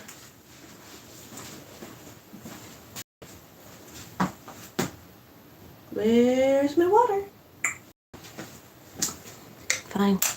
Improvise. I don't have to use the dehumidifier water to water the plants right now because it rained.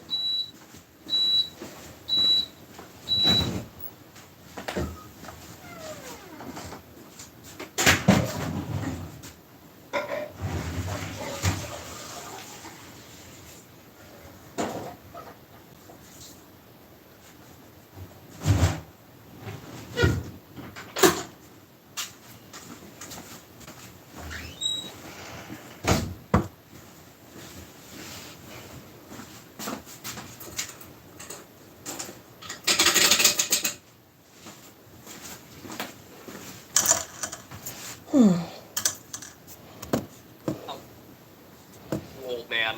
Anyway, the area was in the midst of a famine, and Henry and his companions had been informed they might find fish at a place called Oak Bay, which is now pronounced, it's Goulet Bay, I guess?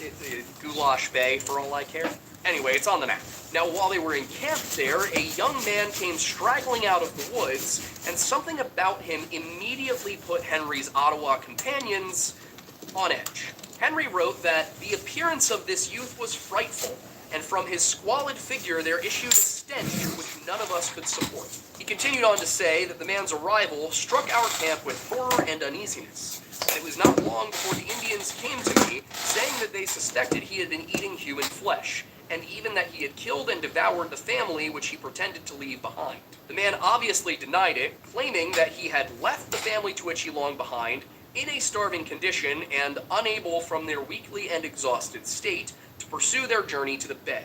This did not assuage the doubts of the others, who instead elected to follow the man's tracks back and determine what the truth was for themselves. What they found confirmed their suspicions. A campsite, about a day's journey back, where they found a hand left to roast by a fire, intestines hung upon a tree, and a human skull. The young man, at this point, having been found out, confessed and admitted that he had killed and eaten his family with the assistance of a cousin. According to Henry, it appeared that the family had consisted of his uncle and aunt, their 4 children, and himself. One of the children was a boy 15 years of age. His uncle, after firing at several beasts of the chase, all of which he missed, fell into despondence and persuaded himself that it was the will of the Great Spirit that he should perish. In this state of mind, he requested his wife to kill him. The woman refused to comply, but the 2 lads, one of them, as has been said, the nephew, and the other, the son of the unhappy man, agreed between themselves to murder him to prevent, as our informant wished us to believe,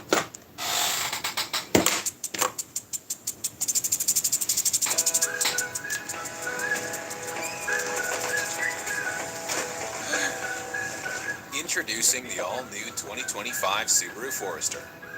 With a new hands-free liftgate, up to 2,107 liters of cargo space, 1,000 millimeters of rear seat legroom, and stand agreed between themselves to murder him to prevent, as our informant wished us to believe, his murdering them. Accomplishing their detestable purpose, they devoured the body, and famine pressing upon them still closer, they successively killed the 3 younger children, upon whose flesh they subsisted for some time, and with a part of which the parricides at length set out for the lake, leaving the woman, who was too feeble to travel, to her fate. On their way, their foul victuals failed, the youth before us killed his companion, and it was part of the remains of his last victim that had been discovered at the fire. Even with this admission, and with their opinion that the man, who has once made human flesh his food, will never afterward be satisfied with any other, they gave the man a chance to prove that he was no Wendigo, only to find that he ate with relish nothing that was given to him, but, indifferent to the food prepared, fixed his eyes continually on the children who were in the Indian lodge,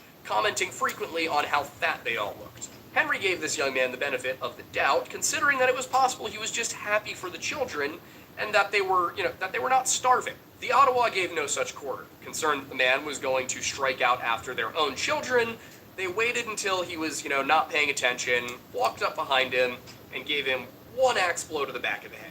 Now, Henry's story is not unique, nor is it a folktale. He watched this happen with his own eyes, and this can tell.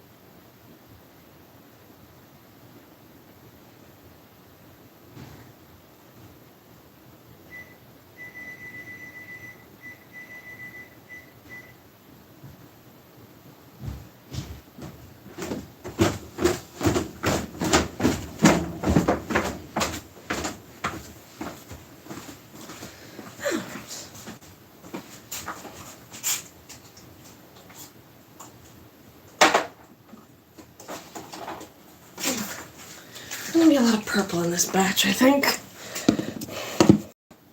Tell us quite a bit about the way that members of the Anishinaabe community and culture conceived of the Wendigo.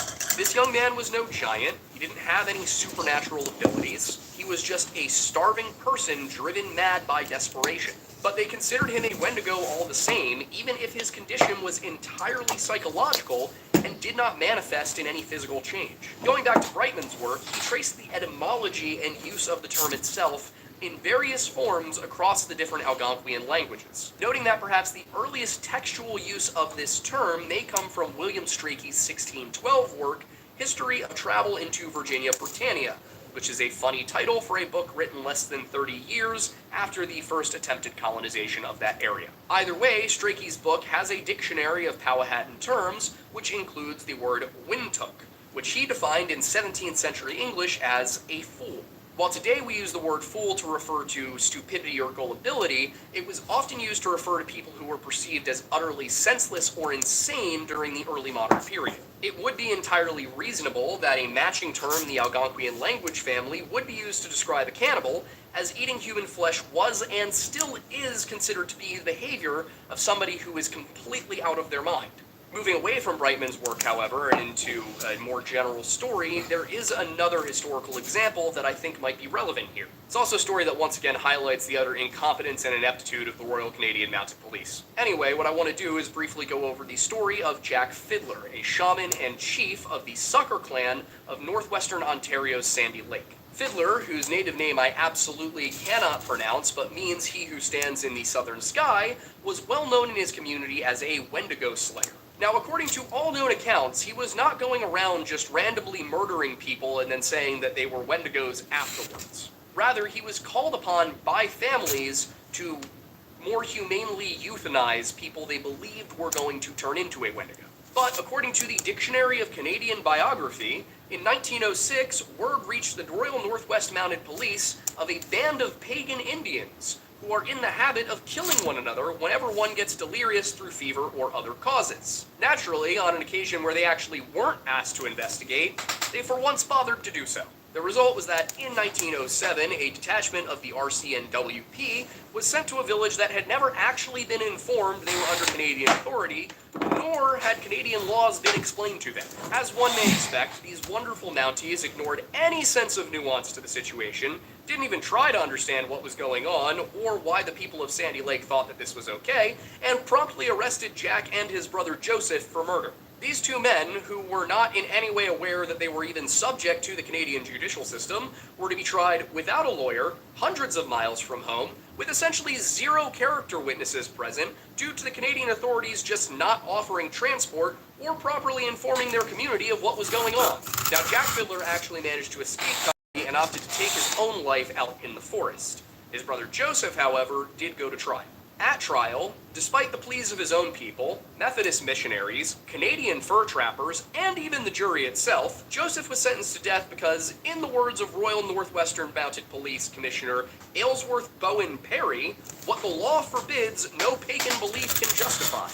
Now it should be pointed out that there were Christian missionaries arguing on this guy's behalf. So it's not just pagan beliefs here. It's just this guy. In the end, appeals on Joseph behalf were actually successful, but he died of tuberculosis while imprisoned in Manitoba. As I have been saying, there is truly no such thing as too low for the Royal Canadian Mounted Police. But you may be asking, what does any of this have to do with the death of Jordan Grider? Well, let's summarize what we know about his situation. Most of his body has never been recovered and is assumed to have been eaten by Oh yeah, we're still talking about that guy. He appears to have been in his hammock when whatever fatal wound he received occurred, and the blood spatter on the tarp itself would suggest that a major artery, likely in the neck, was nicked or severed, resulting in a bleed out. As we established, all of his knives were found sheathed, none of them were bloody, and it makes very little sense to attempt to shave while lying down in a hammock of all places. However, if someone were to find him out there, sneak up while he was sleeping, and cut his throat, well then suddenly everything makes sense, doesn't it? The question, of course, would be, well, what motive would somebody have to track this man out into the woods, kill him, and then take none of his possessions? Well, if the motive is cannibalism, then everything is consistent. Is it far-fetched? Absolutely. But so are the other possibilities, and in this case, we actually have centuries of both documented history and folk tales alluding to the presence of cannibals who live out in the wild and stalk people in the winter in this exact area. That said, I don't think it's by any means a concrete fact that Jordan Grider was the victim of a Wendigo, be it the more monstrous folklore version or the kind described by Alexander Henry that he encountered during the winter of 1763. It is, however, by far the closest thing I've seen to such an occurrence in the dozens of cases I've reviewed. And it brings us to a peculiar consideration. If this is best described as a Wendigo attack, and Wendigos are just humans with a taste for their fellow man, then are we not just looking at a potential serial killer?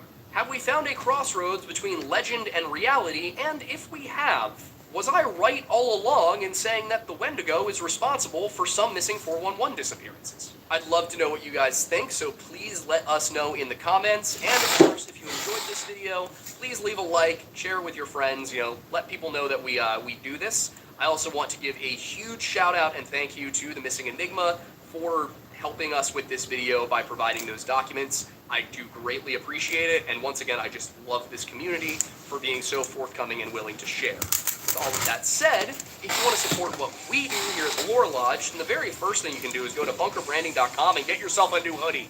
See it? Isn't it pretty? It's got our logo on it. It's also the comfiest hoodie I own by far. We have hoodies in both the new logo right here, which comes on the dark blue, and then we have the old logo on black. In addition to the hoodies, we also have both of those designs as t-shirts, as well as a couple others. So if you're interested in picking one of these up, go over to bunkerbranding.com, find the Lore Lodge, and do so. If you're not so into wearing the lodge and would prefer to consume the lodge, you can do so by going to tableauroastingco.com and getting our coffee Mount Pocono perk under the collaborations tab, where you will see it next to the Lewis and Dark roast sold by Stakuyi. I would like to use that opportunity to tell you that we are launching a brand new history podcast with Stephen Bell from History of Everything, Stakuyi channel, all of that, as well as Roman Helmet Guy from TikTok. The next most important thing I should tell you is that Roman Helmet Guy, I know that is. Updates on what we've got going on, new releases from merch, things like that. Follow our Discord. It is bit.ly/jointheLodge. Sorry, blue. Give me some green. Find links for all of these things in the description. How you guys doing tonight? For more Lodge, then as I mentioned, we have a new podcast coming with Stephen and Roman Helmet Guy, but we also have several other channels already. We have, that one is going to be taking over a channel we currently have called The History Hut, by the way. So go ahead, head over there, subscribe to it. Hey, if you guys watch that video, the sooner it gets monetized, the better we can do on that show. So if you guys want to watch the videos that are currently there, go ahead and do so. There's even a couple of podcasts already that are Stephen and I. But in addition to that, we already have the Weird Bible podcast that we do with Wendigo. That is a show about Christianity, but not a show that is preaching Christianity. It's a show where you get to learn about it the same way you would learn about any other belief system. And, of course, it being called the Weird Bible, we focus on the weird supernatural aspects of the book that are often poorly understood in church. We, of course, also have our live show, Like which dragons. is every Monday at 7 p.m. Eastern, unless it isn't, and we always let you know if it was. If you can't make the show live, it is, of course, viewable here on YouTube at all times for They might be a little eternity, because wiggly, the music is but they're forever. never going to come You out. can also Not catch without it on breaking the whole Spotify and thing. any other podcast platform from your phone. With all of that said, I am Aiden Mattis, and thanks for stopping by the Lore Lodge.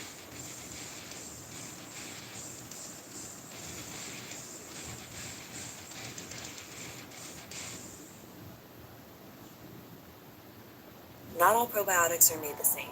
Seeds DS-01 helps you poop more and bloat less. The 24 pre- and probiotic strains are clinically proven to promote regularity and reduce bloating in as little as 2 weeks. Many probiotics dissolve before reaching the gut. DS-01 has a 2-in-1 nested capsule design that fits to your colon where it is the most effective. So you Getting a little personal there. I don't need that much information. Well, as the kids say, she lovelock my cave till I see te ka.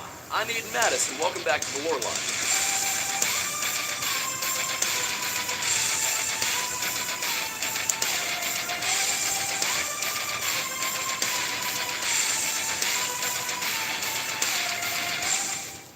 Nestled in the hills of Pershing County, Nevada, is a little town of about 2,000 people, and that town is called Lovelock.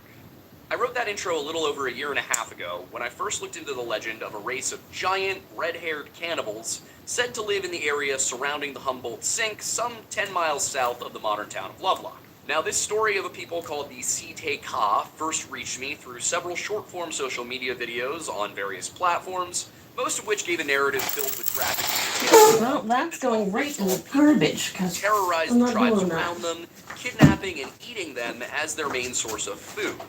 These people were said to be primitive, using weapons made of stone, speaking only in grunts and whoops, and living in caves in the ridges above what was, at the time, a large thriving lake. Now, I had originally made 2 videos on the topic, one primarily looking at the story itself and the history of the area, while the other looked into These are all going to come archaeological out purple. and I'm just going to keep evidence that going should till they're all support the stripy. legend.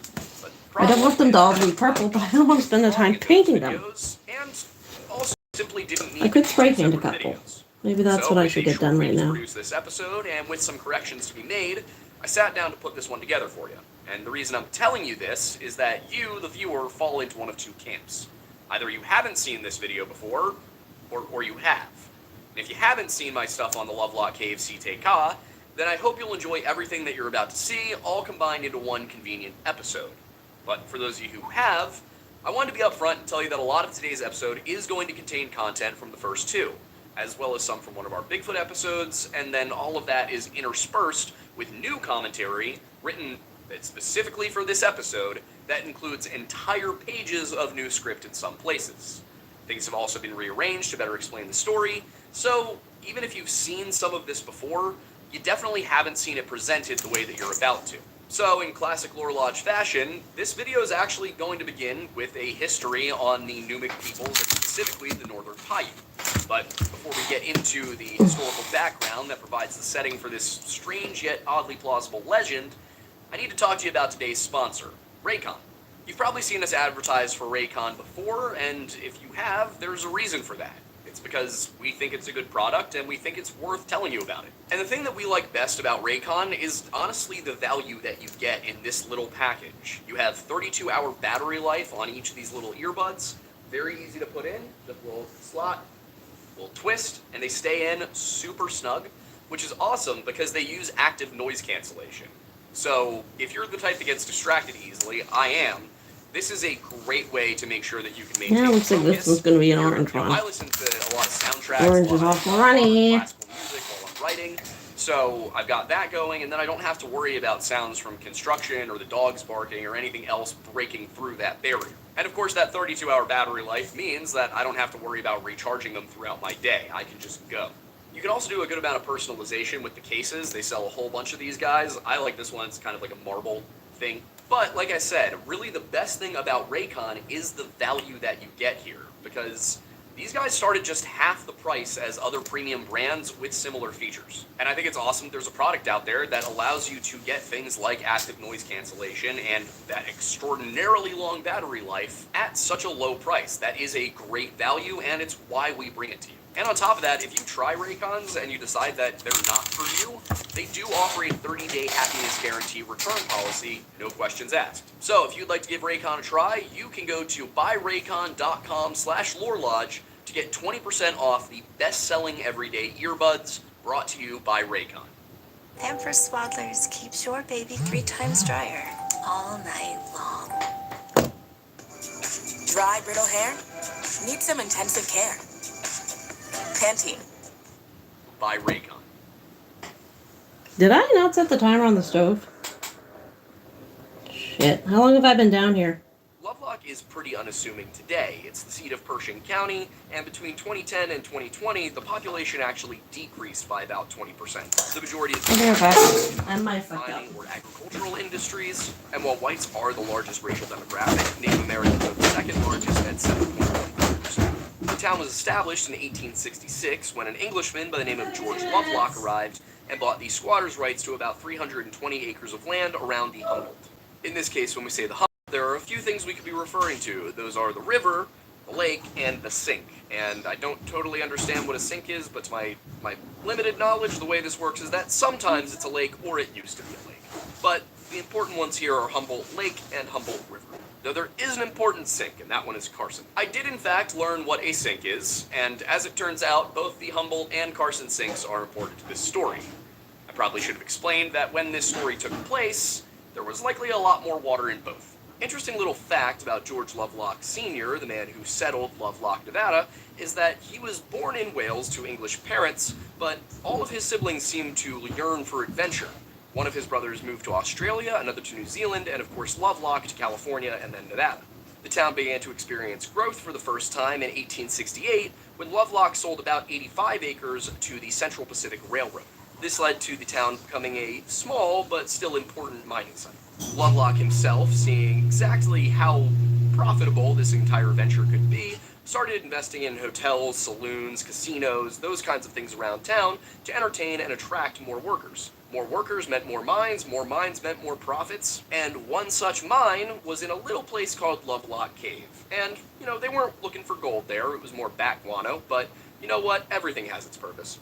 But while the cave may have an unassuming appearance, you may have heard the stories of the red-haired, man-eating giants that the Paiute once fought, known as the Site-Ka of Lovelock Cave, colloquially on the internet. According to the folk tales you'll hear on the internet, the giants of Lovelock Cave were anything from 9 to 15 feet tall. They were the scourge of these ancient Paiutes or ancient Native Americans, perhaps even predating them. They would terrorize the countryside, abduct people, trap them. It was just not really a good time to be a person around Lovelock Cave. As the legend goes, or at least the version of it you'll hear on TikTok or the Instagram reels, the natives eventually became so fed up with this giant menace that they drove them into a cave, threw all sorts of wood and brush into it, and then lit it on fire, shooting arrows at them anytime they tried to get out. And eventually, this was how they destroyed the last of these red-haired giants. This has been compared to all sorts of other legends, anything from the Wendigo, because it involves cannibalism, up through the Nephilim, because they're giants who seem to predate the presence of man in the area. But these stories obviously didn't originate on the internet recently, but they also don't come from the miners or from Lovelock. These are stories told by the Northern Paiute, and long before George Lovelock ever put down roots in Lovelock, Nevada, that territory belonged to a collection of Northern Paiute tribes. Only a little bit of smoke. We're good. Themselves, the Northern Paiute, they have all sorts of different, very specific band names, usually named after whatever the primary food or some sort of unique food eaten by that group is. These guys are As a gonna general take next, nation, but they I'm call gonna take themselves the Numu, or the people. These Northern Paiute are Alright, I related need to the another broader piece of foam. people group that inhabits the Great Basin area of the western United States. It includes groups like the Comanche, the Shoshone, the Ute, and the Southern Paiute. Of course, there are a number of other groups still They'll have to within be. this family. They primarily Not the inhabit long the ones, dry though. deserts of California and Nevada, reaching up to the eastern Oregon and western Idaho as well, and typically following animals from water source to water source as they hunted. This was a semi-nomadic group of people. The Northern Paiute were frequently involved in wars with other non-human-speaking groups in the area, and these primarily included groups like the Pitt River, These would be Willamette, better if I and the could just Washoe. dunk them in the Relations with paint. Shoshone, relatives of the But I don't Paiute, have like a generally container weaker. of paint. The arrival of European Americans created Ah, an entirely new containers. set of challenges for the Northern Paiute, I including have the right disease and one, I competition could for just resources fill as it the up. population of the region rapidly expanded. American settlers began knocking on the door of Paiute territory in the 1840s, and by the 1860s, it had reached a point where this Fuck was it, a just pretty paint them by serious hand. Ain't got time for that shit and tonight. it became so intense that a series of wars broke out throughout the 1860s. Though the Paiute and the settlers had initially aligned What are you guys themselves doing against the Pitt River Indians, the Paiute man threw all of that into turmoil. There had been an agreement between the settlers and the Paiute that any crime committed against either side would be punished. They would bring whoever did it to the authorities, and it would not matter. The Paiute would not protect Paiute, the whites would not protect whites. If you committed a crime, you were punished, that was it. Now, that agreement had been made by a chieftain named Numaga, and Numaga was generally in control of the situation, but there were breakaway groups, which included the Smoke Creek Paiute. They did not approve of these peaceable relations, they did not approve of Chieftain Numaga's leadership overall, and they decided they were going to agitate a little bit. This incident put Numaga in a difficult position.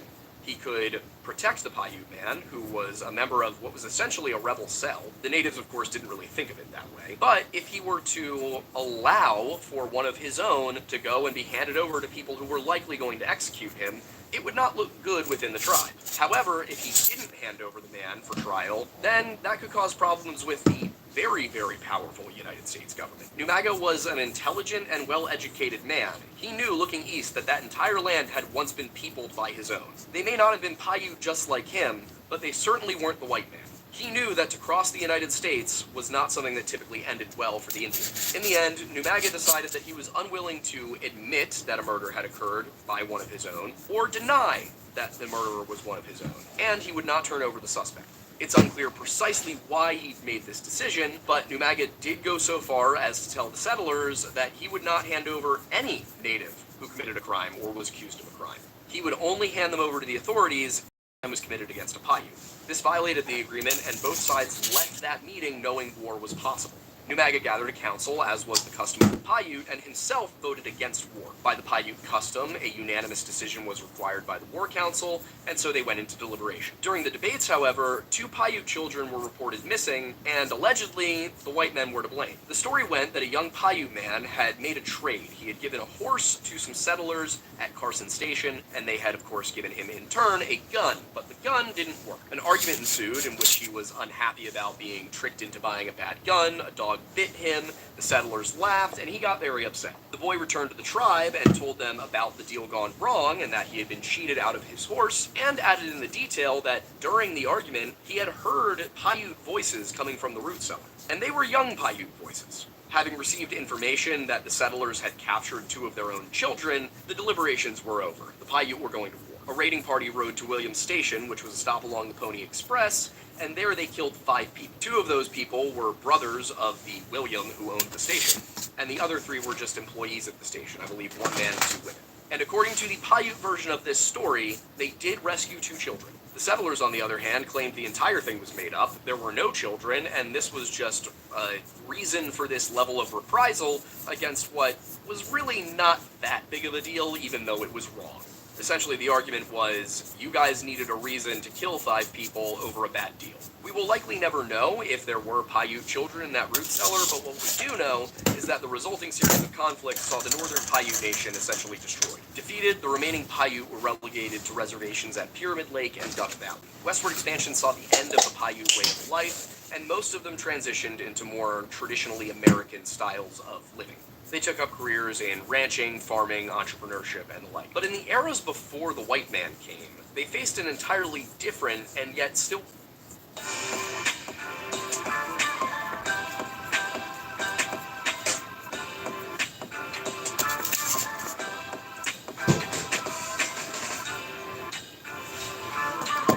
But in the eras before the white man came, they faced an entirely different and yet still foreign threat.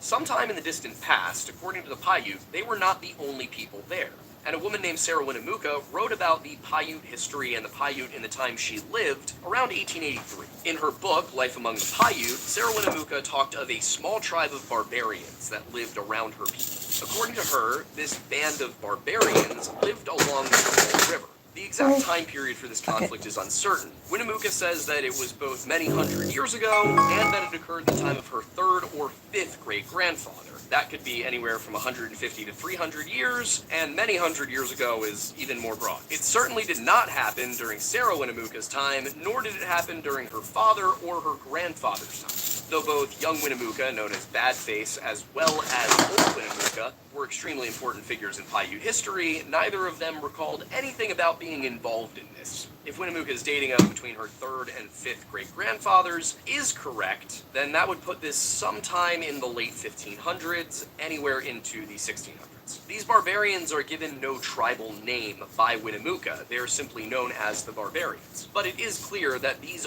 are the Site Ka, the giant red-haired cannibals who have been terrorizing the Paiute, or at least as we understand them in the modern version of things. Sarah's version's a little different, and we'll get to that name, Site Ka, in a little bit, don't worry. And these weren't just cannibals who lived somewhere off in the distance, and if you wandered into their hidden lair deep within the woods, you'd be a meal. No, these guys were coming down into Paiute territory and kidnapping Paiutes. They were laying traps along Paiute trails. They were even, according to her, digging up dead Paiutes to eat them. In fact, they were so bloodthirsty that according to Sarah Winnemucca, they would even eat their own dead.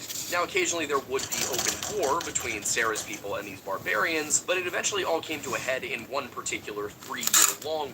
Now, throughout her story, Winnemucca uses the term "my people" to talk about the Paiute. But her specific people, her band, they were called the Koyitika. And I'm, again, trying so hard it might be Queenie. So as not to further offend any Paiute who might be watching, I'm just going to refer to them as the Fish Eaters, which is the English translation of the name. They lived by Pyramid Lake, about 45 miles to the west of Humboldt Lake, which is, of course, where we're talking about the Site Ka. Sarah also tells us that before this war occurred, they had tried to actually bring in some of these barbarians and rehabilitate them, make it so that they could live the Paiute way of life and not the eating people way. But according to her, all of this failed. And when we look at a lot of Native American tribes and stories, we do tend to see a trend that cannibalism is sort of seen as this uncurable taboo. If you commit the act of cannibalism, then you will forever be a cannibal. You're not reformable. Obviously, in this case, they thought maybe we can reform some of them, and then you have other situations like the Wet'suwet'en, the Wendigo, where there is no fixing it. It seems that, in this case, taking some of them in and trying to prevent them from eating people only to have them do it anyway was kind of the point at which they said,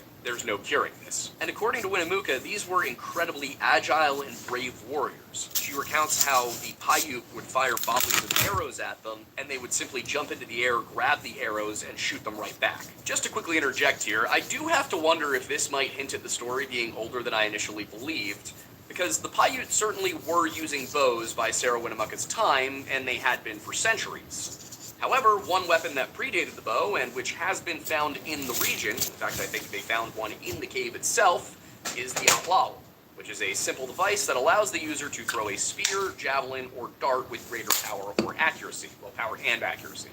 All of these projectiles are larger and slower moving than arrows, which would make them easier to grab out of the air. So this demystifies the barbarians a bit, but it could tell us something about how old this story really is, if it turns out that that's what they were actually using. At the start of the war, it said that there were 2,600 of the barbarians, whereas the number of Paiute isn't given. Considering the much greater size of the Paiute nation, it's possible there were a lot more, but this may have been a localized band-to-band conflict as well. Over the course of 3 years, the Paiute whittled this population down to a fraction of its former number, and the few survivors went to hide on Humboldt Lake. I mean, They built rafts out of tulle, which is a type of cattail, and they sailed out into the lake. But they didn't have enough provisions to be on the water, and they were surrounded by Paiutes, who every time any of the Site Ka would try to land, the Paiutes would shoot them. One night, they were able to land on the eastern edge of the lake, get everybody off, and go hide up in a cave. The Paiute weren't able to stop them getting out of the lake. they were able to track them to their final location. The Paiute were relentless, firing arrow after arrow every single time somebody tried to leave the cave.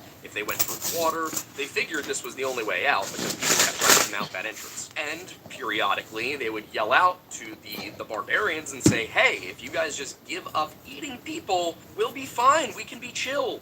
We'll let you live. And according to them, they just didn't respond. The barbarians said nothing back, and they figured this was either them being defiant or they were so deep inside the cave that they couldn't hear them. But in Winnemucca's account, she does suggest that these people were basically choosing cannibalism over life. But here we get a very important and interesting piece of information about the things we're dealing with. While they're typically presented as giant cannibals, inhuman monsters with the complexion of an Irishman, here we're told that they speak the Paiute tongue. And alongside this, she mentions none of the other supernatural characteristics. According to her, these are just barbarians who eat people, and they speak Paiute. Now, they've lived amongst the Paiute for a long time, as she said.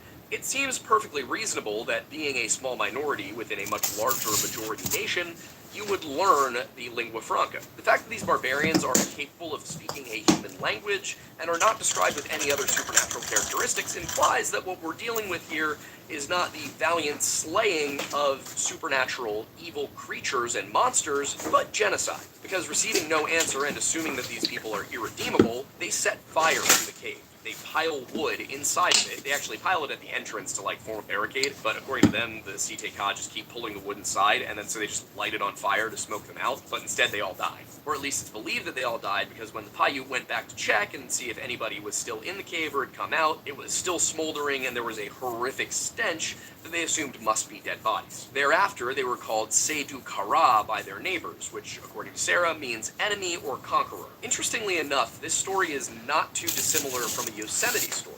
We talked about that one in our Stacey Aris video, but essentially, the Yosemite were known as they are killers by their neighbors. They claimed it's because they killed grizzly bears. Their neighbors had other ideas. This could be a case of the Paiute being called the conquerors by their neighbors, not because they defeated the evil cannibal giants, but because they were a warlike and invasive people. Which, if you ask the Pitt River, the Klamath, and the Washoe, you'll probably hear that, yeah, the northern Paiute were a rather warlike people. There's a little bit more on that coming later, but we'll get there. Now, if Sarah Winnemucca were the only person to recount this story, you might just roll your eyes and say, okay, well, this is just fantastical.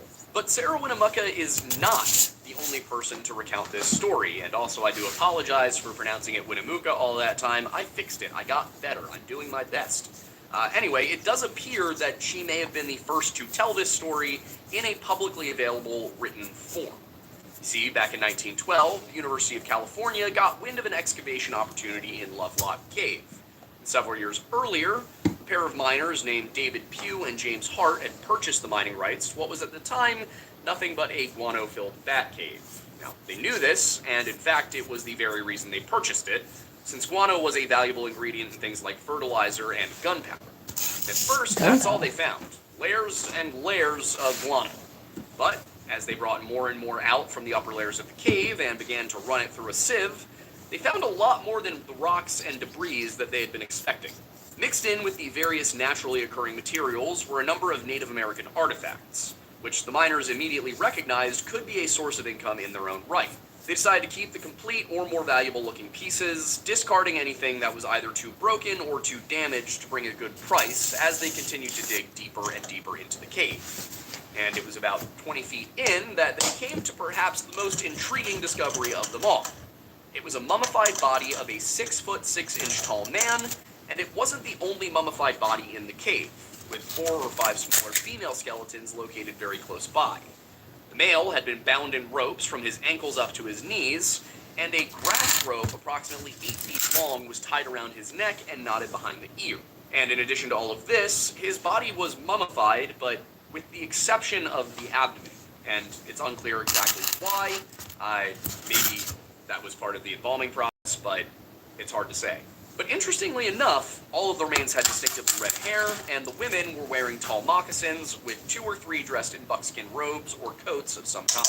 Now, the more that they dug, the more Pugh and Hart found, and eventually it came to a point where the cave's contents appeared to be comprised more of artifacts than of bat waste. Realizing they probably stood to make more money by selling the man-made materials than they would by selling whatever further guano they could dig out, they contacted the Smithsonian. Be right back.